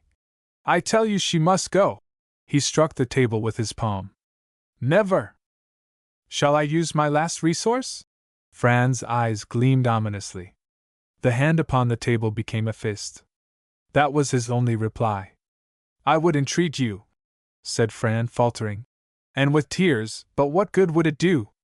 None. There's no use for one woman to weep if another woman is smiling. Dismiss your secretary. He leaned toward her from over the table, and spoke in a low, level tone. I am going to appeal to your better nature. Think of the girls of the street who need rescue, and the women of the cities who are dying from neglect and vice. If you hinder my work, let the souls of these outcasts be upon your soul. You can ruin me, but not without ruining my good works. I don't ask you to keep silent on my account. What am I but an instrument in the hands of Providence, but for the sake of the homeless thousands? I have atoned for my past, but the world, always ready to crucify the divine, would rejoice to point the finger of scorn at me, as if I were still the fool of 20 years ago. But your secretary, she is a vital factor in my work. Remove her, and the work ceases. How important! Cried Fran, throwing back her head. What will God do when she dies? Perhaps I have gone too far. Still, it would be impossible to replace her. Fran made a step toward him. My mother was replaced. He started up. You shall not speak of that. She lived her life, and I demand the right to live mine. I tell you, the past is ended. But I am here, returned Fran. I have not ended. Can't you look into my face and see my mother living? She paid for her secret marriage, wandering over the face of the earth with her baby, trying to find you. I don't deny that you've paid for all, yes, even for your desertion, and you're living a hidden life in this town. Maybe you've suffered enough. But that isn't the question. Look at me. I am here. I have come as truly out of your past as out of the past of my darling, uncomplaining, what did you call her, friend? And being here, I ask, what will you do with me? All I want is just a little love. The long loneliness of her life found expression in the eager voice, in the yearning eyes. As he stared at her, half stupefied, he imagined she was holding out her arms to him in pleading. But it was not this erect form, slight and tense, that reached forth as if to clasp him to her heart. It was a memory of his youth, a memory that in some odd manner blurred his perception of the living presence. From the fragile body of Fran, something leaped toward him, enveloping, overpowering. It was partly Fran, and partly somebody else. How well he knew that other somebody, that dead woman who had found reincarnation in the soul of this wanderer. She thought his covered face a token of weakening. You must have loved my mother once. Is it all so dead and forgotten that there is none left for your child? But she was seeking to play upon strings that had long since ceased to vibrate. He could not bring back, even in retrospect, the emotions inspired by Josephine Derry. Those strings had been tuned to other love harmonies. To remember Fran's mother was to bring back not the rapture of a first passion, but the garish days of disillusionment. He even felt something like resentment because she had remained faithful. Her search and unending love for him made so much more of his desertion than ever he had made. He could not tell Fran that he had never loved her mother. The dead must not be reproached, the living could not be denied, so he was silent. His silence inspired Fran with hope. I am so lonely, she murmured plaintively. So very lonely. There seems a reason for everybody but me, I can't be explained. That's why I am disliked. If there could be one heart for me to claim, whose heart should it be? Does no sort of feeling tell you whose heart it should be? Of course you are lonely, child, but that is your fault. You are in this house on a footing of equality, and all seem to like you, except Miss Grace, and I must say, her disapproval disturbs you very little. But you won't adopt our ways. You get yourself virtually expelled from school. Do you blame me for that? You won't go to church. Can you expect church people to like you? You make everybody talk by your indiscreet behavior, then wonder that the town shuns your society, and complain because you feel lonesome. Fran's eyes filled with tears. If you believe in me, if you try to like me, that's all I ask. The whole town can talk if I have you. I don't care for the world and its street corners. There are no street corners in my world. But, child, you never call me Fran if you can help it, she interposed passionately. Even the dogs have names. Call me by mine, it's Fran. Say it, say it. Call me, oh, father, father. I want your love. Hush, he gasped, ashen pale. You will be overheard. She extended her arms wildly. What do you know about God, except that He's Father? That's all, Father, and you worship Him as His Son. Yet you want me to care for your religion. Then why don't you show me the way to God? Can you love Him and deny your own child? Am I to pray to Him as my Father in heaven, but not dare acknowledge my Father on earth? No! I don't know how others feel, but I'll have to reach heavenly things through human things. And I tell you that you are standing between me and God, just as the lives of so many Christians hide God from the world. Hush, hush! Cried Gregory. Child! This is sacrilege. No, it is not. I tell you, I can't see God, because you're in the way. You pray, Our Father who art in heaven, give us this day our daily bread, and I pray to you, and I say, my Father here on earth, give me, your love. That's what I want, nothing else. I want it so bad, I'm dying for it, Father, can't you understand? Look, I'm praying for it. She threw herself wildly at his feet. Deeply moved, he tried to lift her from the ground. No, cried Fran, scarcely knowing what she said. I will not get up till you grant my prayer. I'm not asking for the full rich love a child has the right to expect, but give me a crust, to keep me alive, Father, give me my daily bread. You needn't think God is going to answer your prayers if you refuse mine. Hamilton Gregory took her in his arms and held her to his breast. Fran, he said brokenly. My unfortunate child, my daughter, oh, why were you born? Yes, sobbed Fran, resting her head upon his bosom. Yes, why was I born? You break my heart, he sobbed with her. Fran, say the word, and I will tell everything. I will acknowledge you as my daughter, and if my wife. Fran shook her head. You owe no more to my mother than to her, she said, catching her breath. No, the secret must be kept, always. Nothing belongs to us but the future, since even the present belongs to the past. Father, I must never call you that except when we are alone. I must always whisper it, like a prayer. Father, let me be your secretary. It was strange that this request should surround Fran with the chill atmosphere of a tomb. His embrace relaxed insensibly. His moment of self-abnegation had passed, and life appeared suddenly at the level. He looked at his daughter in frightened bewilderment, as if afraid she had drawn him too far from his security for further hiding. During the silence, she awaited his decision. It was because of her tumultuous emotions that she failed to hear advancing footsteps.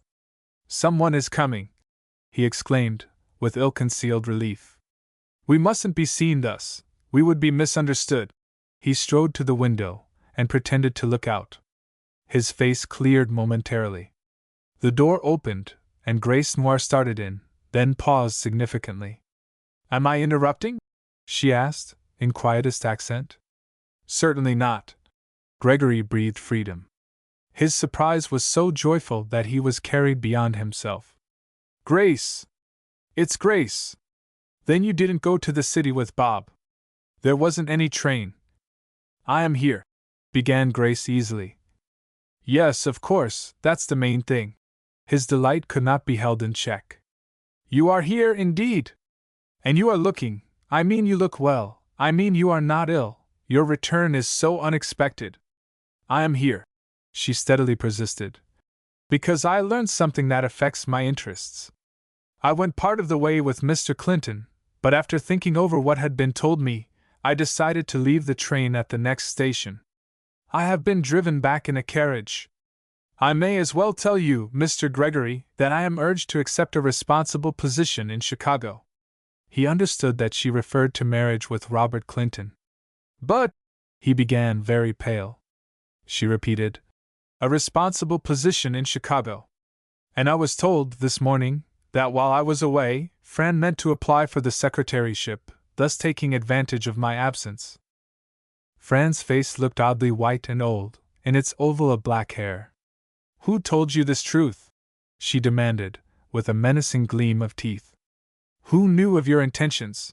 The other gracefully said. But that is no matter. The point is that I have this Chicago opportunity. So if Mr. Gregory wants to employ you, I must know it at once, to make my arrangements accordingly. Can you imagine? Hamilton cried reproachfully. That without any warning, I would make a change? Certainly not.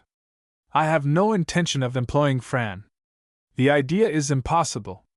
More than that, it is absolutely preposterous. Would I calmly tear down what you and I have been building up so carefully? Then you had already refused Fran before I came? I had, hadn't I, Fran?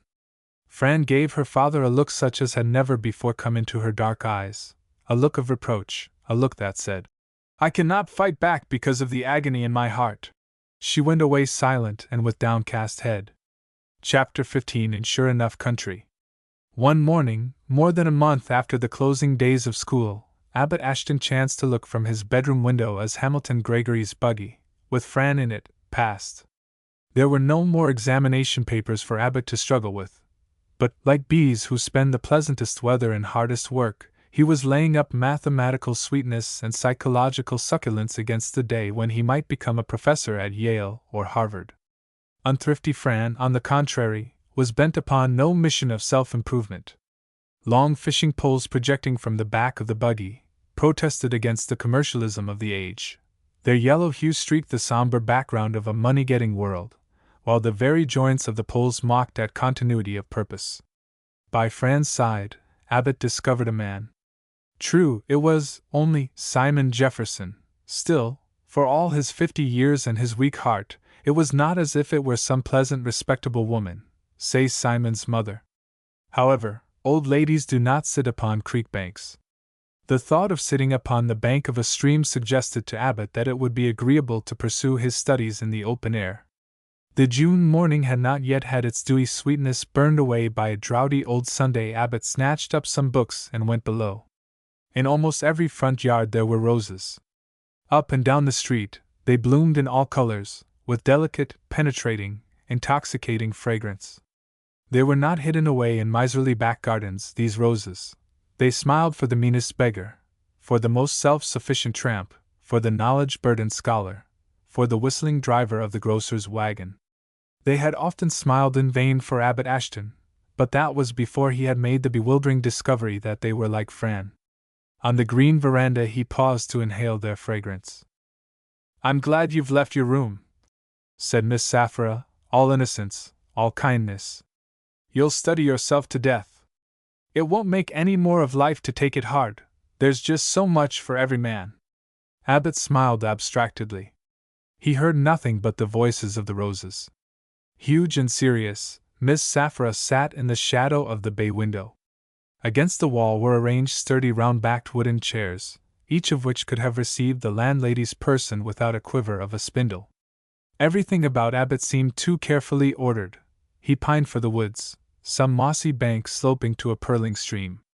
Suddenly Miss Saphira grew ponderously significant. Her massive head trembled from a weight of meaning not to be lifted lightly in mere words, her double chins consolidated, and her mouth became as the granite door of a cave sealed against the too curious. Abbot paused uneasily before his meditated flight. "Have you heard any news?" she answered almost tragically. "Board meeting tonight." Ordinarily, teachers for the next year were selected before the close of the spring term. Only those on the inside knew that the fateful board meeting had been delayed week after week because of disagreement over the superintendency. There was so much dissatisfaction over Abbot Ashton, because of so much talk, that even Robert Clinton had thought it best to wait, that the young man might virtually be put upon good behavior. "Tonight," the young man repeated with a thrill. He realized how important this meeting would prove in shaping his future. Miss Saphira was too appallingly significant to mean otherwise. If anybody was on the inside, it was the chairman's sister. "Yes," she said warningly. "And Bob is determined to do his duty. He never went very far in his own education because he didn't expect to be a schoolteacher, but ever since he's been chairman of the school board, he's aimed to have the best teachers, so the children can be taught right. Most of them are poor and may want to teach, too, when they're grown. I think all the board'll be for you tonight, Abbot, and I've been glad to notice that for the last month, there's been less talk. And by the way," she added, "that Fran girl went by with Simon Jefferson just now, the two of them in Brother Gregory's buggy. They're going to Blubb's riffle, he with his weak heart, and her with that sly smile of hers, and it's a full 3 mile. Abbot did not volunteer that he had seen them pass, but his face showed the ostensible integrity of a jam thief, who for once finds himself innocent when missing jam is mentioned. She was not convinced by his look of guilelessness. "You seem to be carrying away your books. I want to breathe in this June morning without taking it strained through window screens," he explained. Miss Saphira gave something like a choked cough, and compressed her lips. "Abbot," she said, looking at him sidewise, "please step to the telephone, and call up Bob, he's at the store. Tell him to leave the clerk in charge and hitch up and take me for a little drive. I want some of this June morning myself." Abbot obeyed with alacrity. On his return, Miss Saphira said, "Bob's going to fight for you at the board meeting, Abbot. We'll do what we can, and I hope you'll help yourself. I don't wish any harm to that Fran girl. Bob says I'm always expecting the worst of people, and I guess I am, but I must say I don't expect half as bad as they turn out."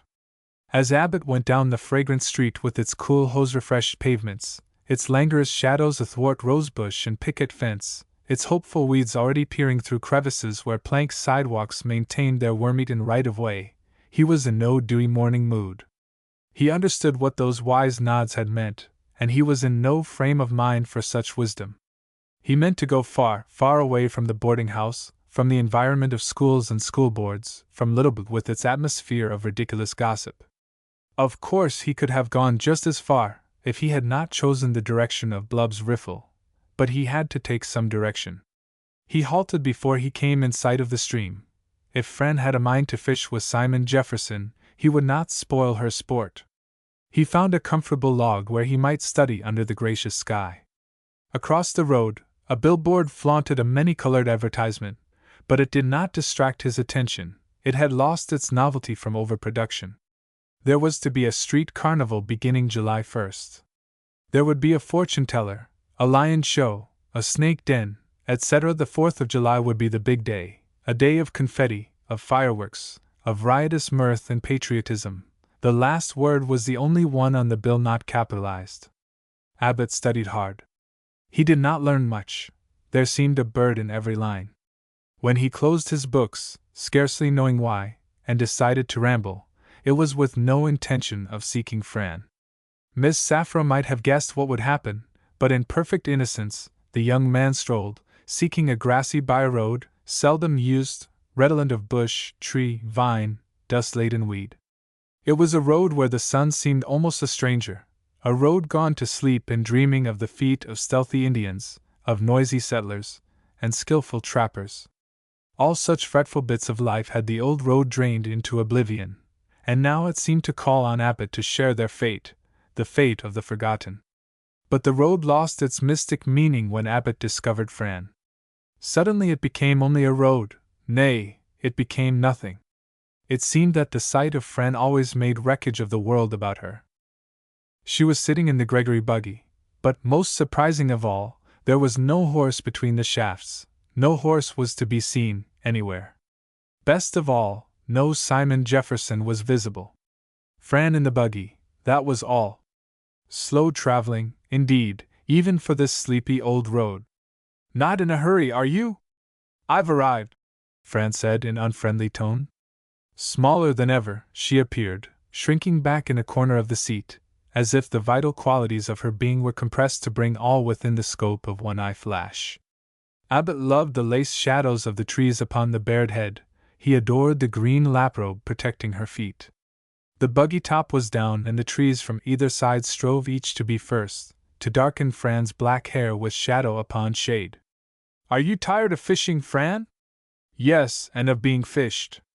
She had closed the door in his face, but he said, as through the keyhole, Does that mean for me to go away? You are a pretty good friend, Mr. Ashton, she said with a curl of her lip. I mean, when we are alone. While we're together and after we part, he quoted. Fran, surely you don't feel toward me the way you are looking. Exactly as I'm looking at you, that's the way I feel. Stand there as long as you please. I don't want to stand a moment longer. I want to sit with you in the buggy. Please don't be so old. Fran laughed out musically, but immediately declared. I laugh because you are unexpected. It doesn't mean I like you any better. I hate friendship that shows itself only in private. Mr. Chameleon, I like people to show their true colors. I am not Mr. Chameleon, and I want to sit in your buggy. Well, then get in the very farthest corner. Now look me in the eyes. And oh, Fran, you have such eyes.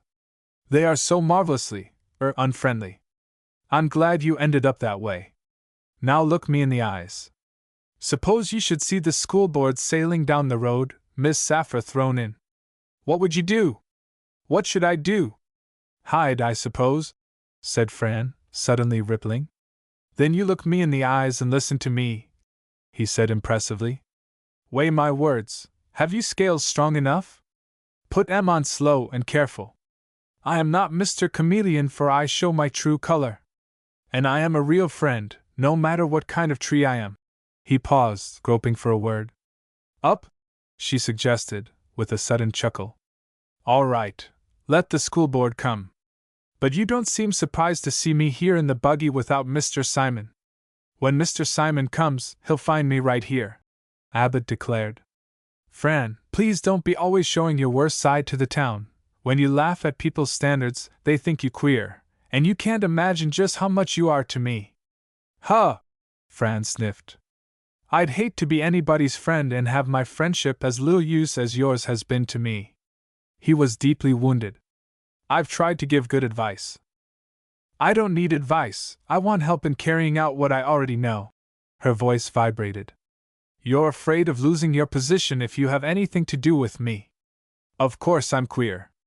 Can I help it, when I have no real home, and nobody cares whether I go or stay? You know I care, Fran. Fran caught her lip between her teeth as if to hold herself steady. Oh, let's drive, she said recklessly, striking at the dashboard with the whip, and shaking her hair about her face till she looked the elfish child he had first known. Fran, you know I care, you know it. We'll drive into sure enough country, she said with a half-smile showing on the side of her face next him. Whoa! Here we are. All who live in sure enough country are sure enough people. Whatever they say is true. Goodness! She opened her eyes very wide. It's awful dangerous to talk in sure enough country. She put up the whip and folded her hands. I'm glad we're here, Fran, for you have your friendly look. That's because I really do like you. Let's talk about yourself, how you expect to be what you'll be. You're nothing yet, you know, Abbott. But how did you come to determine to be something? Into Abbott's smile stole something tender and sacred. It was all my mother, he explained simply. She died before I received my state certificate, but she thought I'd be a great man, so I am trying for it. And she'll never know, Fran lamented. She slipped her hand into his. Didn't I have a mother? Oh, these mothers! And who can make mother wishes come true?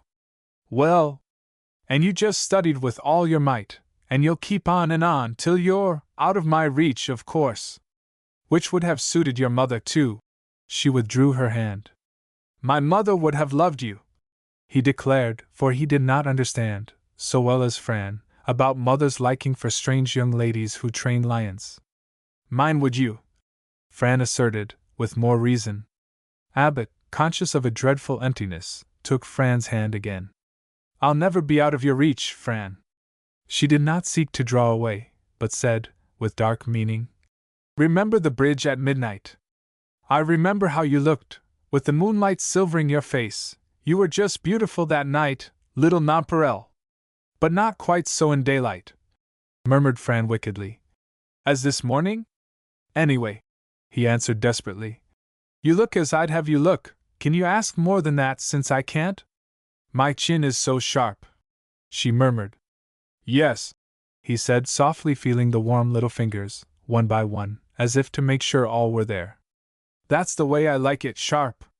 And I'm so ridiculously thin. You're nothing like so thin as when you first came to Littlebig, he declared. I've noticed how you have been, I mean. Filling out? Cried Fran gleefully. Oh, yes, and I'm so glad you know, because since I've been wearing long dresses, I've been afraid you'd never find it out, and would always be thinking of me as you saw me at the beginning. But I am, yes, filling out. And your little feet, Fran. Yes, I always had a small foot. But let's get off of this subject. Not until I say something about your smile. Oh, Fran, that smile!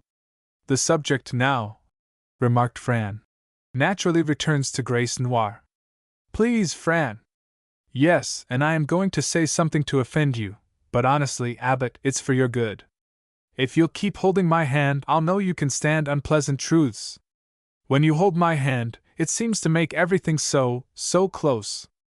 Everything is, Abbott declared. I'll tell you why you've hurt my feelings, Abbott.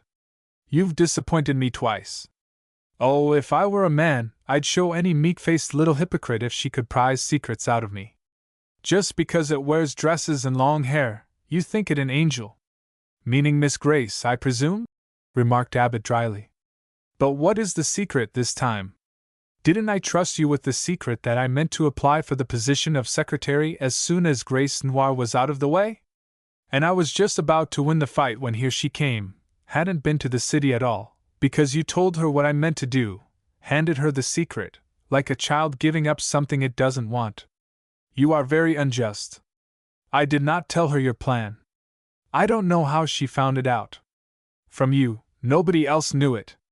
She did not learn it from me. And that's what gets me. You tell her everything, and don't even know that you tell.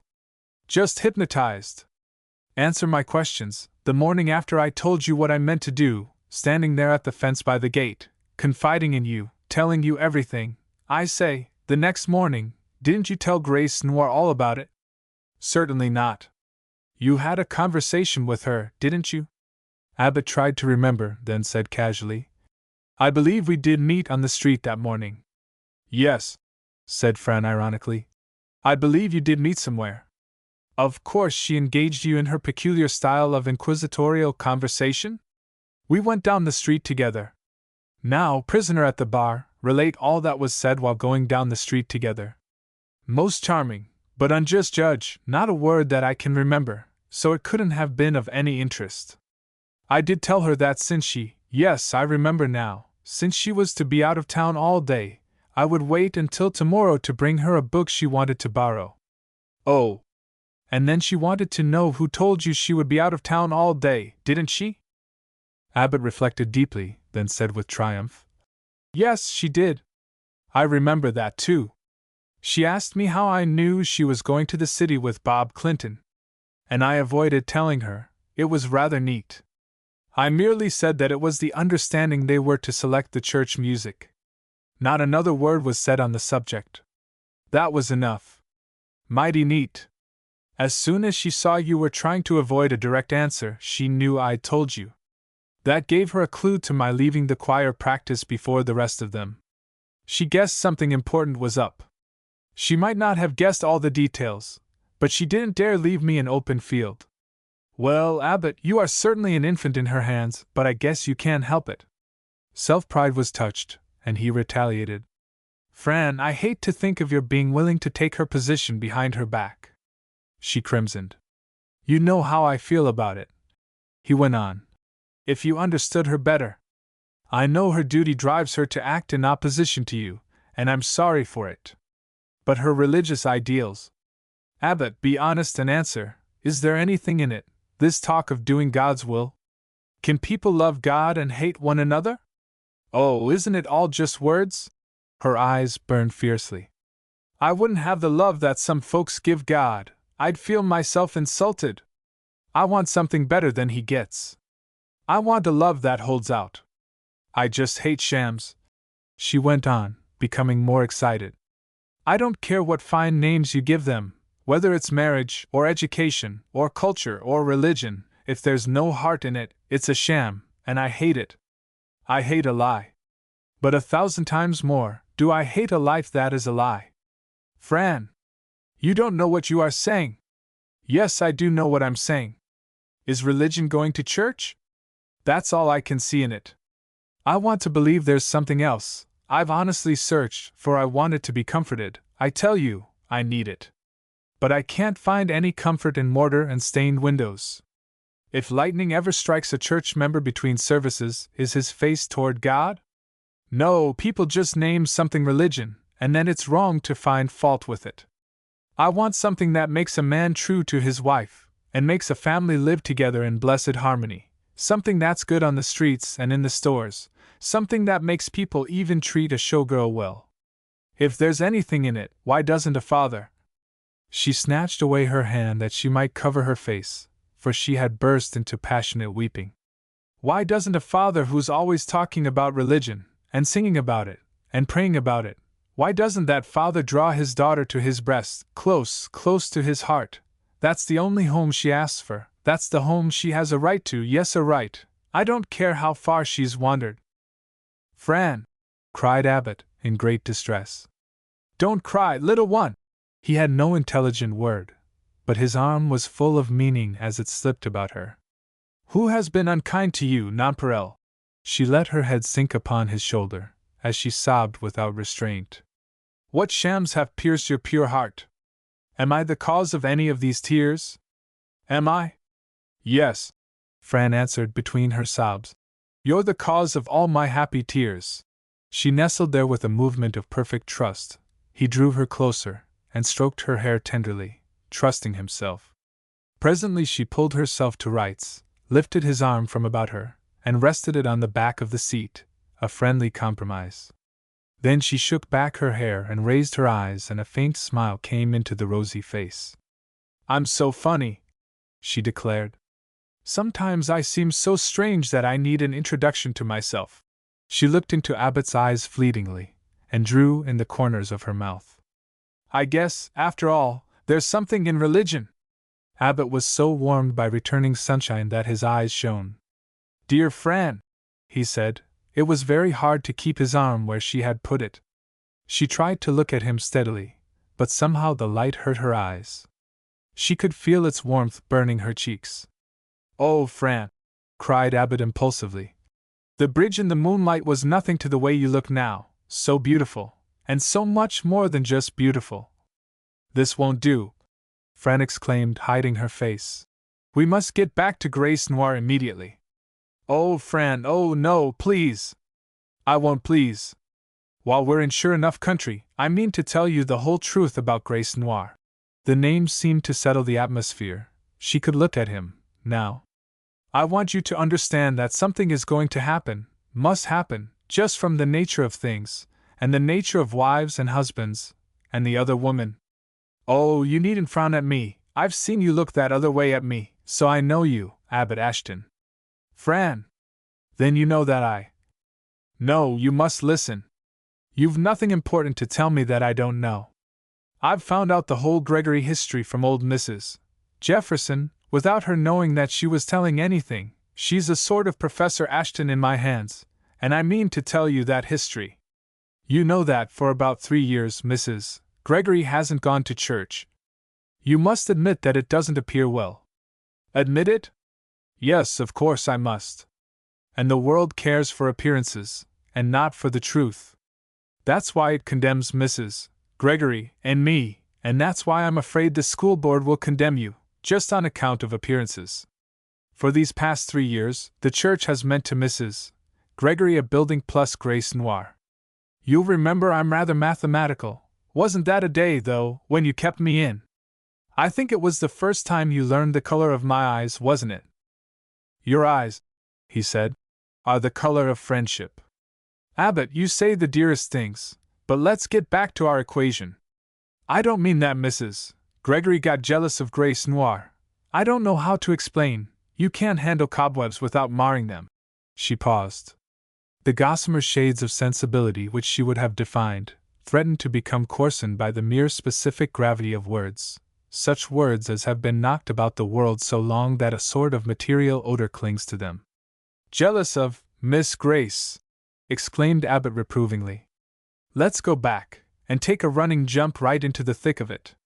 When Mr. Gregory came to Littlebig, a complete stranger, and when he married, she was a devoted church member, always went, and took great interest in all his schemes to help folks at a distance, you understand. She just devoured that religious magazine he edits. Yes, I'll admit, his religion shows up beautifully in print. The pictures of it are good, too. Old Mrs. Jefferson took pride in being wheeled to church where she could see her son-in-law leading the music, and where she'd watch every gesture of the minister and catch the sound of his voice at the high places, where he cried or nevertheless. Sometimes Mrs. Jefferson could get a dozen ands and buts out of one discourse. Then comes your Grace Noir." Abbott listened with absorbed attention. It was impossible not to be influenced by the voice that had grown to mean so much to him. "Grace Noir is a person that's superhumanly good, but she's not happy in her own goodness. It hurts her, all the time, because other folks are not so good as she. You can't live in the house with her without wishing she'd make a mistake to show herself human, but she never does, she's always right. When it's time to go to church, that woman goes, I don't care if there's a blizzard. She's so fixed on being a martyr, that if nobody crosses her, she just makes herself a martyr out of the shortcomings of others. As for instance, she suffered martyrdom every time Mrs. Gregory nestled in an armchair beside the cozy hearth, when a Ladies' Aid or a rally was beating its way through snowdrifts to the Walnut Street church. Mr. Gregory was like everybody else about Grace. He took her at her own value, and that gave the equation. To him, religion meant Walnut Street church plus Grace Noir. For a while Mrs. Gregory clung to church-going with grim determination, but it wasn't any use. The Sunday school would have button contests, or the Ladies' Aid would give chicken pie dinners downtown, and Mrs. Gregory would be a red button or a blue button, and she would have her pie, but she was always third. In her home, or at church, she was the third. It was her husband and his secretary that understood the Lord. Somehow she seemed to disturb conditions, merely by being present. Fran, you do not realize that your words, they intimate. She disturbed conditions, Abbot. She was like a turned-up light at a seance. A successful manifestation calls for semi-gloom, and when those two were alone, they could get the current. Mr. Gregory was appalled because his wife quit attending church. Grace sympathized in his sorrow. It made him feel toward Grace noir, but I'm up against a stone wall, Abbot. I haven't the word to describe his feeling, maybe there isn't any. Sad, you know, so sad, but awful sweet, the perfume of locust blossoms, or lilacs in the dew, because Grace has a straight nose and big splendid eyes, and such a form. She's the opposite of me in everything, except that she isn't a man, more's the pity. Fran nonpareil. Such wisdom terrifies me, such suspicions. In this moment of hesitancy between conviction and rejection, Abbot felt oddly out of harmony with his little friend. She realized the effect she must necessarily be producing, yet she must continue. She had counted the cost and the danger. If she did not convince him, his thought of her could never be the same. Abbot, you may think I am talking from jealousy, and that I tried to get rid of Grace Noir so I could better my condition at her expense. I don't know how to make you see that my story is true. It tells itself. Oughtn't that to prove it? Mrs. Gregory has the dove's nature. She'd let the enemy have the spoils rather than come to blows. She lets him take his choice. Here is she, yonder's the secretary. He isn't worthy of her if he chooses Grace, but his hesitation has proved him unworthy, anyhow. He'll never be to Mrs.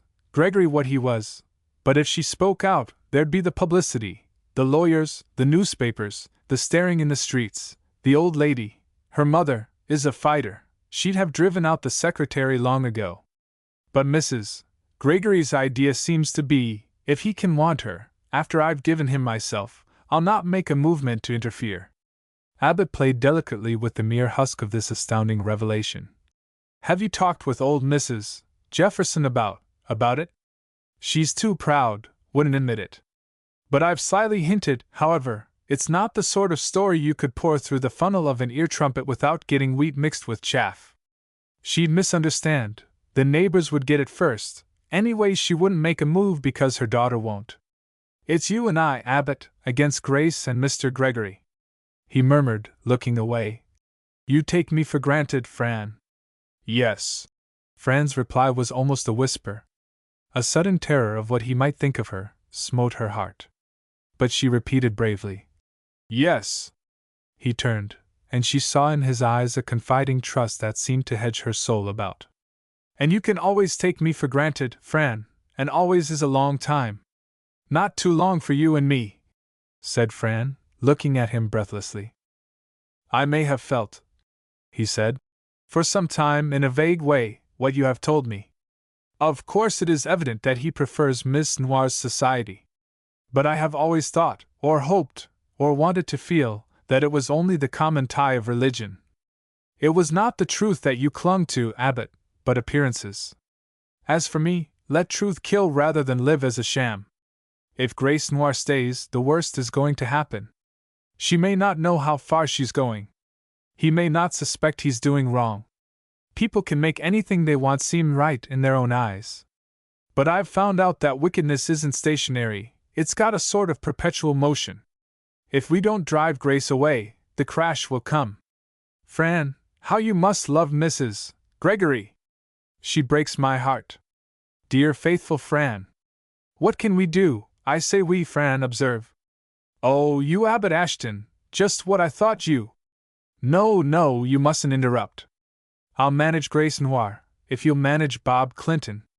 Where does Bob Clinton come in? Grace is trying to open a door so he can come in. I mean a secret in Mr. Gregory's past. She suspects that there's a secret in his past, and she intends to send Bob to Springfield where Mr. Gregory left that secret. Bob will bring it to Littlebig. He'll hand it over to Grace, and then she'll have Mr. Gregory in her power. There'll be no getting her hands off him after that. Surely you don't mean that Mr. Gregory did wrong when he was young, and that Miss Noir suspects it? Bob will bring home the secret, and it will kill Mrs. Gregory Abbott, and Grace will go off with him. I know how it'll end. What is this secret? You are never to know, Abbott. Very well, so be it. But I don't believe Mr. Gregory ever did very wrong. He is too good a man. Isn't he daily breaking his wife's heart? Retorted Fran with a curl of the lip. I call that murder. But I can't think he realizes it. Then, said Fran satirically, we'll just call it manslaughter. When I think of his wife's meek, patient face, don't you recall that look in her eyes of the wounded deer, and the thousands of times you've seen those two together, at church, on the street, in the library, everywhere, seeing only each other, leaning closer, smiling deeper, as if doing good meant getting close? Oh, Abbott, you know what I mean, don't you? Yes, cried Abbott sharply. Fran, you are right. I have been, all of us have been, clinging to appearances. Yes, I know what you mean. You'll keep Bob Clinton from telling that secret, won't you? He's to go tonight, on the long journey, tonight, after the board meeting. It'll take him 3 or 4 days. Then he'll come back.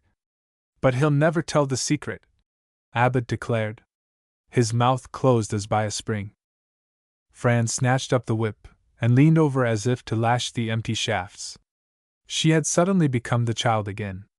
We must drive out of sure enough country, now. Time to get back to the make-believe world. You know it isn't best to stay long in high altitudes. I've been pretty high. I feel like I've been breathing pretty close to heaven. She stood up, and the laprobe fell about her like green waves from which springs a laughing nymph. Abbott still felt stunned. The crash of an ideal arouses the echo. Is there no truth in the world? But yes, Fran was here, Fran the adorable.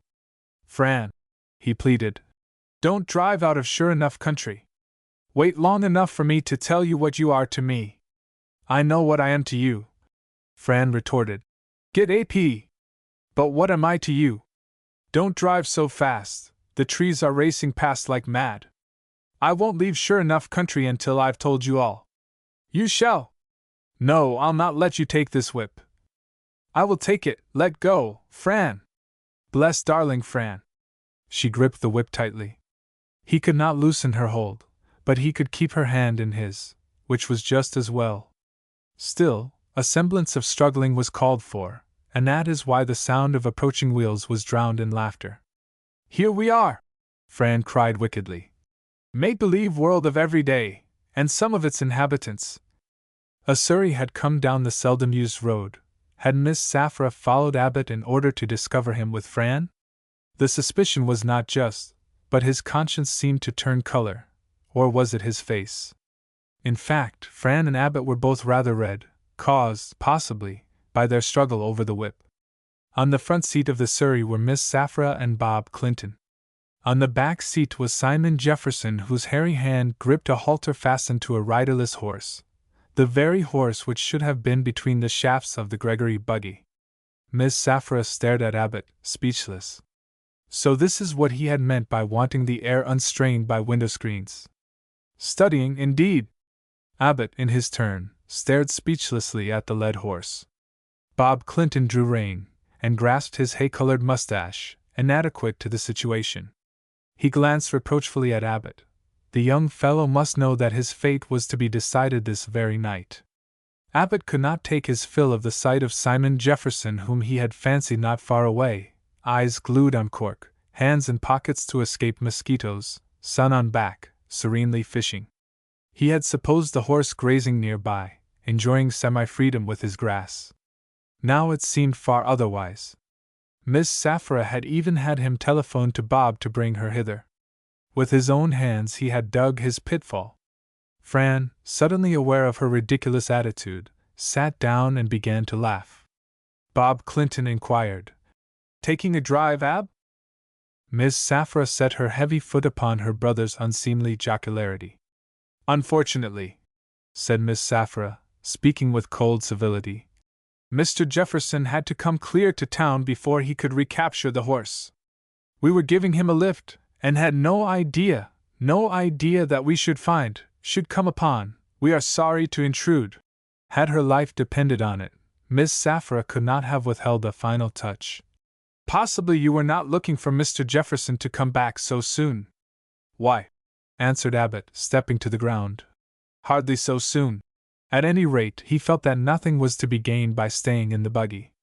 Is that the horse that belongs to this buggy? Let me hitch it up, Mr. Simon. This has been a terrible experience for me, growled Simon.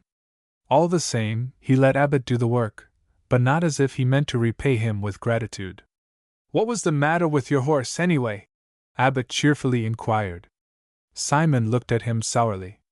Didn't Fran tell you that the horse got scared at her throwing rocks at my cork, and broke from the tree where I'd fastened it, and bolted for town? Mr. Simon, said Fran innocently, I don't believe the horse was mentioned once, while you were gone. It would be interesting to know what was, remarked Robert with humor so dry that apparently it choked him. He fell to coughing huskily. Miss Safra gave him a look while he was struggling in his second paroxysm. It healed him by suggestion. Turn, said Miss Safra with becoming gravity. Robert, still under the influence of her thought wave, solemnly drove her from the scene. When the last buckle was clasped, I came out here for a quiet, peaceable fishing, said Simon. I've spent my time hunting horses, and being afraid something might happen to Fran. Mr. Ashton took care of me, Fran said reassuringly. Simon cried explosively. And who took care of him? He climbed in beside Fran and begrudgingly offered Abbott the imaginary space of a third occupant, but Abbott declared his preference for strolling. This has been a hard day for my heart, Simon grumbled, as he snatched up the whip vindicatively. The buggy rolled away. Mine, too, Abbott called after them emphatically. Fran looked back at him, from over the lowered top. He saw her hand go to her bosom, then something fluttered in the air and fell in the grassy road. He darted after it as if it were a clue, showing the way to the Princess Castle. Perhaps it was. He pounced upon it. It was the Queen of Hearts. Chapter 16 A Tamer of Lions. The life of a household progresses, usually by insensible gradations, towards some great event, some climax, for the building of which each day has furnished its grain of sand. Today, Hamilton Gregory and Grace Noir were in the library, with nothing to indicate the approach of the great moment in their lives. It was Grace's impatience to drive Fran away even before Robert Clinton should bring the secret from Springfield that precipitated matters.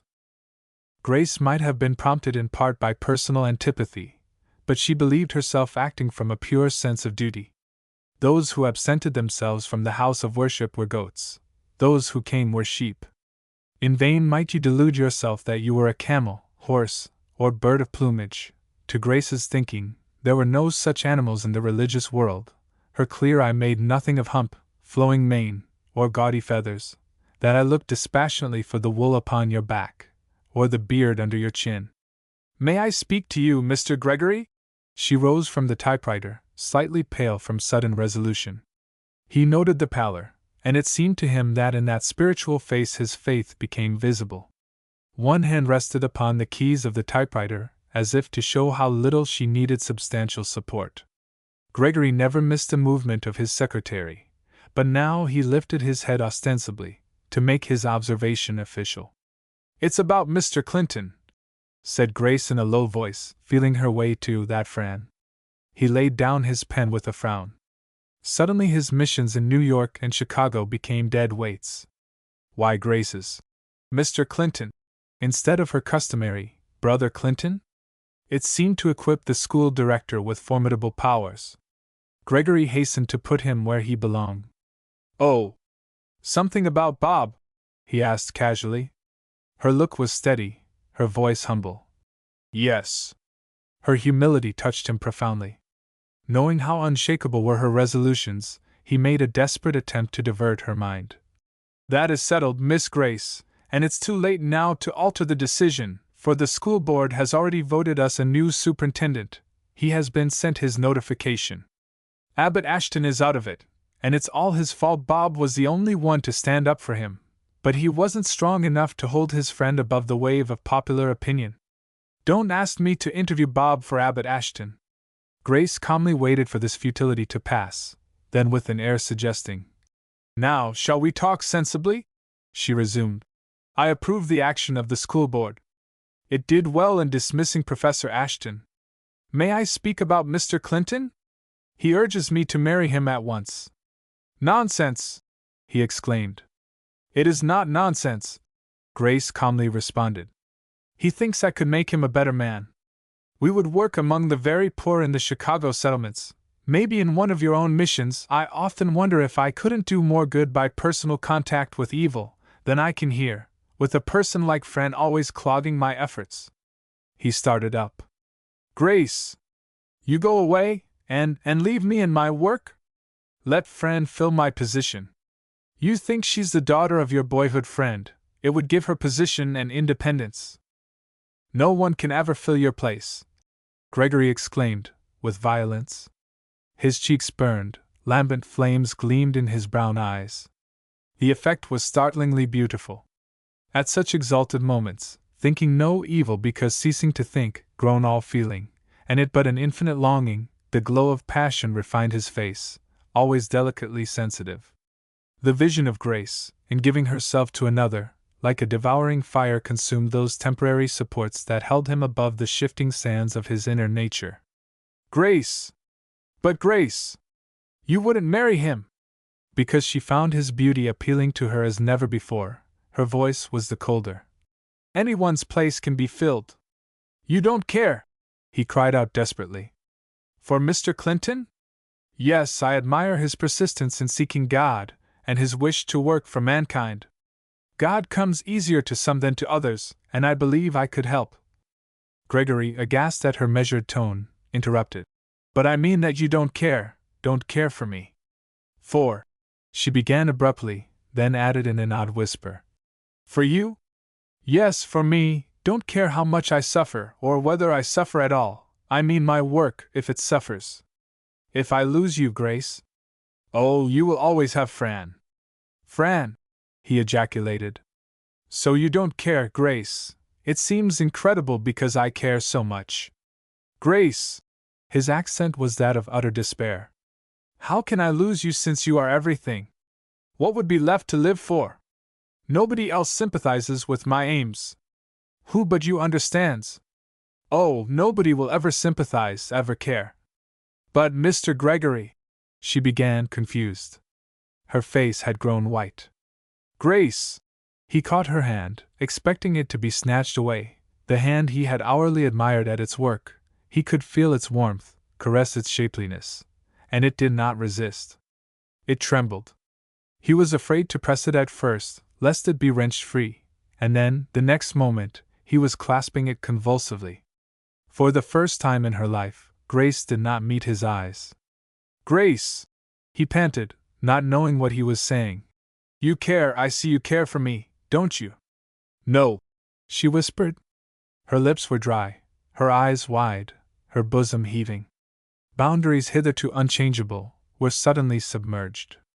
Desperately, as if for her life, she sought to cling to such floating landmarks as duty, conscience, virtue, but they were drifting madly beyond reach. "But you can't love him, can you?" Gregory asked brokenly. Grace, with closed eyes, shook her head. What harm could there be in that confession? After his voice ceased, she still heard the roaring as of a shell, as if she might be half drowned in mere sound. "You won't go away, will you, Grace?" he pleaded, drawing her closer. She shook her head, lips still parted, eyes still closed. "Speak to me, Grace. Tell me you will never leave me." Her lips trembled, then he heard a faint "Never!" Instantly neck and brow were crimsoned. Her face, always superb, became enchanting. The dignity of the queen was lost in the woman's greater charm. "Because you love me!" cried Gregory wildly. "I know you do now, I know you do!" His arm was about her. "You will never leave me because you love me. Look at me, Grace!" It seemed that her eyelids were held down by tyrannous thumbs. She tried to lift them, and tried again. Her face was irradiated by the sunrise glow of a master passion. Swiftly he kissed her lips, and as she remained motionless, he kissed her again and again. Suddenly she exclaimed blindly, "Oh my God!" Then she threw her arms about him, as he drew her to his bosom. It was at that moment, as if fate herself had timed the interruption, that Fran entered. There was a violent movement of mutual repulsion on the part of Hamilton Gregory and his secretary. Fran stood very still, the sharpness of her profile defined, with the keenness of eyes and a slight grayness about the lips that made her look oddly small and old. Fran was a dash of water upon raging fire. The effect was not extinguishment, but choking vapors. Bewildered, lost to old self-consciousness, it was necessary for Grace to readjust herself not only to these two, but to herself as well. Fran turned upon her father, and pointed toward his desk. "Stand there," she said, scarcely above a whisper. Gregory burst forth in blind wrath. "How dare you enter the room in this manner? You shall leave this house at once, and forever. I should have driven you out long ago. Do you hear me? Go!" Fran's arm was still extended. "Stand there," she repeated. Quivering in helpless fury, he stumbled to his desk, and leaned upon it. His face burned, that of Grace Noir was ghastly white. "Now you," said Fran, her voice vibrating as she faced the secretary. "Go to your typewriter." Grace did not move. Fran's eyes resembled cold stones with jagged points as her steady arm pointed. "Go! Stand where I tell you to stand. Oh, I have tamed lions before today. You needn't look at me so, I'm not afraid of your teeth." Grace's fear was not inspired by dread of exposure, but by the realization that she had done what she could not have forgiven in another. But for the supreme moment she might never have realized the real nature of her feeling for her employer. She stood appalled and humiliated, yet her spirit rose in hot revolt because it was Fran who had found her in Gregory's arms. She glared at her defiantly. "Yes," said Fran somberly. "That's my profession, lion taming. I'm the world-famous Fran Nonpareil. Go to your typewriter, Grace Noir, I say, go!" Grace could not speak without filling every word with concentrated hate. "You wicked little spy, your evil nature won't let you see anything but evil in the fruits of your eavesdropping. You misjudge simply because it would be impossible for you to understand. I see by your face that you understand. Pity you hadn't waked up long ago." Fran looked from one to the other with a dark face. Whether justly or not, they reminded her of two lions in a cage. She stood between, to keep them apart, lest, combining their forces, they spring upon her. "I understand nothing of what you imagine you know," Grace said stammeringly. "I haven't committed a crime. Stop looking at me as if I had, do you hear?" Her tone was passionate. "I am what I have always been. Dash." Did she say that to reassure herself? "What do you mean, Fran? I command you to put your suspicions in words." "I have had them roar at me before today," cried Fran. "What I mean is that you're to leave the house this day. I shall not leave this house, unless Mr. Gregory orders it. It would be admitting that I've done wrong, and I am what I have always been. What you saw, I will say this much, that it shall never happen again. But nothing has happened that you think, little impostor, with your evil mind, I am what I have always been. And I'm going to prove that you are an impostor in a very short time." Fran turned to Hamilton Gregory. "Tell her to go," she said threateningly. "Tell her she must. Order it. You know what I mean when I say she must go, and she needn't show her claws at me. I don't go into the cage without my whip. Tell her to go." He turned upon Fran, pushed to utter desperation. "No, you shall go," he said between clenched teeth. "Yes!" exclaimed Grace. It was a hiss of triumphant hate. Fran lost control over herself. "Do you think, knowing what I know, that I'll stand quietly by and see you disgrace your wife as you disgraced? Do you think I'll let you have this Grace Noir for your, to be the third? Do you think I've come out of your past life to fold my hands? I tell you plainly that I'll ruin you with that secret before I'll let you have this woman." Gregory beheld the awful secret quivering upon her lips. The danger drove him mad. "You devil!" he shouted, rushing upon her. Fran stood immovable, her eyes fastened on his. "Don't strike me," she said tensely. "Don't strike me, I warn you, unless you kill at the first blow." Illustration. "Don't strike me, I warn you." He staggered back as if her words possessed physical impact. He shrunk in a heap in the library chair and dropped his head upon his arms. To prevent Grace from learning the truth, he could have done almost anything in that first moment of insane terror, but he could not strike Fran. In the meantime, Mrs. Gregory had been ascending the stairs. They could hear her now, as she softly moved along the hall. No one in the library wished, at that moment, to confront the wife, and absolute silence reigned in the apartment. They heard her pause, when opposite the door, doubtless to assure herself that the typewriter was at work. If she did not hear the clicking of the keys, she might conclude that Grace was absent, and enter. Gregory raised his haggard head with an air suggesting meditated flight. Even Grace cowered back instinctively. Swift as a shadow, Fran darted on tiptoe to the typewriter, and began pounding upon it vigorously. Mrs. Gregory passed on her way, and when she reached the farther end of the hall, an old hymn which she had been humming broke into audible words. Fran snatched the sheet from the typewriter, and bent her head to listen. The words were soft, full of a thrilling faith, a dauntless courage. "Still all my songs shall be nearer, my God, to thee, nearer." A door closed. She was gone. Gregory dropped his head with a groan. It seemed to Fran that the voice of this wife who was not a wife lingered in the room. The hymn, no longer audible, had left behind it a fragrance, as sometimes lingers the sweet savor of a prayer, after its Amen has, as it were, dropped back into the heart whence it issued. Fran instinctively held out both arms toward the direction of the door just closed, as if she could see Mrs. Gregory kneeling behind it. "Almost," she said, in a solemn undertone, "thou persuadest me to be a Christian." Had any one but Mrs. Gregory been singing that hymn, had any one but Fran been the one to intrude upon the library scene, Grace must have been overwhelmed. As it was, she stood quite untouched, resolving to stay in order to prove herself, and to show Gregory that they must sacrifice their love for conscience' sake. Gregory, however, was deeply touched by Fran's yearning arms. He rose and stood before her. "Fran, child, we promise that what you saw shall never happen again. But you mustn't tell about it. I know you won't tell. I can't send Grace away, because I need her.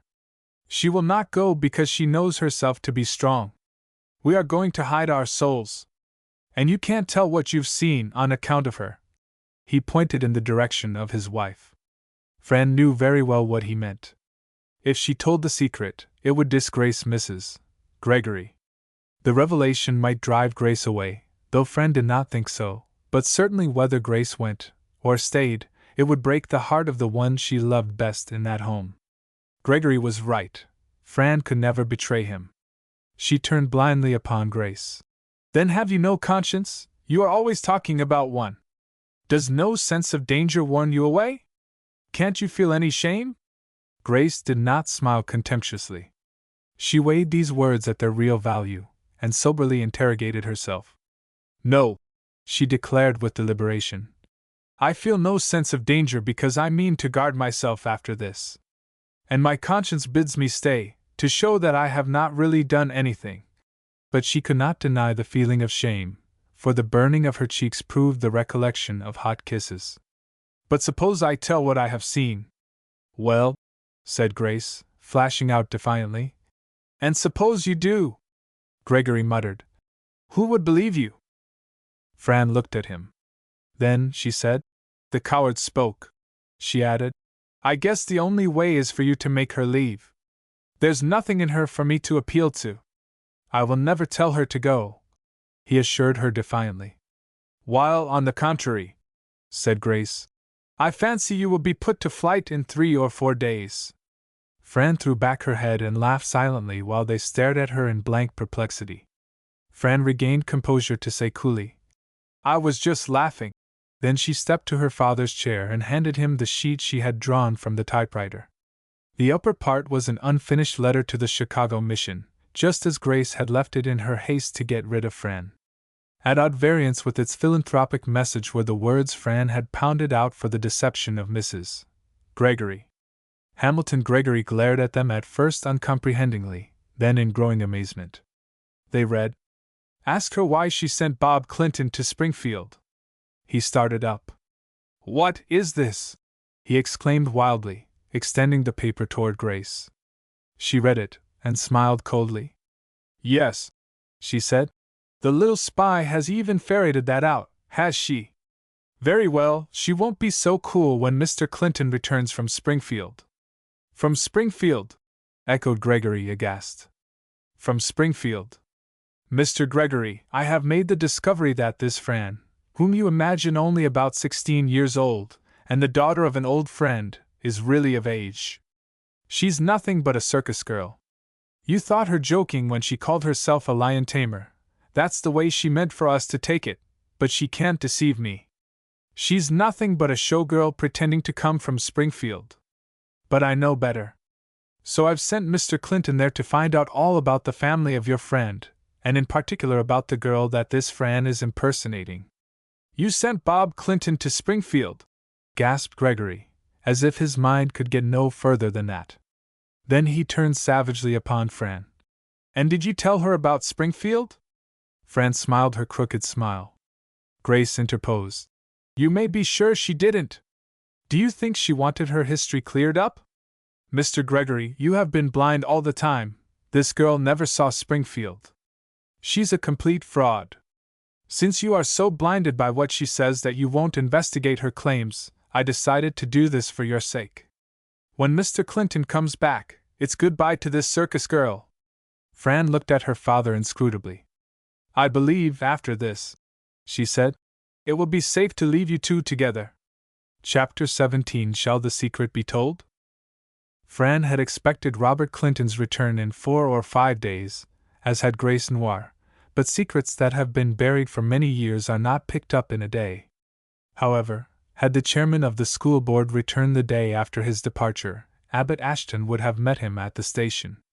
Twice, in the opinion of Fran, the young man had failed her by allowing Grace's mind to flash to important discoveries along the path of his insulated remarks about the weather. This third test was more equal, since he was to deal with no Grace Noir, merely with a man.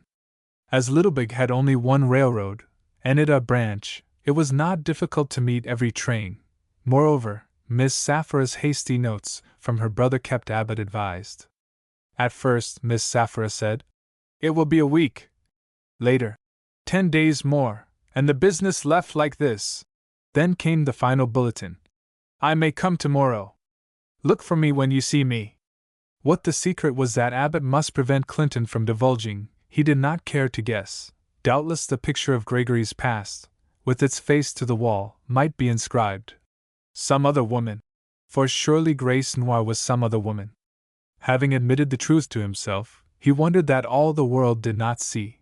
Or was it that all the world needed a Fran to open eyes willfully blind? With these thoughts, Abbott met the evening train, to see Robert Clinton hastily emerge from the solitude he had endured in the midst of many. Robert was in no pacific mood, and when he found himself almost in the arms of Abbott, his greeting was boisterous because impatient at being stopped. Abbott, knowing that Robert was not ordinarily effusive, thought, "He has the secret." Robert shook hands without delaying progress toward the waiting hack, bearing Abbott along on waves of greeting. "But surely you are not going to ride?" Abbott expostulated. "Business, very pressing, see you later." "But I have business with you, Mr. Clinton, that can't wait. Come, walk with me to town and I'll explain, it'll delay you only a few minutes." Like a restive horse on finding himself restrained, Robert Clinton lifted a leg without advancing. "Oh, very well," he agreed. "In fact, I've something important for you, old fellow, and I'll explain before, he ended, turning his back upon the hack with a smothered growl. They penetrated the silent by-streets of the outskirts of Littlebig, Robert going as fast as he could drag his companion, and Abbott walking as slowly as he could hold back the other. "Lucky I was at the station," Abbott exclaimed. "Since you've something to tell me, Bob." "What is it?" In thus addressing his old friend as Bob, The young man was officially declaring that their relationship as teacher and school director was forever at an end, and they stood as man to man. Clinton spoke rapidly, with his wonted brusqueness. Guess you know I've been knocking about the country for the last 3 or 4 weeks, saw a good many old friends. A fellow can't go anywhere without meeting somebody he knows. Curious, isn't it? Well, I've got an opening for you. You know how sorry I am because we had to plump another teacher onto your job, but don't you worry if Fran did hold your hand. Just you keep your hands in your pockets after this. When there's danger, say. I've got something lots better for you than Littlebig. School out in Oklahoma, rich, private man behind it. He owns the whole plant, and he's determined to run it to suit the new ideas. This rich man, chum of mine, went west, bought land, sat on it, got up with his jeans full of money. Wants you to come at once. Abbott was elated. What kind of new ideas, Bob? He asked joyously. Oh, that impractical nonsense of teaching life instead of books. I guess it's as much an advance over the common thing as teaching words instead of A, B, C's. You know what I mean, but I don't think I do. Don't worry about it now, something terrible's on my mind, just awful. I can't think of anything else. What you want to do is to scoot out to Tulila, Oklahoma, to this address. Here's his card, tell him Bob sent you. He looked at Abbott feverishly, as if almost hoping Abbott would bolt for Tulila then and there. His broad red face was set determinedly. This news is splendid, Abbott declared enthusiastically. I had already applied for a country school. I was afraid I had lost out a whole year on account of everything. I must thank Abbott. I don't want to be thanked. I haven't got time to be thanked. Yonder's Hamilton Gregory's house, and that's where I'm bound. Good night. But Bob, I haven't told you my business. I'll hear it later, old fellow. Dear old fellow. I think a heap of you. Old abbreviation, but I must go now. No, you mustn't. Before you go into that house, we must have a little talk. We can't talk here. People are coming and going. I don't want to talk here, bless you. I want to go in that house. My business is private and pressing. The gate was but a few yards away. He looked at it fixedly, but Abbott held his hand upon the agitated arm. Bob, what I have to tell you can't wait, and that's all about it. I won't keep you long. Just turn down this alley with me, for it's a matter of life and death. Confound your life and death. My business is life and death, too. At that moment, a light was turned on in Gregory's library, and Grace Noir was seen to pass the window. Abbott's hand tightened on the other's arm, as he urged. Down that alley, a nice dark place for talking. Nice dark, be hanged, growled Robert. What business can you have with me that wouldn't wait till morning? Look here, I'm desperate. So am I, retorted Abbott. Bob, you've been to Springfield. Robert Clinton snatched open the yard gate, muttering, That's my business. Miss Moore sent you to unearth a secret. Oh, exclaimed Robert, in an altered tone, stopping in the gateway. Did she tell you about it? No, but you've brought back that secret, and you must not tell it to Miss Noir. Not tell her? That's funny. Robert produced a sound which he expected to pass as laughter. So that's what you wanted to tell me, is it? Do you know what the secret is? I do not. But you mustn't tell it. However, that's what I'm going to do. As soon as I reach that door, take your hand off, man, my blood's up, by George. Can't you see my blood's up? It's boiling, that's what it's doing. So all you want is to ask me not to tell that secret? Not exactly all. Well, quick. What else? To see that you don't tell it. How do you mean to see that I don't tell it? You will listen to reason, Bob, said Abbott persuasively. No, I won't, cried Robert. Not me. No, sir. I'm going to tell this minute. You shall not, said Abbott, in a lower and more compelling tone. His manner was so absolute that Robert Clinton, who had forced his way almost to the porch steps, was slightly moved. See here, Abbott, say. Fran knows all about it, and you pretend to think a good deal of her. Well, it's to her interest for the whole affair to be laid open to the world. I think so much of Fran, was the low and earnest rejoinder, that if I were better fixed, I'd ask her to marry me without a moment's delay.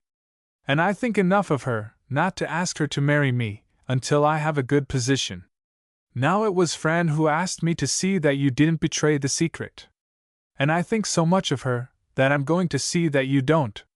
For a moment Clinton was silent, then he said in desperation, "Where is your nice dark alley? Come on, then, let's get in it." When they were safe from interruption, Clinton resumed, "You tell me that Fran wants that secret kept? I think she'd want it told everywhere. This secret is nothing at all but the wrong that was done Fran and her mother. And since you are so frank about how you like Fran, I'll follow suit and say that I have asked Grace Noir to marry me, and I know I'll stand a better show by getting her out of the hypnotic spell of that miserable scoundrel who poses as a bleeding sheep." Abbott interrupted. "The wrong done Fran? How do you mean?" "Why, man, that hypocrite in wool, that weed that infests the ground, that... In short, Mr. Gregory? But what about the wrong done Fran? Ain't I telling you? That worm-eaten pillar of the church that's made me lose so much faith in religion that I ain't got enough left worth a postage stamp to mail it back to the revival meeting where it come from. For heaven's sake, Bob, tell me what wrong Mr. Gregory did Fran. Didn't he marry Fran's mother when he was a college chap in Springfield, and then desert her? Didn't he marry again, although his first wife, Fran's mother, was living and hadn't been divorced? Don't he refuse to acknowledge Fran as his daughter, making her pass herself off as the daughter of some old college chum? That's what he did, your choir leader. I'd like to see that baton of his laid over his back. I'd like to lay it myself." It was impossible for Abbott to receive all this as a whole. He took up the revelations one at a time. "Is it possible that Fran is Mr. Gregory's daughter?" "Oh, she's his, all right, only child of his only legal wife. That's why she came, thinking her father would do the right thing, him that's always praying to be guided aright, and balking whenever the halter's pulled straight." "Then," Abbott stammered, "Mrs. Gregory is—" "Yap, is with a question mark. But there's one thing she isn't. She isn't the legal wife of this pirate what's always preying upon the consciences of folks that thinks they're worse than him. As for Mr. Gregory," Abbott began sternly. Robert pursued the name with a vigorous expletive, and growled, "One thing Mr. Gregory has done for me, he's opened the floodgates that have been so long damned. Yes, I say damned, I say." "Bob," Abbott exclaimed, "don't you understand Fran's object in keeping the secret? It's on account of Mrs. Gregory. If she finds it out, that she's not legally married, don't you see? Of course it would be to Fran's interests. Bless her heart. What a nonpareil."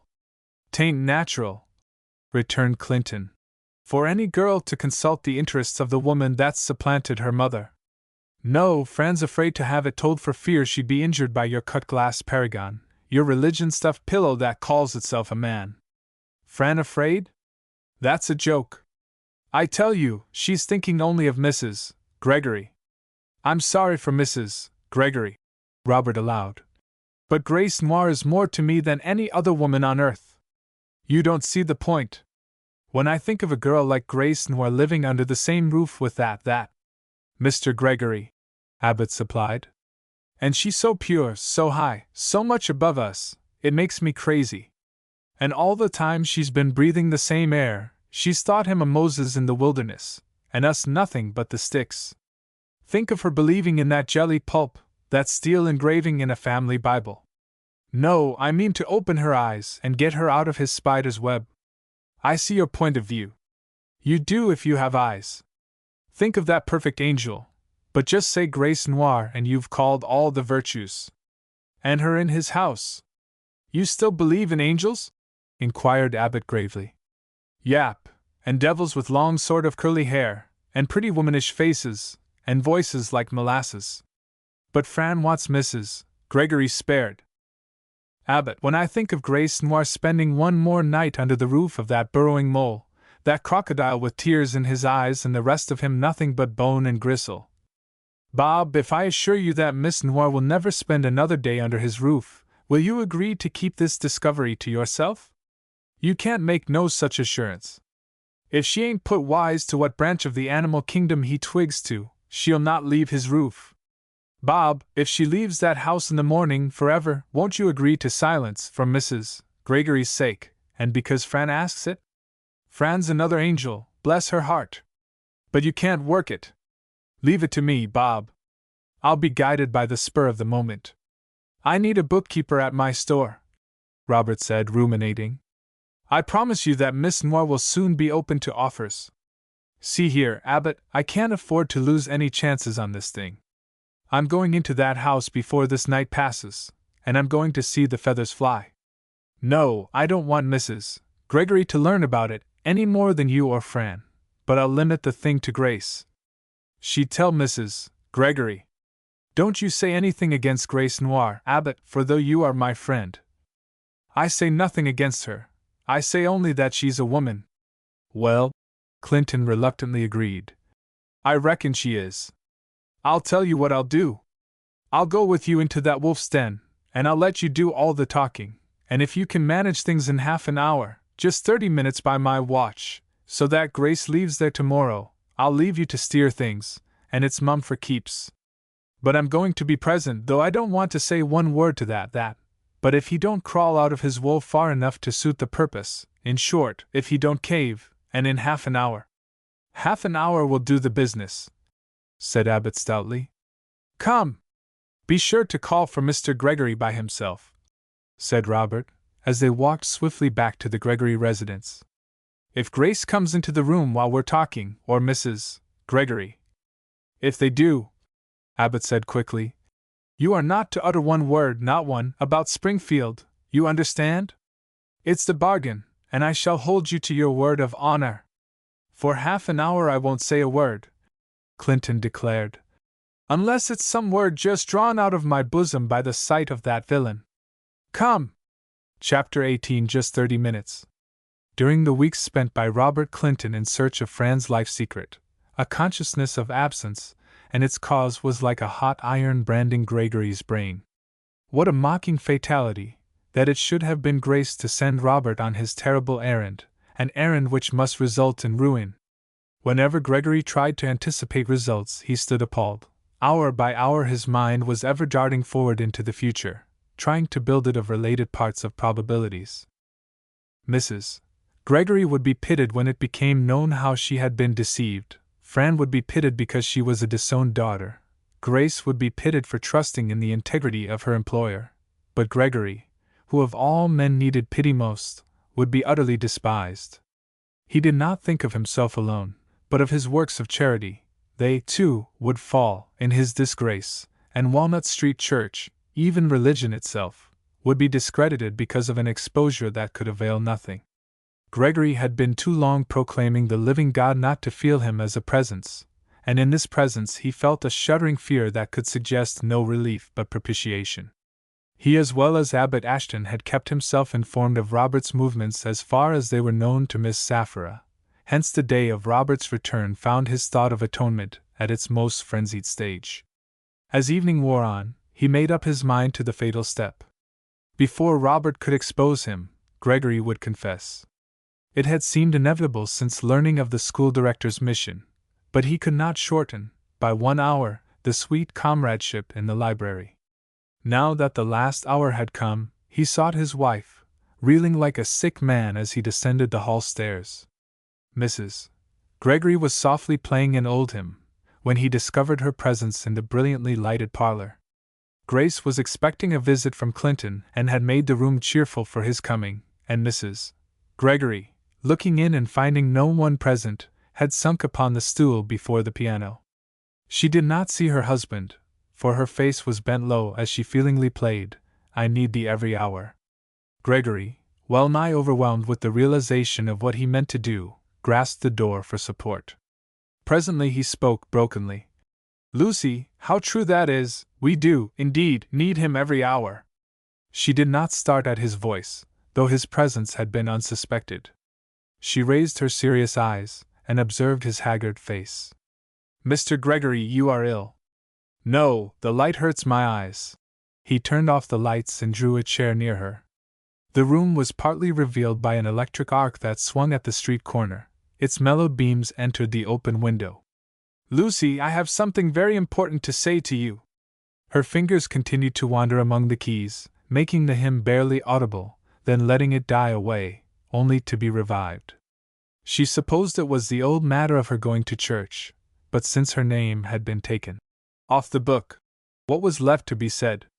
Lucy, I have never spoken of this before, but it has seemed to me for a long time that we have wandered rather far apart. Yes, very far apart.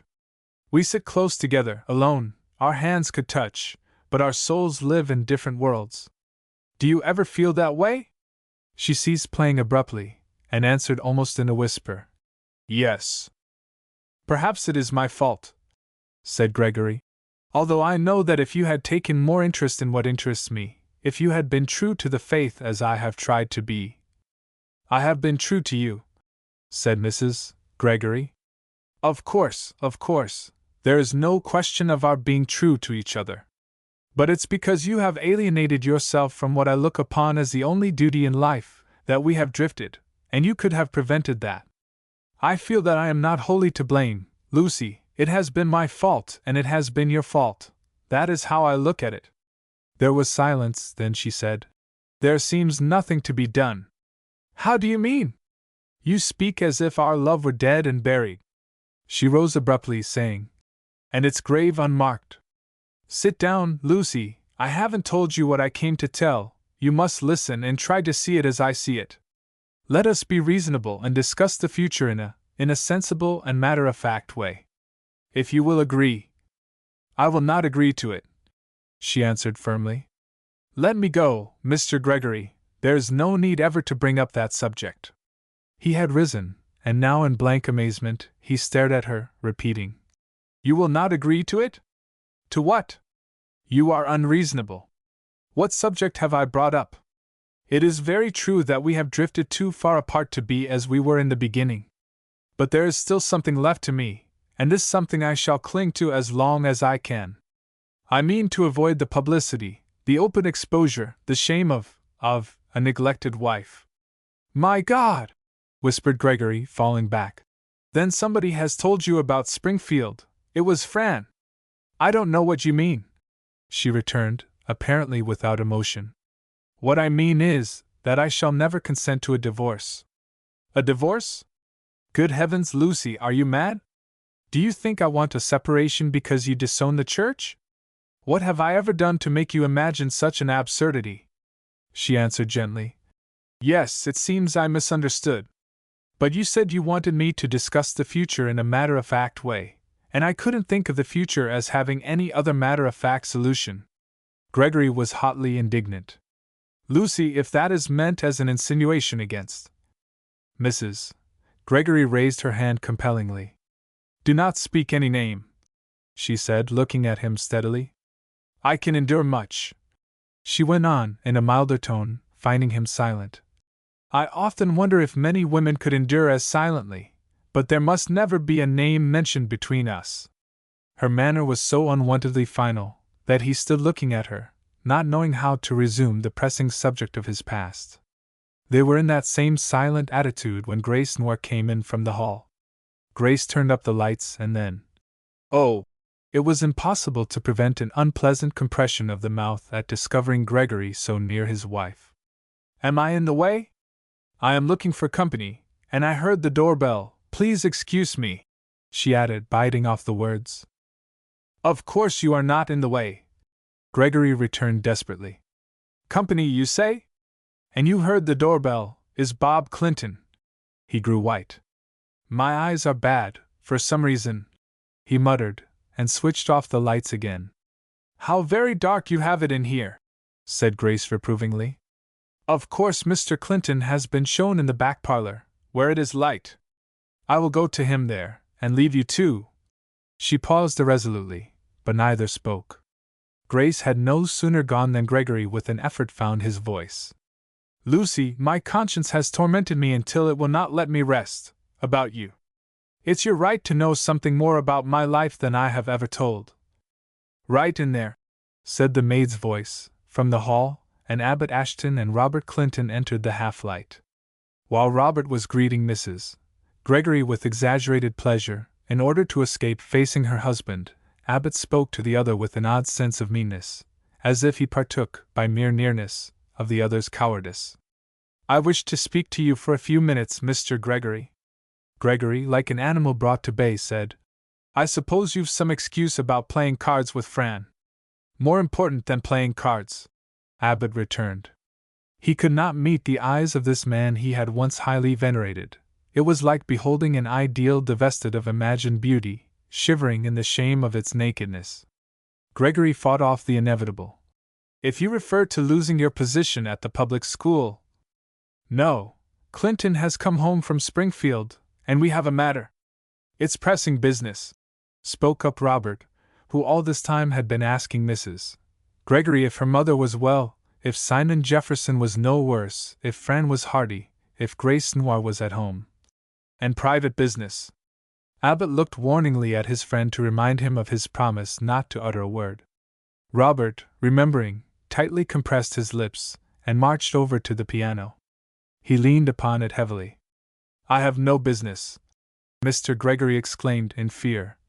That my wife need not know. This is, cried Robert. Then remembering, he struck the keys a resounding chord. Mrs. Gregory was about to leave the room. No, no! Exclaimed Mr. Gregory, starting to the door to intercept her. I want you to stay. I'll have no secrets from you, Lucy. I want you to hear what these gentlemen have to say. He glared at Abbott as if daring him to speak the words that must destroy his wife's last feeble hold on her position. I hope Mrs. Gregory will excuse us, said Abbott, smiling at her as cheerfully as he could. But she knows that there are matters of business that women don't understand, or care to learn. This is something that relates merely to you, Mr. Gregory, and ourselves. Of course I understand you, Abbott, said Mrs. Gregory gently. And Mr. Gregory is wrong to insist on my interrupting. Women are always in the way. She smiled, and slipping around Gregory, had reached the door, when she came face to face with Grace Noir, entering. At sight of her, for Grace did not pause, but went over to the piano, Mrs. Gregory apparently reconsidered, and stepped to her husband's side. So you did come, Grace said, smiling at Robert. Shall we go into the other room? Robert reveled in her beauty, and to that extent his anger against Gregory flamed higher. Pretty soon, he said. Pretty soon, Miss Grace, in just 20 minutes. He looked at his watch, then at Abbott. I must tell you, Mr. Gregory, Abbott began rapidly, that I had just 30 minutes to consummate the matter with you, just half an hour, when we came here, and 10 minutes are already gone. Only 20 minutes are left. What do you mean by your 20 minutes being left? Gregory blustered. Abbott spoke carefully, at the same time drawing a little farther away from the man he despised. Bob has been to Springfield about that matter, you understand. No, I don't, cried Gregory. Or if I do, tell it out, all of it. He has been to Springfield, Abbott went on, and he got on the inside of the business, and the interests are determined that they will retaliate on you for your successes in the past, and at the same time be a help to Bob. I don't understand, Gregory gasped blankly. Me neither, muttered Robert. It's very simple, Abbott maintained. The Springfield interests want to give you a blow, and give Bob a helping hand.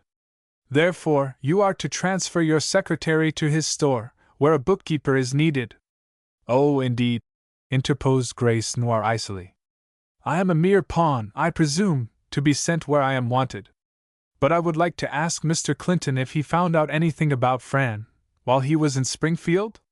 Fran is all she claims to be, Robert declared bluntly. All? You can prove she's no fraud? My pockets are full of proofs, Robert exclaimed, looking significantly at Gregory. Dear Fran, murmured Mrs. Gregory with a sweet smile of reminiscence. Abbott, Mr. Gregory gasped, as he began to realize the compromise that was offered.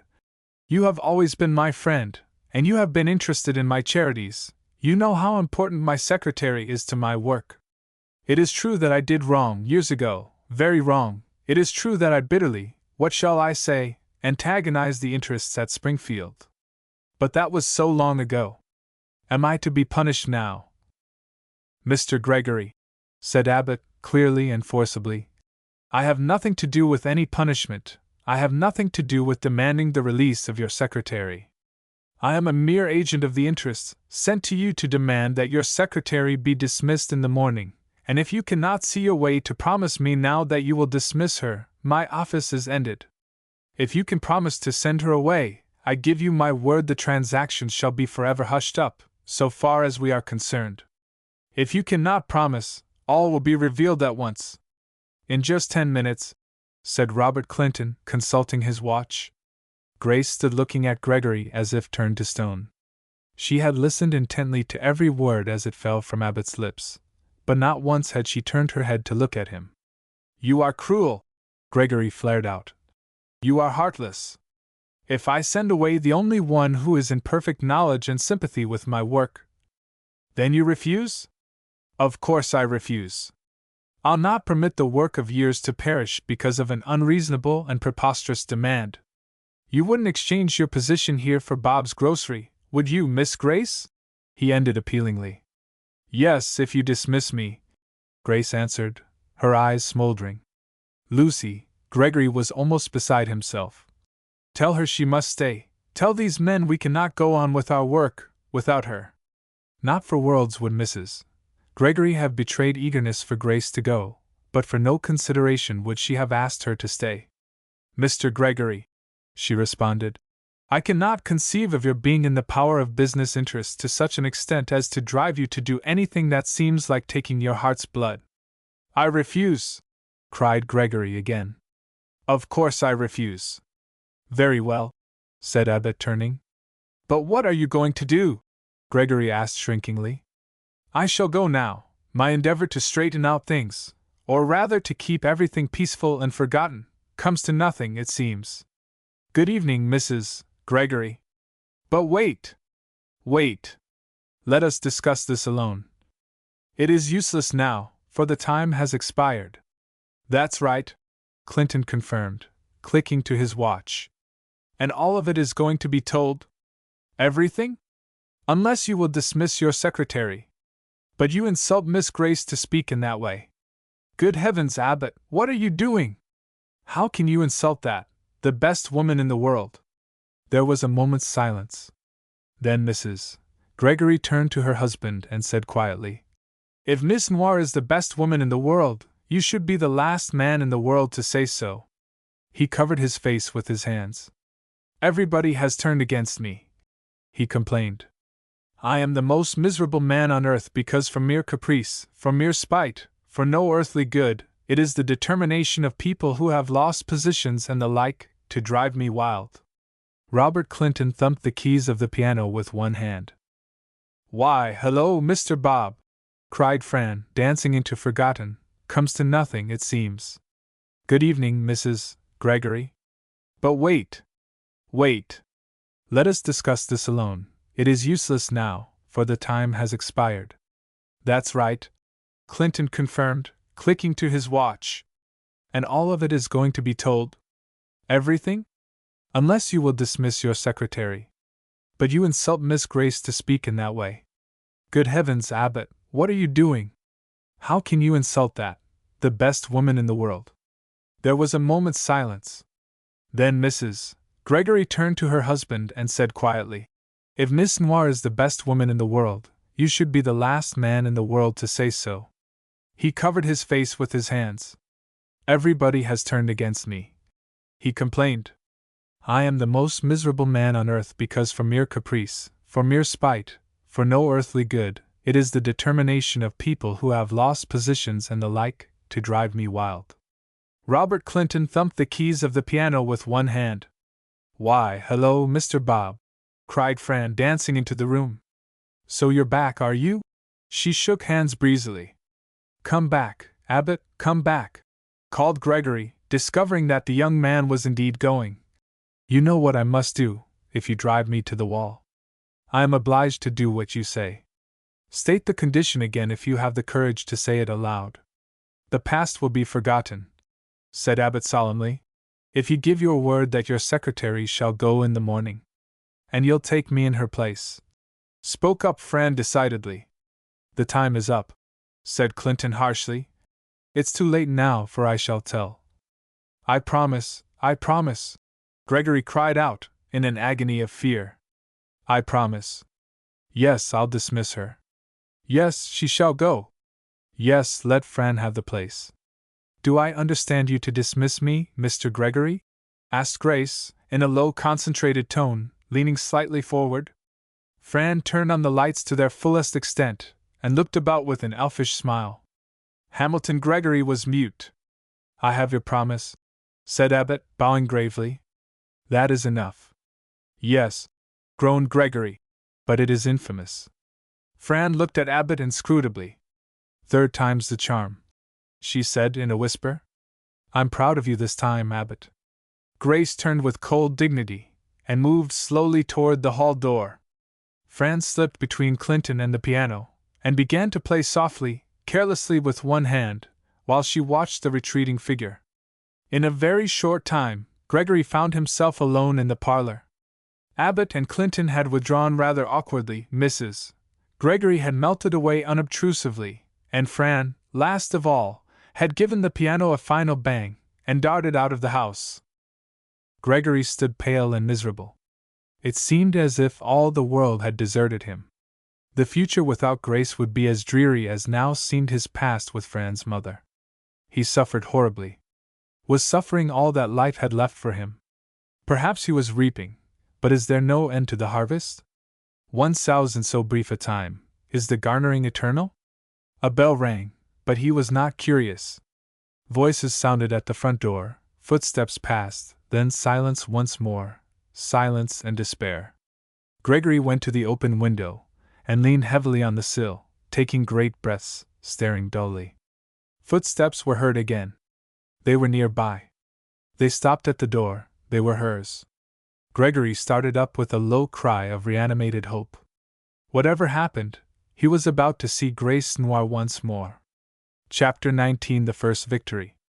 When Grace re-entered the parlor, to find Hamilton Gregory alone, her eyes were full of reproach without tenderness. He dropped his head before her accusing face, but all the same, he felt a buoyant relief because she was there. As she came straight toward him, an open letter in her hand, his body grew erect, and his brown eyes, losing their glazed light, burned from the depths. Read it, Grace said in a thin, brittle voice. In taking the letter, Gregory touched her hand. With recaptured alertness, he held the missive to the light, and read. My dear Miss Noir, this is to officially offer you the position of bookkeeper at my grocery store, now that Hamilton Gregory has decided to make Fran his secretary. Come over early in the morning and everything will be arranged to your satisfaction. I am Robert Clinton. Gregory looked up, and marked the fixedness of her gaze. It seemed to call upon him to avenge an insult. He could only bluster. Who brought this thing here? He flung the note upon the table. A messenger. Grace's look did not waver. The impudence! He exclaimed. The affront! However, said Grace, I presume it is final that I am dismissed? But his unseemly haste in sending this note, it's infamous, that's what I call it, infamous. And you mean to take Fran in my place, do you not? You see, Gregory explained, Bob Clinton came back to town this evening from Springfield, you understand, and Abbott came with him, and Mrs. Gregory was in the room so they could not speak exactly openly, and Abbott made the condition. I can hardly explain so delicate an affair of business, but you see, Bob is evidently very much in love with you, and he has it in his power to demand. Grace calmly waited for the other to lapse into uncertain silence, then said, This note tells me definitely that I am offered another position, but you tell me nothing. It was I who sent Mr. Clinton to Springfield to look into the private record of that Fran. You see, Gregory explained, he was afraid I might think it presumptuous of him to do that. It was like doubting my word, so he came to me. However, he is back and there is nothing to reveal, absolutely nothing to reveal. Is he sure that the girl is no impostor? He knows she isn't. His pockets are full of proofs. I know you sent Bob on my account, Grace, but alas! Fran is a reality, she can't be dismissed. It seems I can be. But of course I am nothing. Grace! You are everything. She laughed. Everything. At the word of an Abbot Ashton, a disgraced schoolteacher, you make me less than nothing. He cried out impetuously. Shall I tell you why we must part? Grace returned with a somber look. So Fran is to have my place. Gregory interposed passionately. It is because I love you. So Fran is to be your secretary, she persisted. Grace, you have read my heart, I have read yours. We thought we could associate in safety, after that, but I am weak. You never come into the room that I am not thrilled with rapture. Life hasn't any brightness for me except your presence. What can I do but protect you? Mr. Gregory, Fran hasn't any interest in your work. I love you, Grace, I adore you. Beautiful darling, don't you see you must go away because you are so inexpressibly precious to me? That's why I mustn't have you under my roof. He sank upon his knees and caught her hand. See me at your feet, should this thing be? Grace coldly withdrew her hand. In spite of all you say, you have engaged Fran in my place. No one can take your place, dear. Grace's voice suddenly vibrated. You tell me you love me, yet you agree to hire that woman, in my place, the woman I hate, I tell you, yes, the spy, the enemy of this home. Yes, Grace, I do tell you that I love you, would I be kneeling here worshipping you otherwise? And what is more, you know that you love me, you know it. That's why I must send you away. Then send Fran away, when you send me away. Oh my God, if I could! He exclaimed, starting up wildly. But you see, it's impossible. I can't do that, and I can't keep you. Why is it impossible? Must you treat better the daughter of an old college friend than the woman you say you love? What are those mysterious Springfield interests? And you are the woman who loves me, Gregory interrupted quickly. Say it, Grace. Tell me you love me before you go away, just those 3 words before I sink back into my lonely despair. We will never be alone together in this life. Tell me, then, that you love me. Let me hear those words from your beautiful lips. It makes me laugh, Grace cried out in wrath that could not be controlled. To hear you speak of love in one breath and of Fran in the next. Maybe some day you'll speak both in the same breath. Yes, I will go, and you can hire your Fran. But won't you tell me goodbye? He pleaded. As soon as I have become complete master of my love for you, Fran shall be sent unceremoniously about her business. I fancy Abbot Ashton wants to marry her. Let him take her away. Then she will be gone. Then my duty to friendship will be fulfilled. And if you will come back again, then we might be happy together, after all. She stamped her foot violently.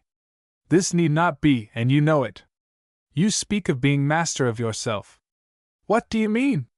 I already know you love me. What is there to hide? But others would see.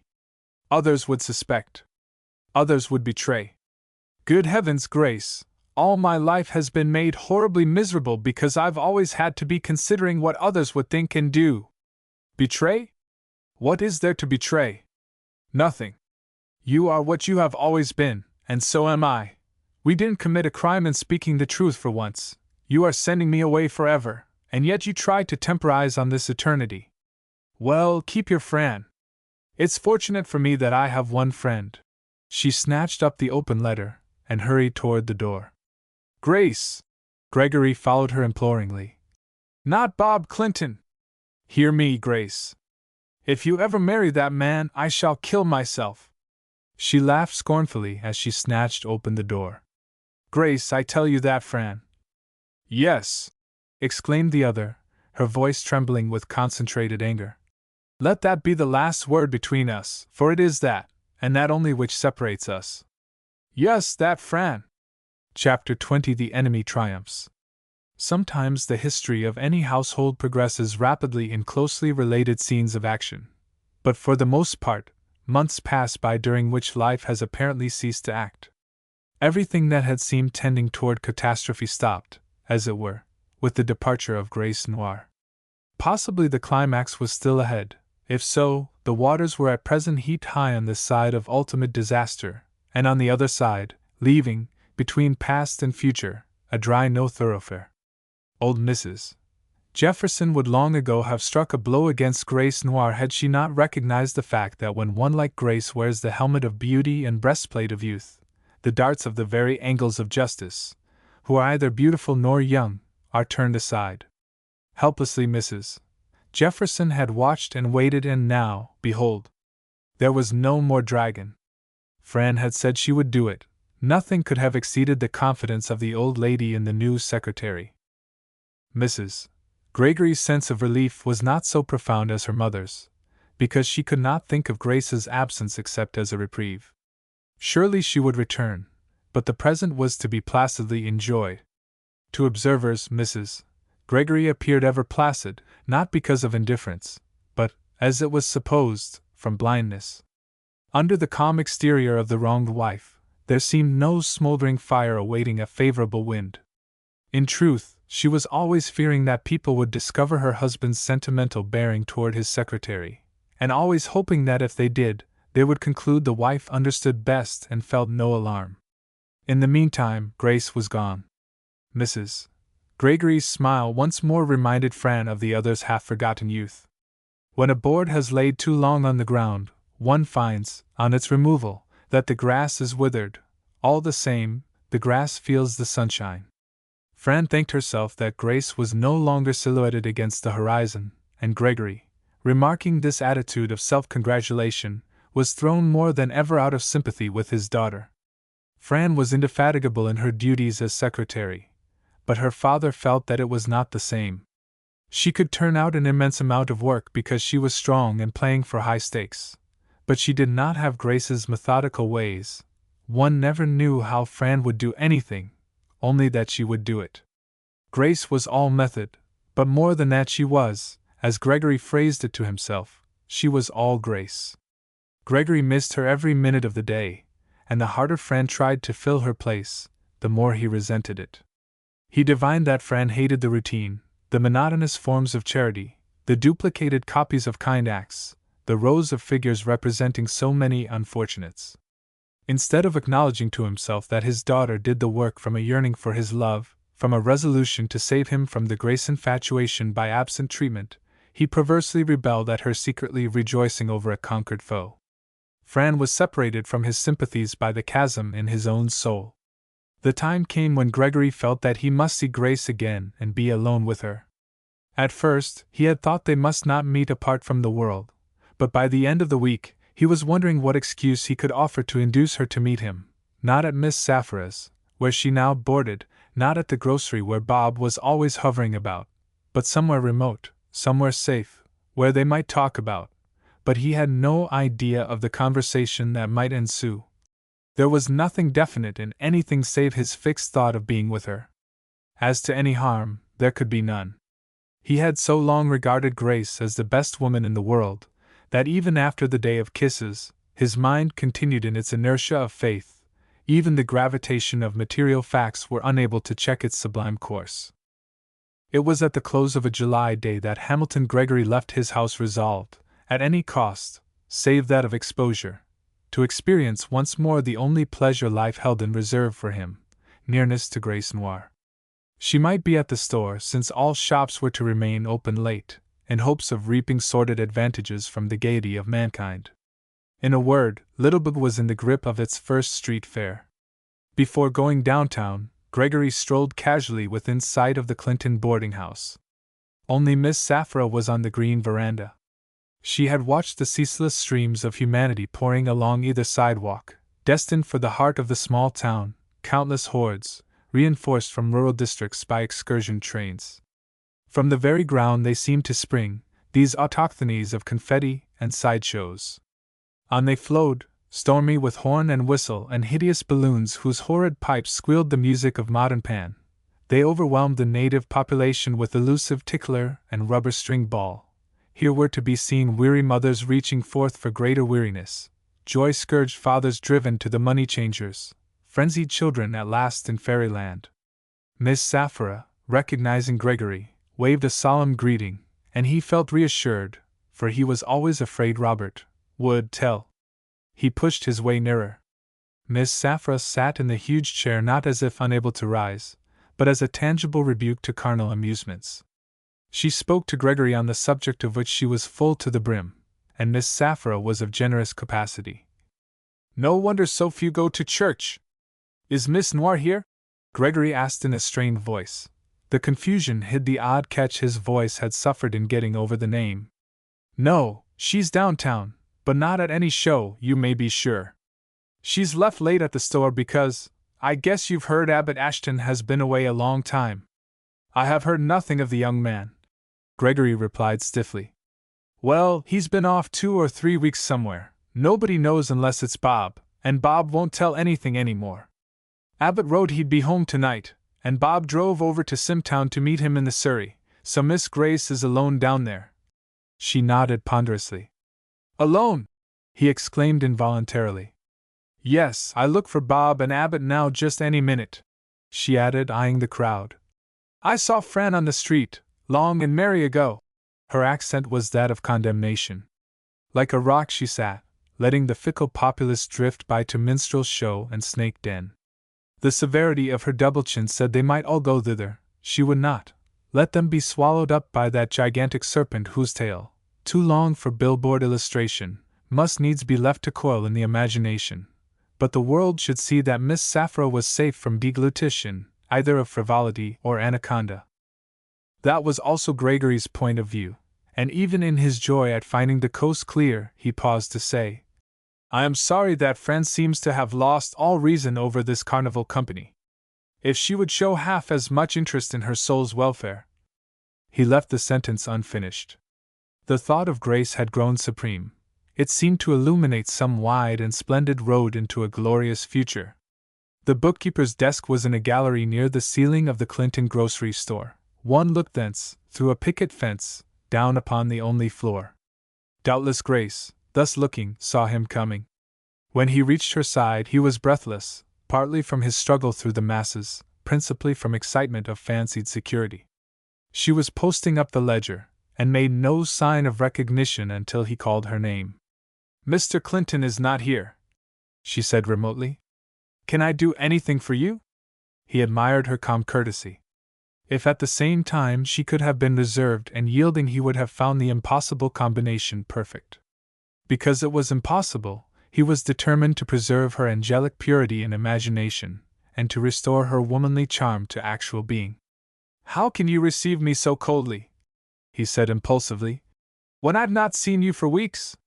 You see me at church, she answered impersonally. But I have been dying to be near you, to talk to you. Stop! She held up her hand. You should know that Mr. Clinton and I are. Grace! He groaned. She whispered, her face suddenly growing pale. Are engaged. The tête-à-tête was beyond her supposed strength. His melodious voice, associated in her mind with divine worship, the burning of those beautiful eyes in which she seemed to see her own love, the attitude of his arms as if, not knowing it, he were reaching out for her, all this was hard for her to resist. Engaged, he echoed, as if she had pronounced one of the world's great tragedies. Then you will give yourself to that man, yourself, Grace, that beautiful self, and without love? It's a crime. Don't commit the horrible blunder that's ruined my life. See what wretchedness has come to me. Then you think, very slowly, that I ought to let Fran ruin my whole life because your wife has ruined yours? Then you think that after I have been driven out of the house to make room for Fran, that I ought to stay single because you married unwisely? Grace, don't say you are driven out. What do you call it? A resignation? Grace, we have only a few moments to be alone. For pity's sake, look at me kindly and use another tone, a tone like the dear days when you were by my side. We may never be together again. She looked at him with the same repellent expression, and spoke in the same bitter tone. Well, suppose we're not. You and that Fran will be together. In his realization that it was Fran, and Fran alone, who separated them, Gregory passed into a state of anger, to which his love added recklessness. Grace, hate me if you must, but you shall not misunderstand me. She laughed. Please don't ask me to understand you, Mr. Gregory, while you hide the only secret to your understanding. Don't come to me with pretended liking when what you call mysterious business interests at Springfield drive me from your door, and keep Fran at my desk," he interposed in a low, passionate voice. "I am resolved that you should know everything. Fran is my own daughter." She gave no sign save a sudden compression of the mouth. Nevertheless, her surprise was extreme. Her mind flashed along the wires of the past and returned illuminated to the present entanglement. He thought her merely stunned, and burst forth. "I tell you, Fran is my child. Now you know why I'm compelled to do what she wants. That's the secret Bob brought from Springfield. That's the secret Abbot Ashton hung over my head, the traitor. After I'd befriended him. All of my ungrateful friends have conspired to ruin me, to force you from me by this secret. But you know it now, and I've escaped its danger. You know it. And does your wife know? Would I tell her, and not tell you? It's you I've tried to shield. I married Josephine Derry, and Fran is our child. You know Fran. Well, her mother was just like her, frivolous, caring only for things of the world, irreligious. And I was just a boy, a mere college youth. When I realized the awful mistake I'd made, I thought it best just to go away and let her live her own life. Years after, I put all that behind me, and came to Littlebrook. I married Mrs. Gregory, and I wanted to put all my past life away, clear away, and live a good open life.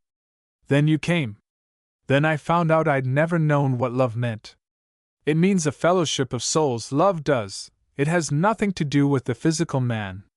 It means just your soul and mine, and it's too late." Grace, with hands locked upon her open ledger, stared straight before her, as if turned to stone. The little fenced-in box, hanging high above eager shoppers, was as a peaceful haven in a storm of raging noises. From without, gusts of merriment shrieked and whistled, while above them boomed the raucous cries of showmen, drowned in their turn by the indefatigable brass band. The atmosphere of the bookkeeper's loft was a wedge of silence, splitting a solidarity of tumult. Gregory covered his face with his hands. "Do you despise me, you pure angel of beauty? Oh, say you don't utterly despise me. I've not breathed this secret to any living soul but you, you whom I love with the madness of despair. My heart is broken. Tell me what I can do." At last Grace spoke in a thin tone. "Where is that woman? Fran's mother?" She did not reply. He ought to know whom she meant. "She died a few years ago, but I thought her dead when I married Mrs. Gregory. I didn't mean any wrong to my wife, I wanted everything legal, and supposed it was. I thought everything was all right until that awful night, when Fran came. There'd been no divorce, so Fran kept the secret, not on my account, oh no, not on her father's account. She gave me no consideration. It was on account of Mrs. Gregory." "Which Mrs. Gregory?" "You know, Mrs. Gregory." "Can you believe that?" Grace asked, with a chilled smile. "You believe Fran really cares for your wife? You think any daughter could care for the woman who has stolen her mother's rightful place? But Fran won't have the truth declared. If it weren't for her, Bob would have told you long ago. Suppose I were in Fran's place, would I have kept the secret to spare man or woman? No! Fran doesn't care a penny for your wife. She couldn't. It would be monstrous, unnatural. But she's always hated me. That's why she acts as she does, to triumph over me. I see it all. That is the reason she won't have the truth declared. She doesn't want me to know that you are free." Grace started up from the desk, her face deathly white. She was tottering, but when Gregory would have leaped to her side, she whispered, "They would see us." Suddenly her face became crimson. He caught his breath, speechless before her imperial loveliness. "Mr. Gregory!" Her eyes were burning into his. "Have you told me all the secret?" "Yes, all." "Then Mr. Clinton deceived me. He agreed to hide everything, if I'd send you away." "Oh, I see. So even he is one of Fran's allies. Never mind, did you say that when you married the second time, your first wife was living, and had never been divorced? But Grace, dear Grace, I thought it all right, I believed." She did not seem to hear him. "Then she is not your wife," she said in a low whisper. She believes. Her voice rose scornfully. And so that is the fact Fran wanted hidden. You are not really bound to Mrs. Gregory. Not legally, but… In what way, then? Why, in no regular way, I mean, but don't you see, there could be no marriage now to make it binding, without telling her. You are not bound at all, Grace interrupted. You are free as air, as free as I am. Are you determined not to understand me? Since you are free, there is no obstacle, in heaven or on earth, to your wishes. His passage from despair to sudden hope was so violent that he grasped the desk for support. What, then, you, Grace, would you, but… You are free, said Grace. And since Mr. Clinton's treachery, I do not consider myself bound. Grace, he cried wildly. Grace, starve my soul, go with me, fly with me in a week, darling. Let us arrange it for tomorrow. No, I will not go with you unless you take me now. Now? Immediately? He gasped, bewildered. Without once turning back. She returned. There's a train in something like an hour. Forever? He was delirious. And you are to be mine, Grace, you are to be mine, my very own. Yes. But you are never to see Fran again. Do I want to see her again? But Grace, if we stay here until train time, Bob will come and find us. I don't want to meet Bob. Then let us go. There are such crowds on the streets that we can easily lose ourselves. Bob will hunt for you, Grace, if he gets back with Abbott before our train leaves. Miss Safra said she was looking for him any minute, and that was a good while ago. If you can't keep him from finding me, Grace said, let him find. I do not consider that I am acting in the wrong. When people are not bound, they are free, and if they are free, they have the right to be happy if at the same time, while being happy together, they can be doing good. Still, said Gregory, looking over the railing, you know it would look bad, darling. This is the beginning of our lives, she said with sudden joy. And if Bob sees me with you, Grace, after what he knows, you can guess that something very unpleasant would. Grace drew back, to look searchingly into his face. Mr. Gregory, she said slowly, you make difficulties. He met her eyes, and his blood danced. I make difficulties? No! Grace, you have made me the happiest man in the world. Yes, our lives begin with this night, our real lives. Grace, you're the best woman that ever lived! Chapter 21 Flight. To reach the station, they must either penetrate the heart of the town, or follow the dark streets of the outskirts. In the latter case, their association would arouse surprise and comment, but in the throng, reasonable safety might be expected. Once in the station, they might hope to pass the hour of waiting in obscurity, since that was the last place that a search would be made. After the first intense moment of exultation, both began to fear a possible search. Grace apparently dreaded discovery as shrinkingly as if her conscience were not clear, and Gregory, in the midst of his own perturbation, found it incongruous that she who was always right, wanted to hide. As they breasted the billows of jollity which in its focal stress became almost materialized, there grew up within him a feeling uneasily akin to the shame of his past. Old days seemed rising from their graves to chill him with their ghastly show of skeletons of dead delights. But Grace's hand was upon his arm, and the crowd pressed them close together, and she was always beautiful and divinely formed. The prospect of complete possession filled him with ecstasy, while Grace herself yielded to the love that had outgrown all other principles of conduct. Grace could deceive herself about this love, could reassure her conscience with specious logic, but she never lost her coolness of judgment concerning Hamilton Gregory. His lapses from conventionality did not come from deliberate choice, and she realized the danger of letting his feverish impulse grow cold. Even the prospect of waiting 1 hour at the station frightened her. She must save him from that Fran who, it appeared, was his daughter, and from the worldly woman who was not his wife, and he must be saved at once, or the happiness of their lives would suffer shipwreck. They gained the street before the courthouse, which by courtesy passed under the name of the City Square. Grace's hand grew tense on Gregory's arm. Look! Her whisper was lost in the wind, but Gregory, following her frightened glance, saw Robert Clinton elbowing his way through the crowd, forcing his progress bluntly, or jovially, according to the nature of obstruction. He did not see them, and by dodging they escaped. The nearness of danger had paled Grace's cheeks. Gregory accepted his own trembling as natural, but Grace's evident fear acted upon his nebulous state of mind in a way to condense jumbled emotions and deceptive longings into something like real thought. If they were in the right, why did they feel such expansive relief when the crowd swept them from the sidewalk to bear them far away from Robert Clinton? The merry-go-round, its very music traveling in a circle, clashed its steam whistlings and organ wailings against a drum and trombone band, while these distinct strata of sound were cut across by an outcropping of graphophones and megaphones.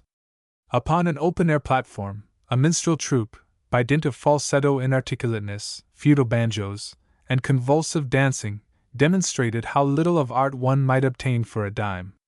Always out of sympathy with such displays, but now more than ever repelled by them, Grace and Gregory hurried away to find themselves penned in a court, surrounded on all sides by strident cries of barkers, cracking reports from target practice, fusillades at the doll babies, clanging jars from strength testers and the like, while from this horrid field of misguided energy, there was no outlet save the narrow entrance they had unwittingly used.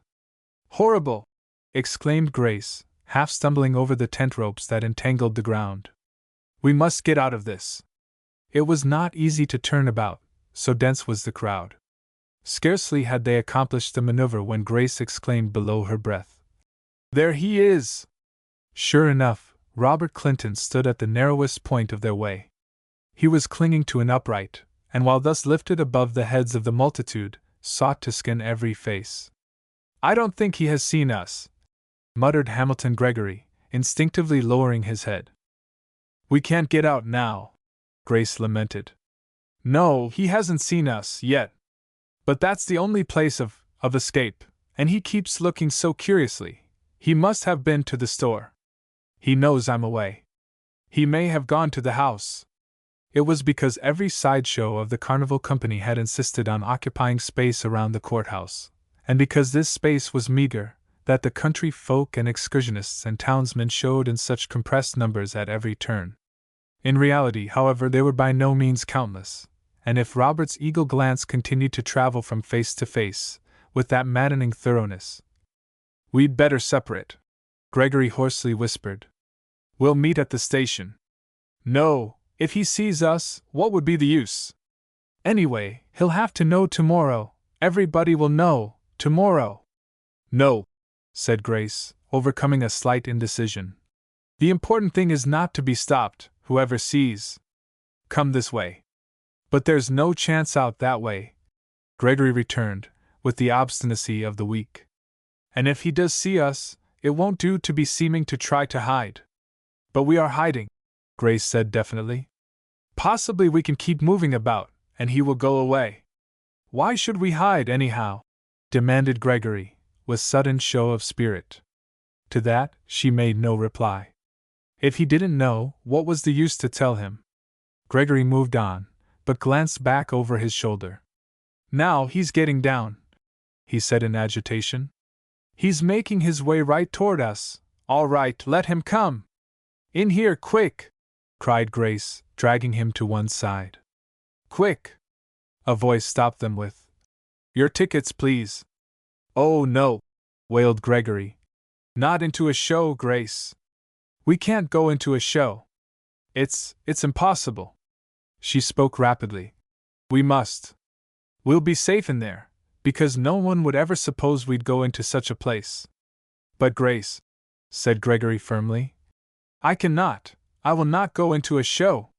The voice addressed them again. "It's first class in every particular, lady. There is nothing here to bring the blush of shame to the cheek of the most fastidious.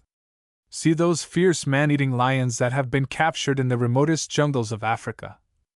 Gregory looked back. Robert Clinton was drawing nearer. As yet he had not discovered them, but his eyes, grown fiercer and more impatient, were never at rest. With a groan, Gregory thrust some money into the showman's hand, and he and Grace mingled with the noisy sightseers flocking under the black tent. Chapter 22: The Street Fair. Littlebit was trembling under the fearful din of a carnival too big for it, when Abbot Ashton, after his weeks of absence, returned to find himself at Hamilton Gregory's door. He discovered old Mrs. Jefferson in the front room, this July night, because old age is on no friendly terms with falling dew, but every window was open. "Come in," she cried, delighted at sight of his handsome smiling face. He had been smiling most of the time during his drive from Simtown with Robert Clinton. "Here I sit by the window, where sometimes I imagine I hear a faint faraway sound. I judge it's from some carnival band. Take this chair and listen attentively. Your ears are younger, now."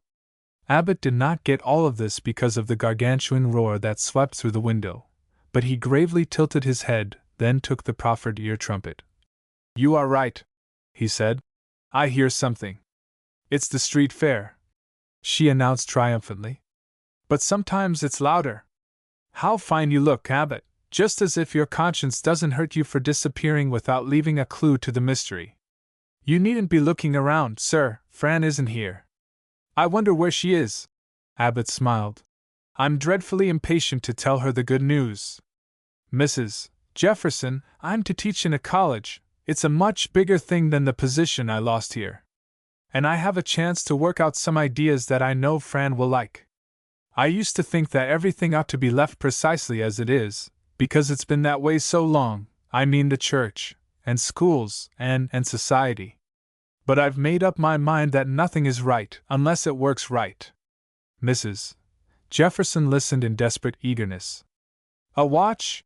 she hazarded. "Exactly," he responded hastily. "If a watch doesn't run, what's the use of its being pretty? And if churches develop a gift of tongue instead of character, what's the value of their prayers and songs? And I've concluded that if schools don't teach us how to live, they have the wrong kind of springs and wheels. Where is Fran, Mrs. Jefferson?" "Still," she temporized, "we can't get along without watches, Abbot." "No, nor schools, nor churches. But they must have good works. Is Fran down at the fair, do you think?" The other bent toward him stealthily. "Ask where Mrs. Gregory is," she said, wonderfully significant. "Well? Abbot, listen, she's gone visiting." "Visiting?" Abbot was surprised. "Yes, visiting, she that hasn't been off this place to visit a soul for ages. I tell you, boy, times have changed here. Maybe you think nobody'd be left at home to visit, but Fran has found that there is a woman in town that she used to know, and the woman has a mighty sick child, and Lucy has gone to sit by it, so the mother can rest. Think of that, Abbot, think of Lucy going anywhere. My! Have you heard that we've lost a secretary at this place? I mean the future Mrs. Bob. Yes, she's gone. I'd as soon have thought of the courthouse being picked up and set in the parlor." Mrs. Jefferson drew back and said succinctly, "Fran did it." Her cap quivered as she leaned forward again. "Get her to tell you all about it. We darsn't speak about it much because of the neighbors. We conspired, Fran and I. Yes, she's down at the carnival, you boy." Abbot hastily departed. Later he found himself in a cloudburst of confetti on the city square, and when he had cleared his eyes of the red and white snow, he saw Fran disappearing like a bit of crimson glass at the bottom of a human kaleidoscope. Fran had thrown the confetti, then fled. How much brighter she was than all the other shifting units of humanity. He fought his way toward her determinedly, finding she was about to be submerged. Was she actually trying to elude him? "Fran!" he cried reproachfully as he reached her side. "How have you the heart to run away from me after I've been lost for weeks? Nobody knew I'd ever be found." Fran gave up flight, and stopped to look at him. A smile slipped from the corner of one eye, to get caught at the corner of her demure mouth. "When you disappeared, you left me yourself. A friend always does. I've had you all the time." Abbot glowed. "Still, it isn't exactly the same as if I had been able to touch your hand. Suppose we shake hands, little friend, what do you say?" "I don't say anything," Fran retorted. "I just shake."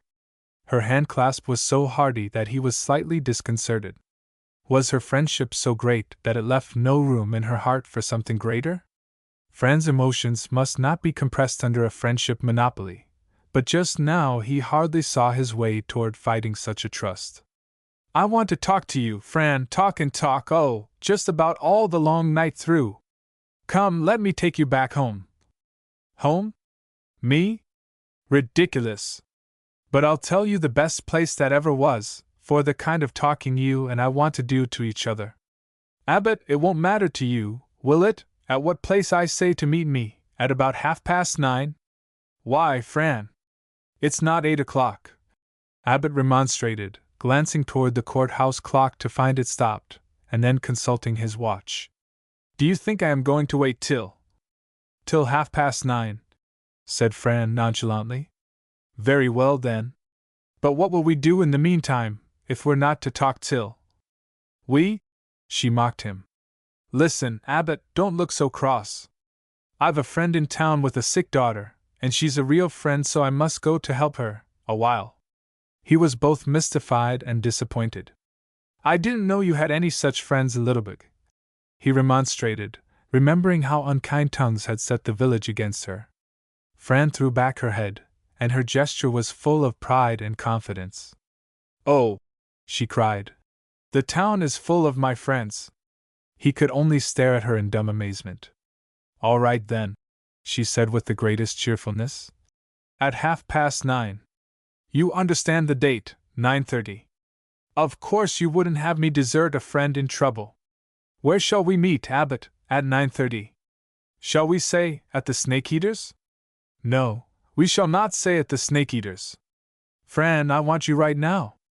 I know nothing of this sick friend, but I need you more than anybody else in the world could possibly need you. Fran said nothing, but her eyes looked at him unfaltering. She flashed up out of the black continuity of the throng like a ray of light glancing along the surface of the sea. It needed no sun in the sky to make Fran beams. Go, Fran, he exclaimed. I'll wait for you as long as I must, even if it's the eternity of 9:30, and I'd go anywhere in the world to meet you, even to the den of the Snake Eater. That's the way for a friend to talk, she declared, suddenly radiant, a full Franson now, instead of the slender penetrating Franbeam. Seeing a leg-lined lane opening before her, she darted forward. Abbott called, But I can't promise to talk to you as a friend, when we meet, I mean, just as a friend. Fran looked back at him, still dazzling. I only ask you to treat me as well, she said with assumed humility, as we are told we ought to treat our enemies. Chapter 23 The Conqueror. After the extinguishment of the Franbeam, Abbott wanted to be alone, to meditate on stellar and solar brightness, but in this vociferous wilderness, reflection was impossible. One could not even escape recognition, one could not even detach oneself from a Simon Jefferson. Got back to town again, hey? Said Simon. That was enough about Abbott. Simon passed at once to a more interesting theme. Taken in the lion show yet? I'm just waiting for 9:30. I have an engagement. Futile words, indeed, since it was now only about 8 o'clock. You come with me, then, I know all the ropes. Hey? Oh, yes, I know Mother thinks me in bed. For goodness sake, don't tell on me, she'd be scared to death. But actually, old man, this carnival is good for my heart. 'Tisn't like going to church, one bit. Preaching makes me feel oppressed, and that's what scares me, feeling oppressed. He rubbed his grizzled hair nervously. Just for fear somebody'd go tell, I've had to sneak into all these shows like I'd been a thief in the night. Simon urged Abbott along in the direction taken, but a few minutes before, by Hamilton Gregory and Grace Noir. You see, Simon panted, when the girl fell off the trapeze, heard about that, hey? Mother was overjoyed, thinking I'd missed the sickening sight. But bless your soul, I was right at the front, hanging on to the railing, and I saw it all. Why, she pretty near fell on me. Her foot slipped just so. Simon extended his leg with some agility. Was she killed? Abbott asked, concealing his astonishment over Simon's evident acquaintance with the black tent before which they had paused. Well, Simon reluctantly conceded. No, she wasn't to say killed, but dreadfully bruised up, Abbott, very painful. I saw it all. This carnival has put new life into me, here. Get your ticket in a jiffy, or all the seats'll be taken. You can't stand there like that. Give me your quarter. I know how to jump in and get first place. That ticket agent knows me. I've been in 5 times. From a high platform before the black tent, a voice came through a megaphone. The big show. The big show. See those enormous lions riding in baby carriages while La Gonizetti makes other lions dance the fandango to her violin. See those? Here, Abbott, follow! Called the breathless Simon Jefferson. Of course we'll see what's there. No use listening to him, like an introduction in a novel of Scott's, telling it all first. Oh, you've got to squeeze your way in, he continued, clenching his teeth and hurling himself forward. Just mash 'em endwise if they stand gawking in your way. You follow me. Abbott laughed aloud at Simon's ability as they pushed their way under the tent. Now see that! Groaned Simon reproachfully, as he looked about. Every seat taken. I tell you, you've got to lift up your feet to get into this show. Well, hang on to the rope, don't let anybody gouge you out of standing room. At least 2/3 of the space under the tent was taken up by tiers of seats formed of thin, and apparently fragile, blue planks, springy to the foot and deafening to the ear. From hardened ground to fringed tent ceiling, these overlapping rows of narrow boards were brimming with men, women and children who, tenacious of their holdings, seemed each to contain in his pockets the feet of him who sat immediately behind. At any rate, no feet were visible. All was one dense mass of faces, shoulders, women's hats, and babies held up for air.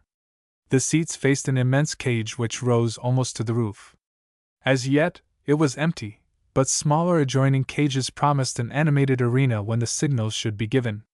Gregory and Grace Noir had sought refuge on the highest seat, where they might overlook the crowd. Here, with heads bent forward as if to avoid the canvas, they hoped to escape observation. Thanks to the influx of country folk, little big citizens were rarely to be seen at such shows until a later and more fashionable hour. Gregory was relieved to find his topmost plank filled with strangers. All goes well, he said, pressing Grace's hand. Nobody will find out that we have been in here. Watch for Mr. Clinton, Grace counseled cautiously. If he comes in, stoop lower. They're all strangers, Grace. Providence is with us. There's Simon Jefferson. He was too amazed to think of concealment. Hush! Yes, and Abbot Ashton. Gregory pulled his hat over his eyes. Into the tent streamed a fresh body of sightseers. Simon, swinging to the rope that was stretched in front of the big cage, grumbled at being elbowed by weary mothers and broad-chested farmers. He told Abbott, "The lions are the only ones that have plenty of room. I wish there was a cage for me. But it's worth being jammed to see La Gonizetti. She's pretty as they're made and she's pretty all over, and she don't care who knows it. Now the first half is about to begin, but it's just bears and clowns. Don't get fooled though, La Gonizetti will come later, okay?" The band entered and squatted upon blue boxes in one corner. Showy red coats were removed in deference to sweltering heat, and Melody presided in undress. 3 bears, 2 clowns and a bicycle sharpened interest in what was to come, whetting the mind upon jokes blunter than the intelligence of the audience. Even the band ceased playing, though that had not seemed possible. Its depressing andantinos had not only subdued the bears, rendering them as harmless as kittens, but had mournfully depressed the audience. Into this atmosphere of tamed inertness suddenly flashed a little figure whose quivering vitality communicated electric thrills. Even the clowns moved less like treadmill horses, as they took their stations at the smaller cages, waiting to lift the gates that would admit the restless lions into the central cage. The form that had appeared, one knew not whence, was that of a slight woman, dressed in a short silk skirt of blue, and bodice of white satin. The trimmings, which ran in all directions, were rich in pendants of gold and rubies. Above all, there was the alluring mystery of a crimson mask which effectually hid the woman's face. Simon whispered into Abbott's always unready ear, "That isn't La Gonizetti. Wonder what this means? La Gonizetti is much more of a woman than this one, and she doesn't wear a mask, or much of anything else. La Gonizetti doesn't care who sees her. Why, this is nothing but a mirror, I tell you now. If she ain't on to her job, I mean to have my money back. Simon glowered. Abbott stared in great perplexity. Then who is she? He exclaimed. Simon, doesn't she remind you of someone we know? Nah. She's got on La Gonizetti's dress, and her voice has the showgirl's clangy timpani wangdiddle, but that's all I recognize. Abbott wondered that Simon failed to notice the similarity between the showgirl's movements and those of Fran. This woman had Fran's form. To be sure, the voice was entirely different, but the rapidity and decisiveness of action and the air of authority were Fran's very own. However, the showgirl's hands were as dark as an Italian's, while Fran's were, well, not so dark, at any rate. Abbott's brow did not relax. He stood motionless, staring at everything before him with painful intentness. Up near the roof, Gregory and Grace scarcely observed the entrance of the lion tamer. Secured from a spile, absorbed in each other, they were able, thanks to the surrounding clamor of voices, to discuss their future plans with some degree of confidence. Simon told Abbott, "Anyway, no amateur would rub up against those beasts, so I guess it's all right. They ain't but 2 lions, Bill says 10. Man that wrote the bill was the other 8, I reckon." The showgirl was fastened in the central cage. The clowns raised the inner doors, and the lions shot from their cramped quarters swift as tawny arrows. They were almost against the slight figure, without seeming to observe her. For the 4th time since noon they stood erect, sniffing the air, their bodies unconfined by galling timbers and chilling iron. For the 4th time this day, they were to be put through their tricks by force of fear. They hated these tricks, as they hated the small cages in which they could not lash their tails. They hated the baby carriage, in which one was presently to sit, while the other pushed him over the floor, his sullen majesty sport for the rabble. They hated the board upon which they must see-saw, while the woman stood in the middle, preserving equilibrium. But greater than the lion's hatred was their fear of the woman, and greater than their fear of her was their terror of that long serpent which, no matter how far it might dart through space, remained always in the woman's hand. They well knew its venomous bite, and as they slunk from side to side, their eyes were upon its coiling black tongue. "I met Fran on the street," murmured Abbott, as he watched, unblinkingly. "She said she was going to visit a sick friend." "When did you see Fran last, Simon?" "Don't know," Simon said discouragingly. "Now they're going to see Saul. The black-maned one is the hardest to manage. I reckon one day he'll just naturally jump afoul of her and tear her to pieces. Look at him. I don't believe this girl is going to make him get up on top of that board. My! How he is showing his teeth at her. Say! This is a pretty good show, hey? Glad you came, Ma? Say! Look at his teeth!" In truth, the black-maned lion opened his mouth to a frightful extent, making, however, not the slightest sound. He refused to budge. Abbott shuddered. "Samson!" cried the woman, impellingly. The other lion was patiently standing on his end of the board, waiting. He seemed fast asleep. Samson, however, was wide awake, and every cruel tooth was exposed as he stretched his mouth. In his amber eyes was the glow of molten copper. Suddenly Samson wheeled about, and made a rush for his end of the see-saw. He stepped upon it. He was conquered. His haste to obey, evidently the result of fear and hatred, produced a ripple of laughter. The other lion, feeling the sudden tremor of Samson's weight, opened his eyes suddenly and twitched his tail. He was not asleep, after all. Simon whispered hoarsely, "It's interesting all the way through. A fellow never knows what's going to happen. 'Tain't as if you was watching clowns, knowing what the joke's to be before they say it. To my mind, lions are more like men than clowns are." Abbott found himself intensely nervous. He longed to have it all over, anxious, above all, to prove his fears groundless. Yet how were so many coincidences to be explained away? Fran had been a showgirl, a trainer of lions, and Abbott distinctly remembered that she had spoken of a Samson. Fran had just these movements and this height. He missed Fran's mellow voice, but voices may be disguised, and the hands now raised toward the audience may have been stained dark. Who was that sick friend that Fran had possibly mentioned only as an excuse for escaping? Was that a subterfuge? And why this red mask which, according to Simon Jefferson, was an innovation? At every trick, the black-maned lion balked. He seemed resolved not to leap upon the wall bracket, and after attaining that precarious elevation, he pretended not to understand that he must descend. His insubordination disquieted the enormous animal acting the corresponding part. Even he began to pace softly to and fro at such times as he should have remained motionless. When the time came for the clown to hand the woman her violin, he was afraid, and withdrew his arm with marvelous rapidity. His grotesque disguise could not hide his genuine uneasiness. The members of the band, too, played their notes with unusual care, lest the slightest deviation from routine work bring catastrophe. Nothing had gone right but the seesawing act, but of all this, the crowd was ignorant.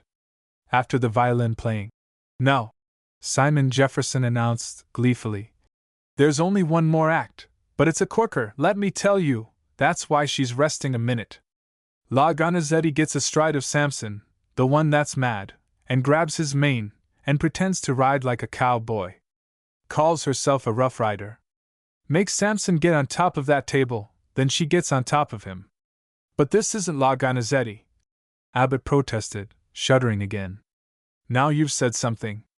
"That's right. But it looks like she's game, she'll try it, we'd better stand a little farther back." A hand was laid upon Abbott's arm. "Abbott," said the voice of Robert Clinton, harsh from smothered excitement. "You went to Gregory's house, did you see him?" Abbott did not hear. The refractory lion, knowing that his time had come to be ridden, was asserting his independence. He would not leap upon the table. The other lions stood watching sleepily to see if he would obey. "That you, Clinton?" Simon's greeting was tense with enjoyment. "Got here for the best of it, didn't you? Seems to me I saw Gregory somewhere not long ago, but I wasn't thinking about him. Hercules!" The masked woman addressed the gentler of the lions. "Go to your place. Hercules, go to your place." Hercules turned to his blue box, and seated himself upon it, leaving his tail to take care of itself. "Say, Simon," muttered Robert Clinton, "you didn't see Miss Grace Noir, did you?" "Shut up," said Simon desperately. The showgirl was fiercely addressing the black-maned lion. "Now! Now! To the table! To the table!" Samson did not budge. Facing the woman of the mask, he opened his mouth, revealing the red cave of his throat. Past the ivory sentinels that not only stood guard, but threatened, one could look down and down. This was no yawn of weariness, but a sign of rebellion, a sort of noiseless roar. The trainer retreated to the farther side of the cage, then made a forward rush, waving her whip, and shouting dangerously, "Up, Samson! Up, Samson, up!" She did not pause in her course till close to his face. Again he opened his mouth, baring every tooth, voiceless, but unconquered. Hercules, finding that affairs had come to a halt, slowly descended from his box, keeping his half-opened eyes upon the woman. Restlessly he began to pace before the outer door. The slight figure withdrew several steps, then smote the rebellious lion a sharp blow across the mouth. He snapped viciously at the lash. It slipped away from between his teeth. Having rescued her whip, she shouted to the other lion, "Back to your place, Hercules! Hercules, back to your place!" She stood pointing sternly toward the box, but Hercules stretched himself across the place of exit and lay watching her covertly. The faces of the band boys had become of a yellowish paleness. They continued to pound and blow, but the music was not the same. A terrible foreboding brought a sense of faintness even to the boldest. From behind the mask came the voice so loud that it sounded as a scream. "Up, Samson, up, Samson, up!" Then it was that Samson found his voice. A mighty roar shook the loosely set bars of the central cage. They vibrated visibly. The roar did not come as one short, sharp note of defiance. It rose and fell, then rose anew, varying in the inflections of the voice of a slave who dares to threaten, fears even while he threatens, and gathers passion from his fear. At that fearful reverberation, the audience started up, panic-stricken. Hitherto, the last act had been regarded as a badly played comedy. Now tragedy was in the air. Gregory and Grace Noir at that instant became alive to their surroundings. Hitherto, despising the show, rebellious at the destiny which had forced them to attend it, they had been wholly absorbed in their efforts to escape observation. The roaring of the lion startled them to a perception of the general alarm. Grace clung to Gregory. "Oh, save me!" she panted hysterically. The voice of the woman behind the bars rang throughout the tent. "Sit down!" The voice was not loud, now, but singularly penetrating. "Sit down, all of you, and remain absolutely motionless, or I am lost." She dared not remove her gaze from Samson's eyes, but on hearing no rattling of planks, she knew her appeal had been obeyed.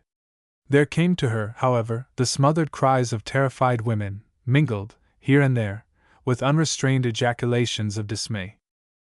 Abbot Ashton, but a few yards distant, grasped the rope with bloodless hands. He appeared as a white statue, seeming not even to breathe. In that moment, Robert Clinton forgot the jealous suspicion that had tortured his heart since missing Grace Noir from her desk. Grace Noir, her eyes closed, her cheeks pallid, leaned her head upon Gregory's shoulder, quivering convulsively. There, Gregory whispered in her ear, soothingly. "Everything will be all right." The masked woman for the second time addressed the terrified audience, still not venturing to turn her head in their direction. "Whoever moves, or speaks, or cries aloud, will be my murderer. I have only one hope left, and I'm going to try it now. I asked you people out there to give me just this one chance for my life. Keep absolutely still." Again Samson uttered his terrible roar. It alone was audible. Tier above tier, faces rose to the tent roof, white and set. The audience was like one huge block of stone in which only faces have been carved. The penetrating voice addressed the band boys. "Don't play. He can tell you're frightened." The agitated music ceased. Then the woman walked to the farthest side of the enclosure. In doing so, she was obliged to pass the crouching form of Hercules, but she pretended not to know he was there. She moved slowly backward, always facing Samson. At last the vertical bars prevented farther retreat. Then she lifted her hand slowly, steadily, and drew off her crimson mask. It dropped at her feet despite the muffled street noises that never ceased to rumble from afar. The whispering sound of the silken mask, as it struck the plank floor of the cage, was distinctly audible. "Grace!" Gregory whispered in horror. "It's Fran!" Grace started from his embrace at the name, and glared down upon the stage. She sat erect, unsupported, petrified. Gregory's brow was moistened with a chill dew. "It's Fran," he mumbled. "It's Fran! Grace, pray for her!" Fran looked Samson steadily in the eyes, and Samson glared back fixedly. For a few moments, this quiver between life and death remained at the breaking point. Had a stranger at that moment looked under the tent entrance, he might have thought everybody asleep. There was neither sound nor movement. Grace whispered, "It is the hand of God!" Her tone was almost inaudible, but Gregory shrank as from a mortal blow. Its sinister meaning was unmistakable. Swiftly he turned to stare at her. In Grace's eyes was a wild and ominous glare akin to that of the threatening lion. It was a savage conviction that Fran was at last confronted by the justice of heaven. Suddenly Fran crouched forward till her head was almost on a level with her waist, and so much that it was a physical exertion to hold her face uplifted. In this sinuous position she was the embodiment of power. If she felt misgivings concerning this last resource, there was no look to betray it. Straight towards Samson she rushed, her body lithe and serpentine, her direction unerring. To the beast, Fran had become one of those mysterious flying serpents which bite from afar. He felt the sting of her terrible eyes and his gaze grew shifty. It wandered away, and on returning, found her teeth bared, as if feeling for his heart. Rushing up to his very face. "Samson!" she cried, impellingly. Again he seemed to feel the lash upon his tawny skin. "Samson! Up, Samson, up, Samson, up!" Suddenly Samson wheeled about, and leaped upon the table. Fran stamped her foot at the other lion. "Go to your place, Hercules!" she cried, with something like contempt. Hercules slowly rose, stretched himself, then marched to his box. He looked from Fran to the immovable Samson waiting upon the table, then mounted to his place, and seemed to fall asleep. And now, at last, Fran looked at the spectators. Stepping lightly to the bars, she threw kisses this way and that, smiling radiantly. "Oh!" she cried, with vibrating earnestness. "You people out there, you can't think how I love you! You've saved my life. You are perfect heroes. Now make all the noise you please." "May we move?" called a cautious voice from a few feet away. It was Abbot Ashton, with eyes like stars. Fran looked at him, wondering at his thoughts. She answered by an upward movement of her hand. As though by a carefully rehearsed arrangement, the audience rose to its feet, band boys and all. Such a shout! Such waving of hats and handkerchiefs! Such unabashed sobs! Such inarticulateness! Such graspings of neighboring hands! The spectators had gone mad with joyful relief. Fran leaped upon the table, and mounted Samson. "Now I'm a rough rider!" she shouted, burying her hands in the mane, and lying along the lion's back in true cowboy fashion. She plunged, she shouted loudly, but Samson only closed his eyes and seemed to sleep. After that, making the lions return to their cramped side cages was a mere detail. The show was ended. Fran, remaining in the empty cage, stood at the front, projecting her hand through the bars to receive the greetings of the crowd. Almost every one wanted to shake hands with her. They couldn't tell of their surprise over her identity, of their admiration for her courage, of their joy at her safety. They could do nothing but look into her eyes, press her hand, then go into a humdrum world in which are no lions, and not many Frans. "Look, look!" Simon Jefferson suddenly grasped Robert Clinton's hand, and pointed toward the tent roof. "There they are!" Something very strange had happened up there, but it was lost to Clinton's keen, jealous gaze, one of those happenings in the soul, which, however momentous, passes unobserved in the midst of the throng. "Not so fast," Grace cautioned Gregory. "We must wait up here till the very last. Don't you see Mr. Clinton? And Simon Jefferson is now pointing us out. We can't go down that way." "We," Gregory harshly echoed. "We. I have nothing to do with you, Grace Noir. Go to him, if you will." Grace turned ashen pale. "What do you mean?" she stammered. "You tell me to go to Mr. Clinton? I tell you to go where you please. That girl yonder is my daughter, do you understand? Don't hold me back. I shall go to her and proclaim her as my child to the world. Do you hear me? That's my Fran." Grace shrank back in the suspicion that Hamilton Gregory had gone mad like the rest of the crowd. "Do you mean that you never want to see me again? Do you mean that you want me to marry Mr. Clinton?" "I do not care what you do," he said still more roughly. "You do not care?" she stammered, bewildered. "What has happened? You do not care for me?" She looked deep into his eyes, but found no incense burning there. The shrine was cold. "Mr. Gregory! And after all that has passed between us? After I have given you myself?" Gregory seized her arm, as if to hold her off. His eyes were burning dangerously. "I saw murder in your heart while you were watching Fran," he whispered fiercely. "That's my daughter, do you understand? I know you now, I know you now." He stumbled down the steps, pushing out of his way those who opposed his progress. Grace stared after him with bloodless cheeks and smoldering eyes. Clearly, she decided, the sight of Fran's fearful danger had unbalanced his mind. But how could he care so much about that Fran? And how could he leave her, knowing that Robert Clinton was beginning to climb upward with eyes fastened upon her face? But it was not the sight of Fran's danger that had forever alienated Gregory from Grace Noir. In an instant, she had stood revealed to him as an unlovely monster. His sensitive nature, always abnormally alive to outward impressions, had thrilled responsively to the exultation of the audience. He had endured the agony of suspense, he had shared the universal enthusiasm. If, in a sense, he was a series of moods, each the result of blind impulse, it so happened that Grace's "It's the hand of God," turned his love to aversion. She was appealing as a justification of personal hatred, to the God they were both betraying. Grace began to tremble as she watched Robert Clinton coming up, and Hamilton Gregory descending.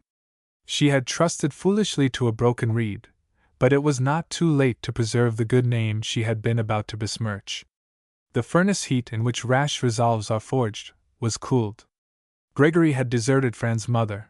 He was false to Mrs. Gregory. He would perhaps have betrayed Grace in the end, but Clinton was at hand, and his adoration would endure. In the meantime, the voice of Fran was to be heard above that of the happy crowd. I love you all. You helped me do it. I should certainly have been mangled but for you perfect heroes. Yes, thank you. Yes, I feel fine. And oh, men and women, I could just feel your spirits holding mine up till I was so high, I was in the clouds. That's what subdued Samson. He knew I wasn't afraid. He knew it. And I wanted to win out for your sakes as well as my own. Yes, I did. Thank you, men. Thank you, women. Well, if here aren't the children, too, bless your brave hearts. And is that your baby? My goodness, and what a baby it is! No, I'm not a bit tired. She stopped suddenly, on feeling a crushing grip.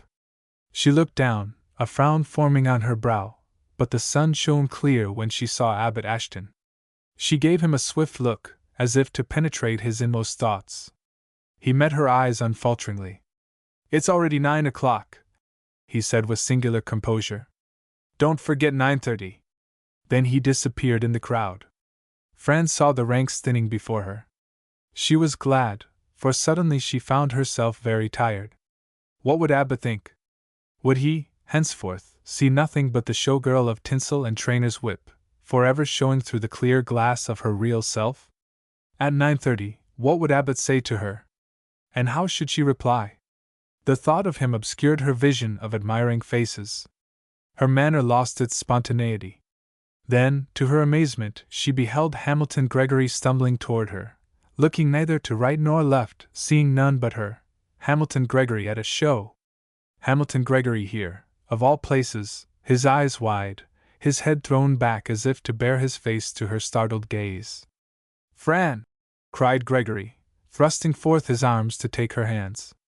Fran! Even now, the bars divide us. But oh, I am so glad, and God answered my prayer and saved you, Fran, my daughter. Chapter 24. Near the Sky. It was 9:30 when Abbot met Fran, according to appointment, before the snake den. From her hands she had removed the color of Italy, and from her body, the glittering raiment of La Gonizetti. Fran came up to the young man from out the crowded street, all quivering excitement. In contrast with the pulsing life that ceaselessly changed her face, as from reflections of dancing light points, his composure showed almost grotesque. Here I am, she panted, shooting a quizzical glance at his face. Are you ready for me? Come on, then, and I'll show you the very place for us. Abbot inquired serenely. Down there in the den? Fran scrutinized him anew, always wondering how he had taken the lions. What she saw did not alarm her. No, she returned. Not in the den. You're no Daniel, if I am a charmer. No dens for us. Nor lion cages?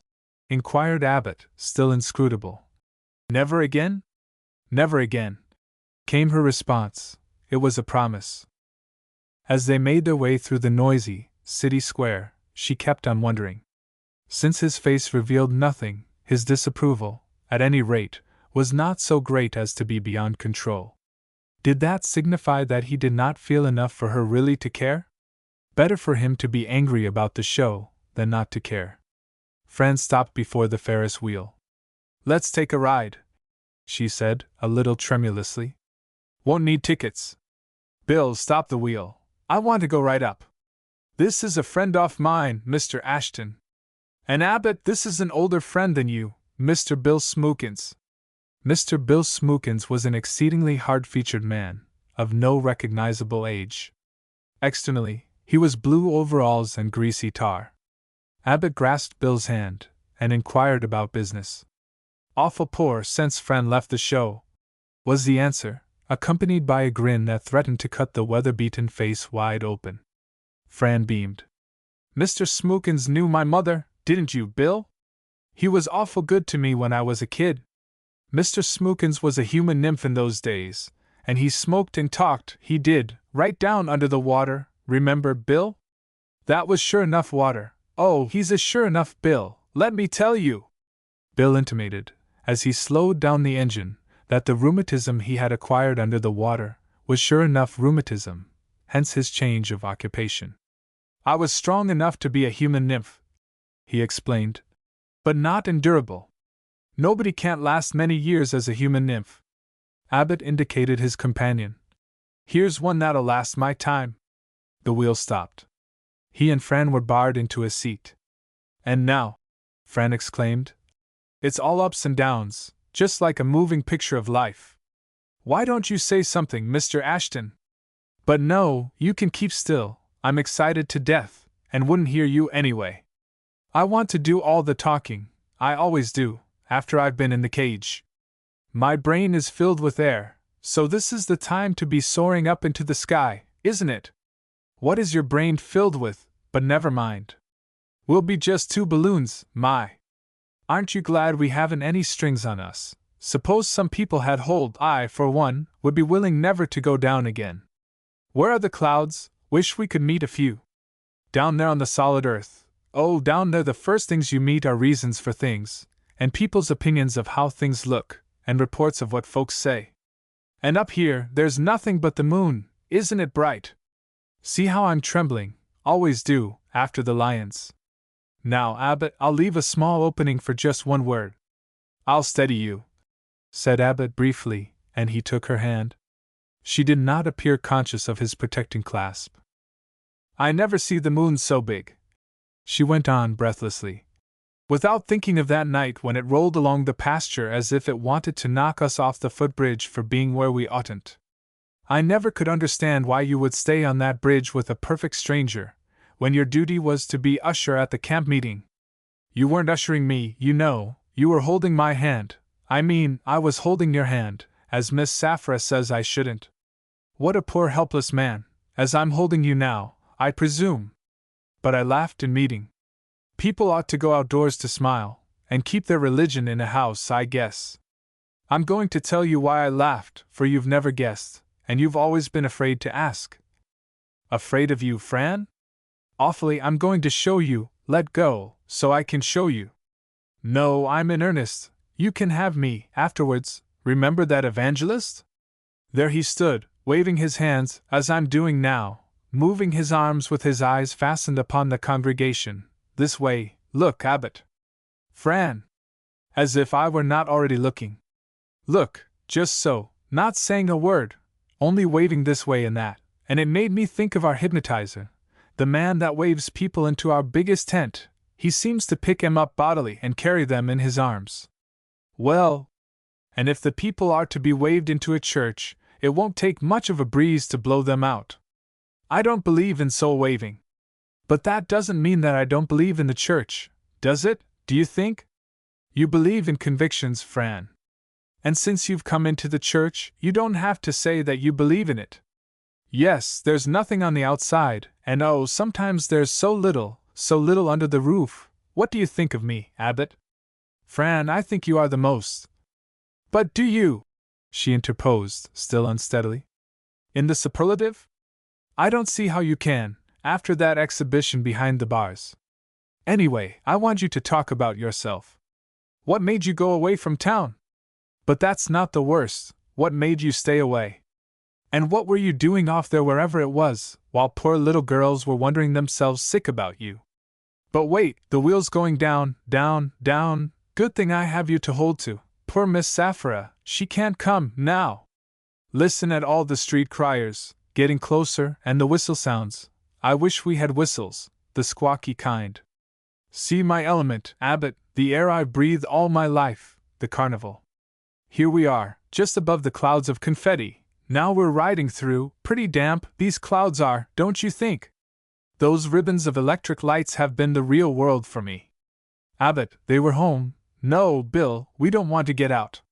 We intend to ride until you take this wheel to pieces. And oh, by the way, Bill, just stop this wheel, every once in a while, will you, when we're up at the very tip-top? All right, goodbye. And Abbott called gaily, Goodbye, Mr. Smookins. I'm glad you did that, Abbott. You think you're somebody, when somebody else thinks so, too. Now we're rising in the world. Fran was so excited that she could not keep her body from quivering. In spite of this, she fastened her eyes upon Abbott to ask, suddenly, Most what?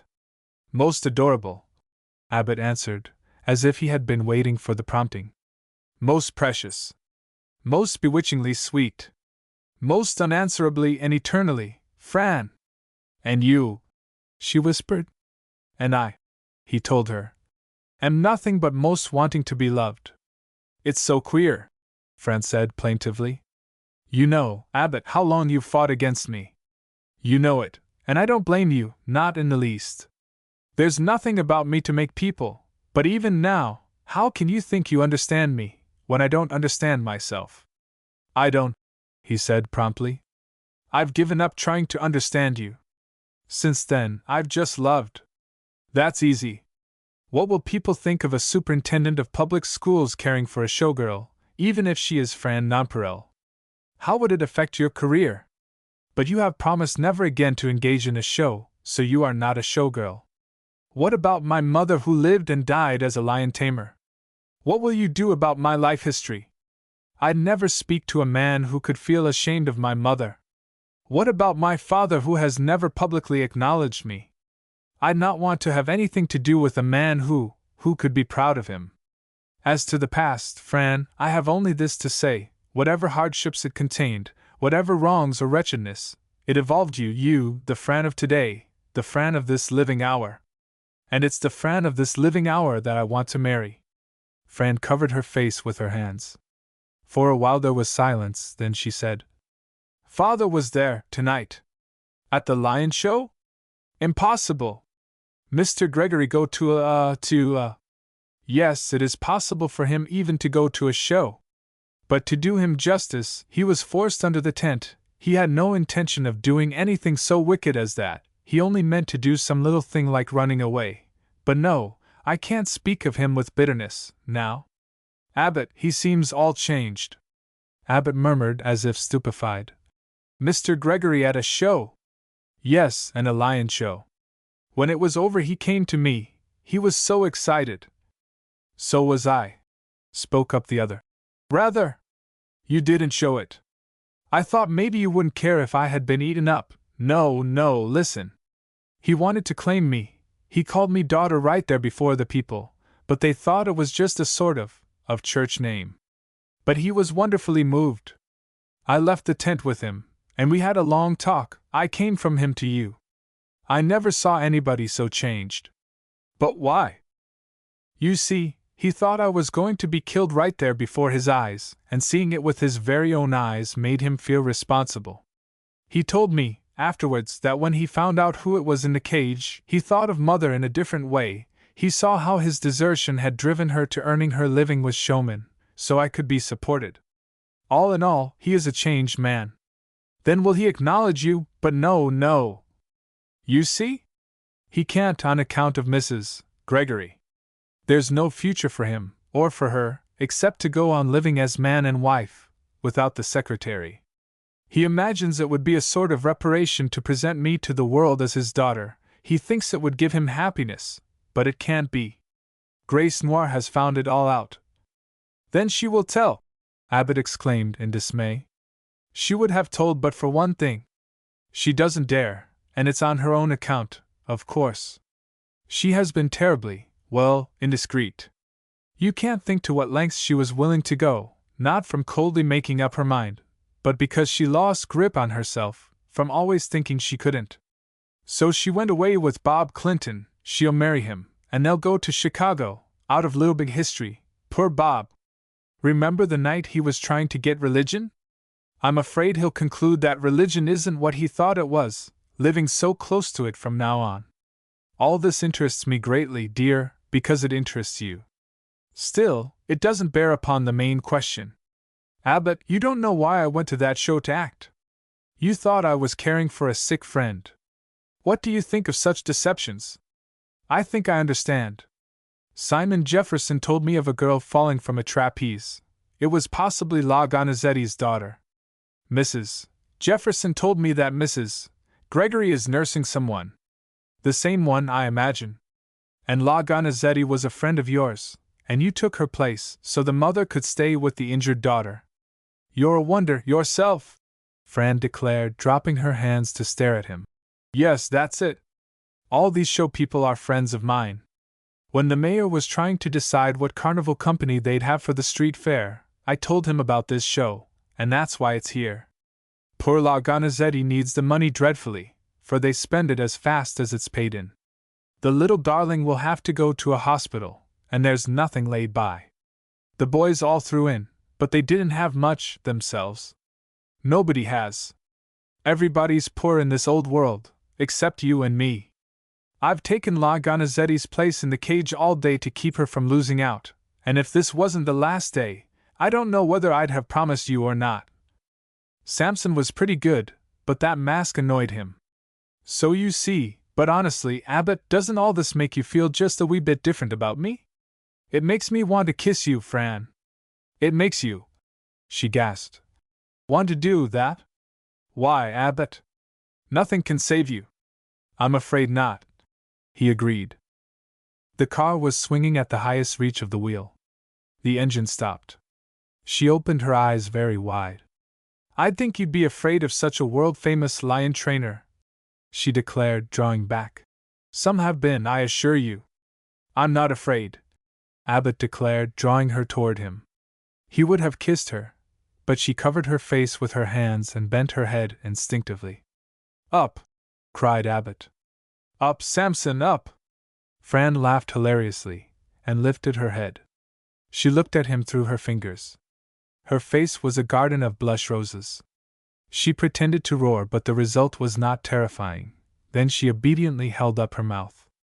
After all, said Fran, speaking somewhat indistinctly, you haven't told why you ran away to leave poor Fran guessing where you'd gone. Do you know how I love you, Abbott?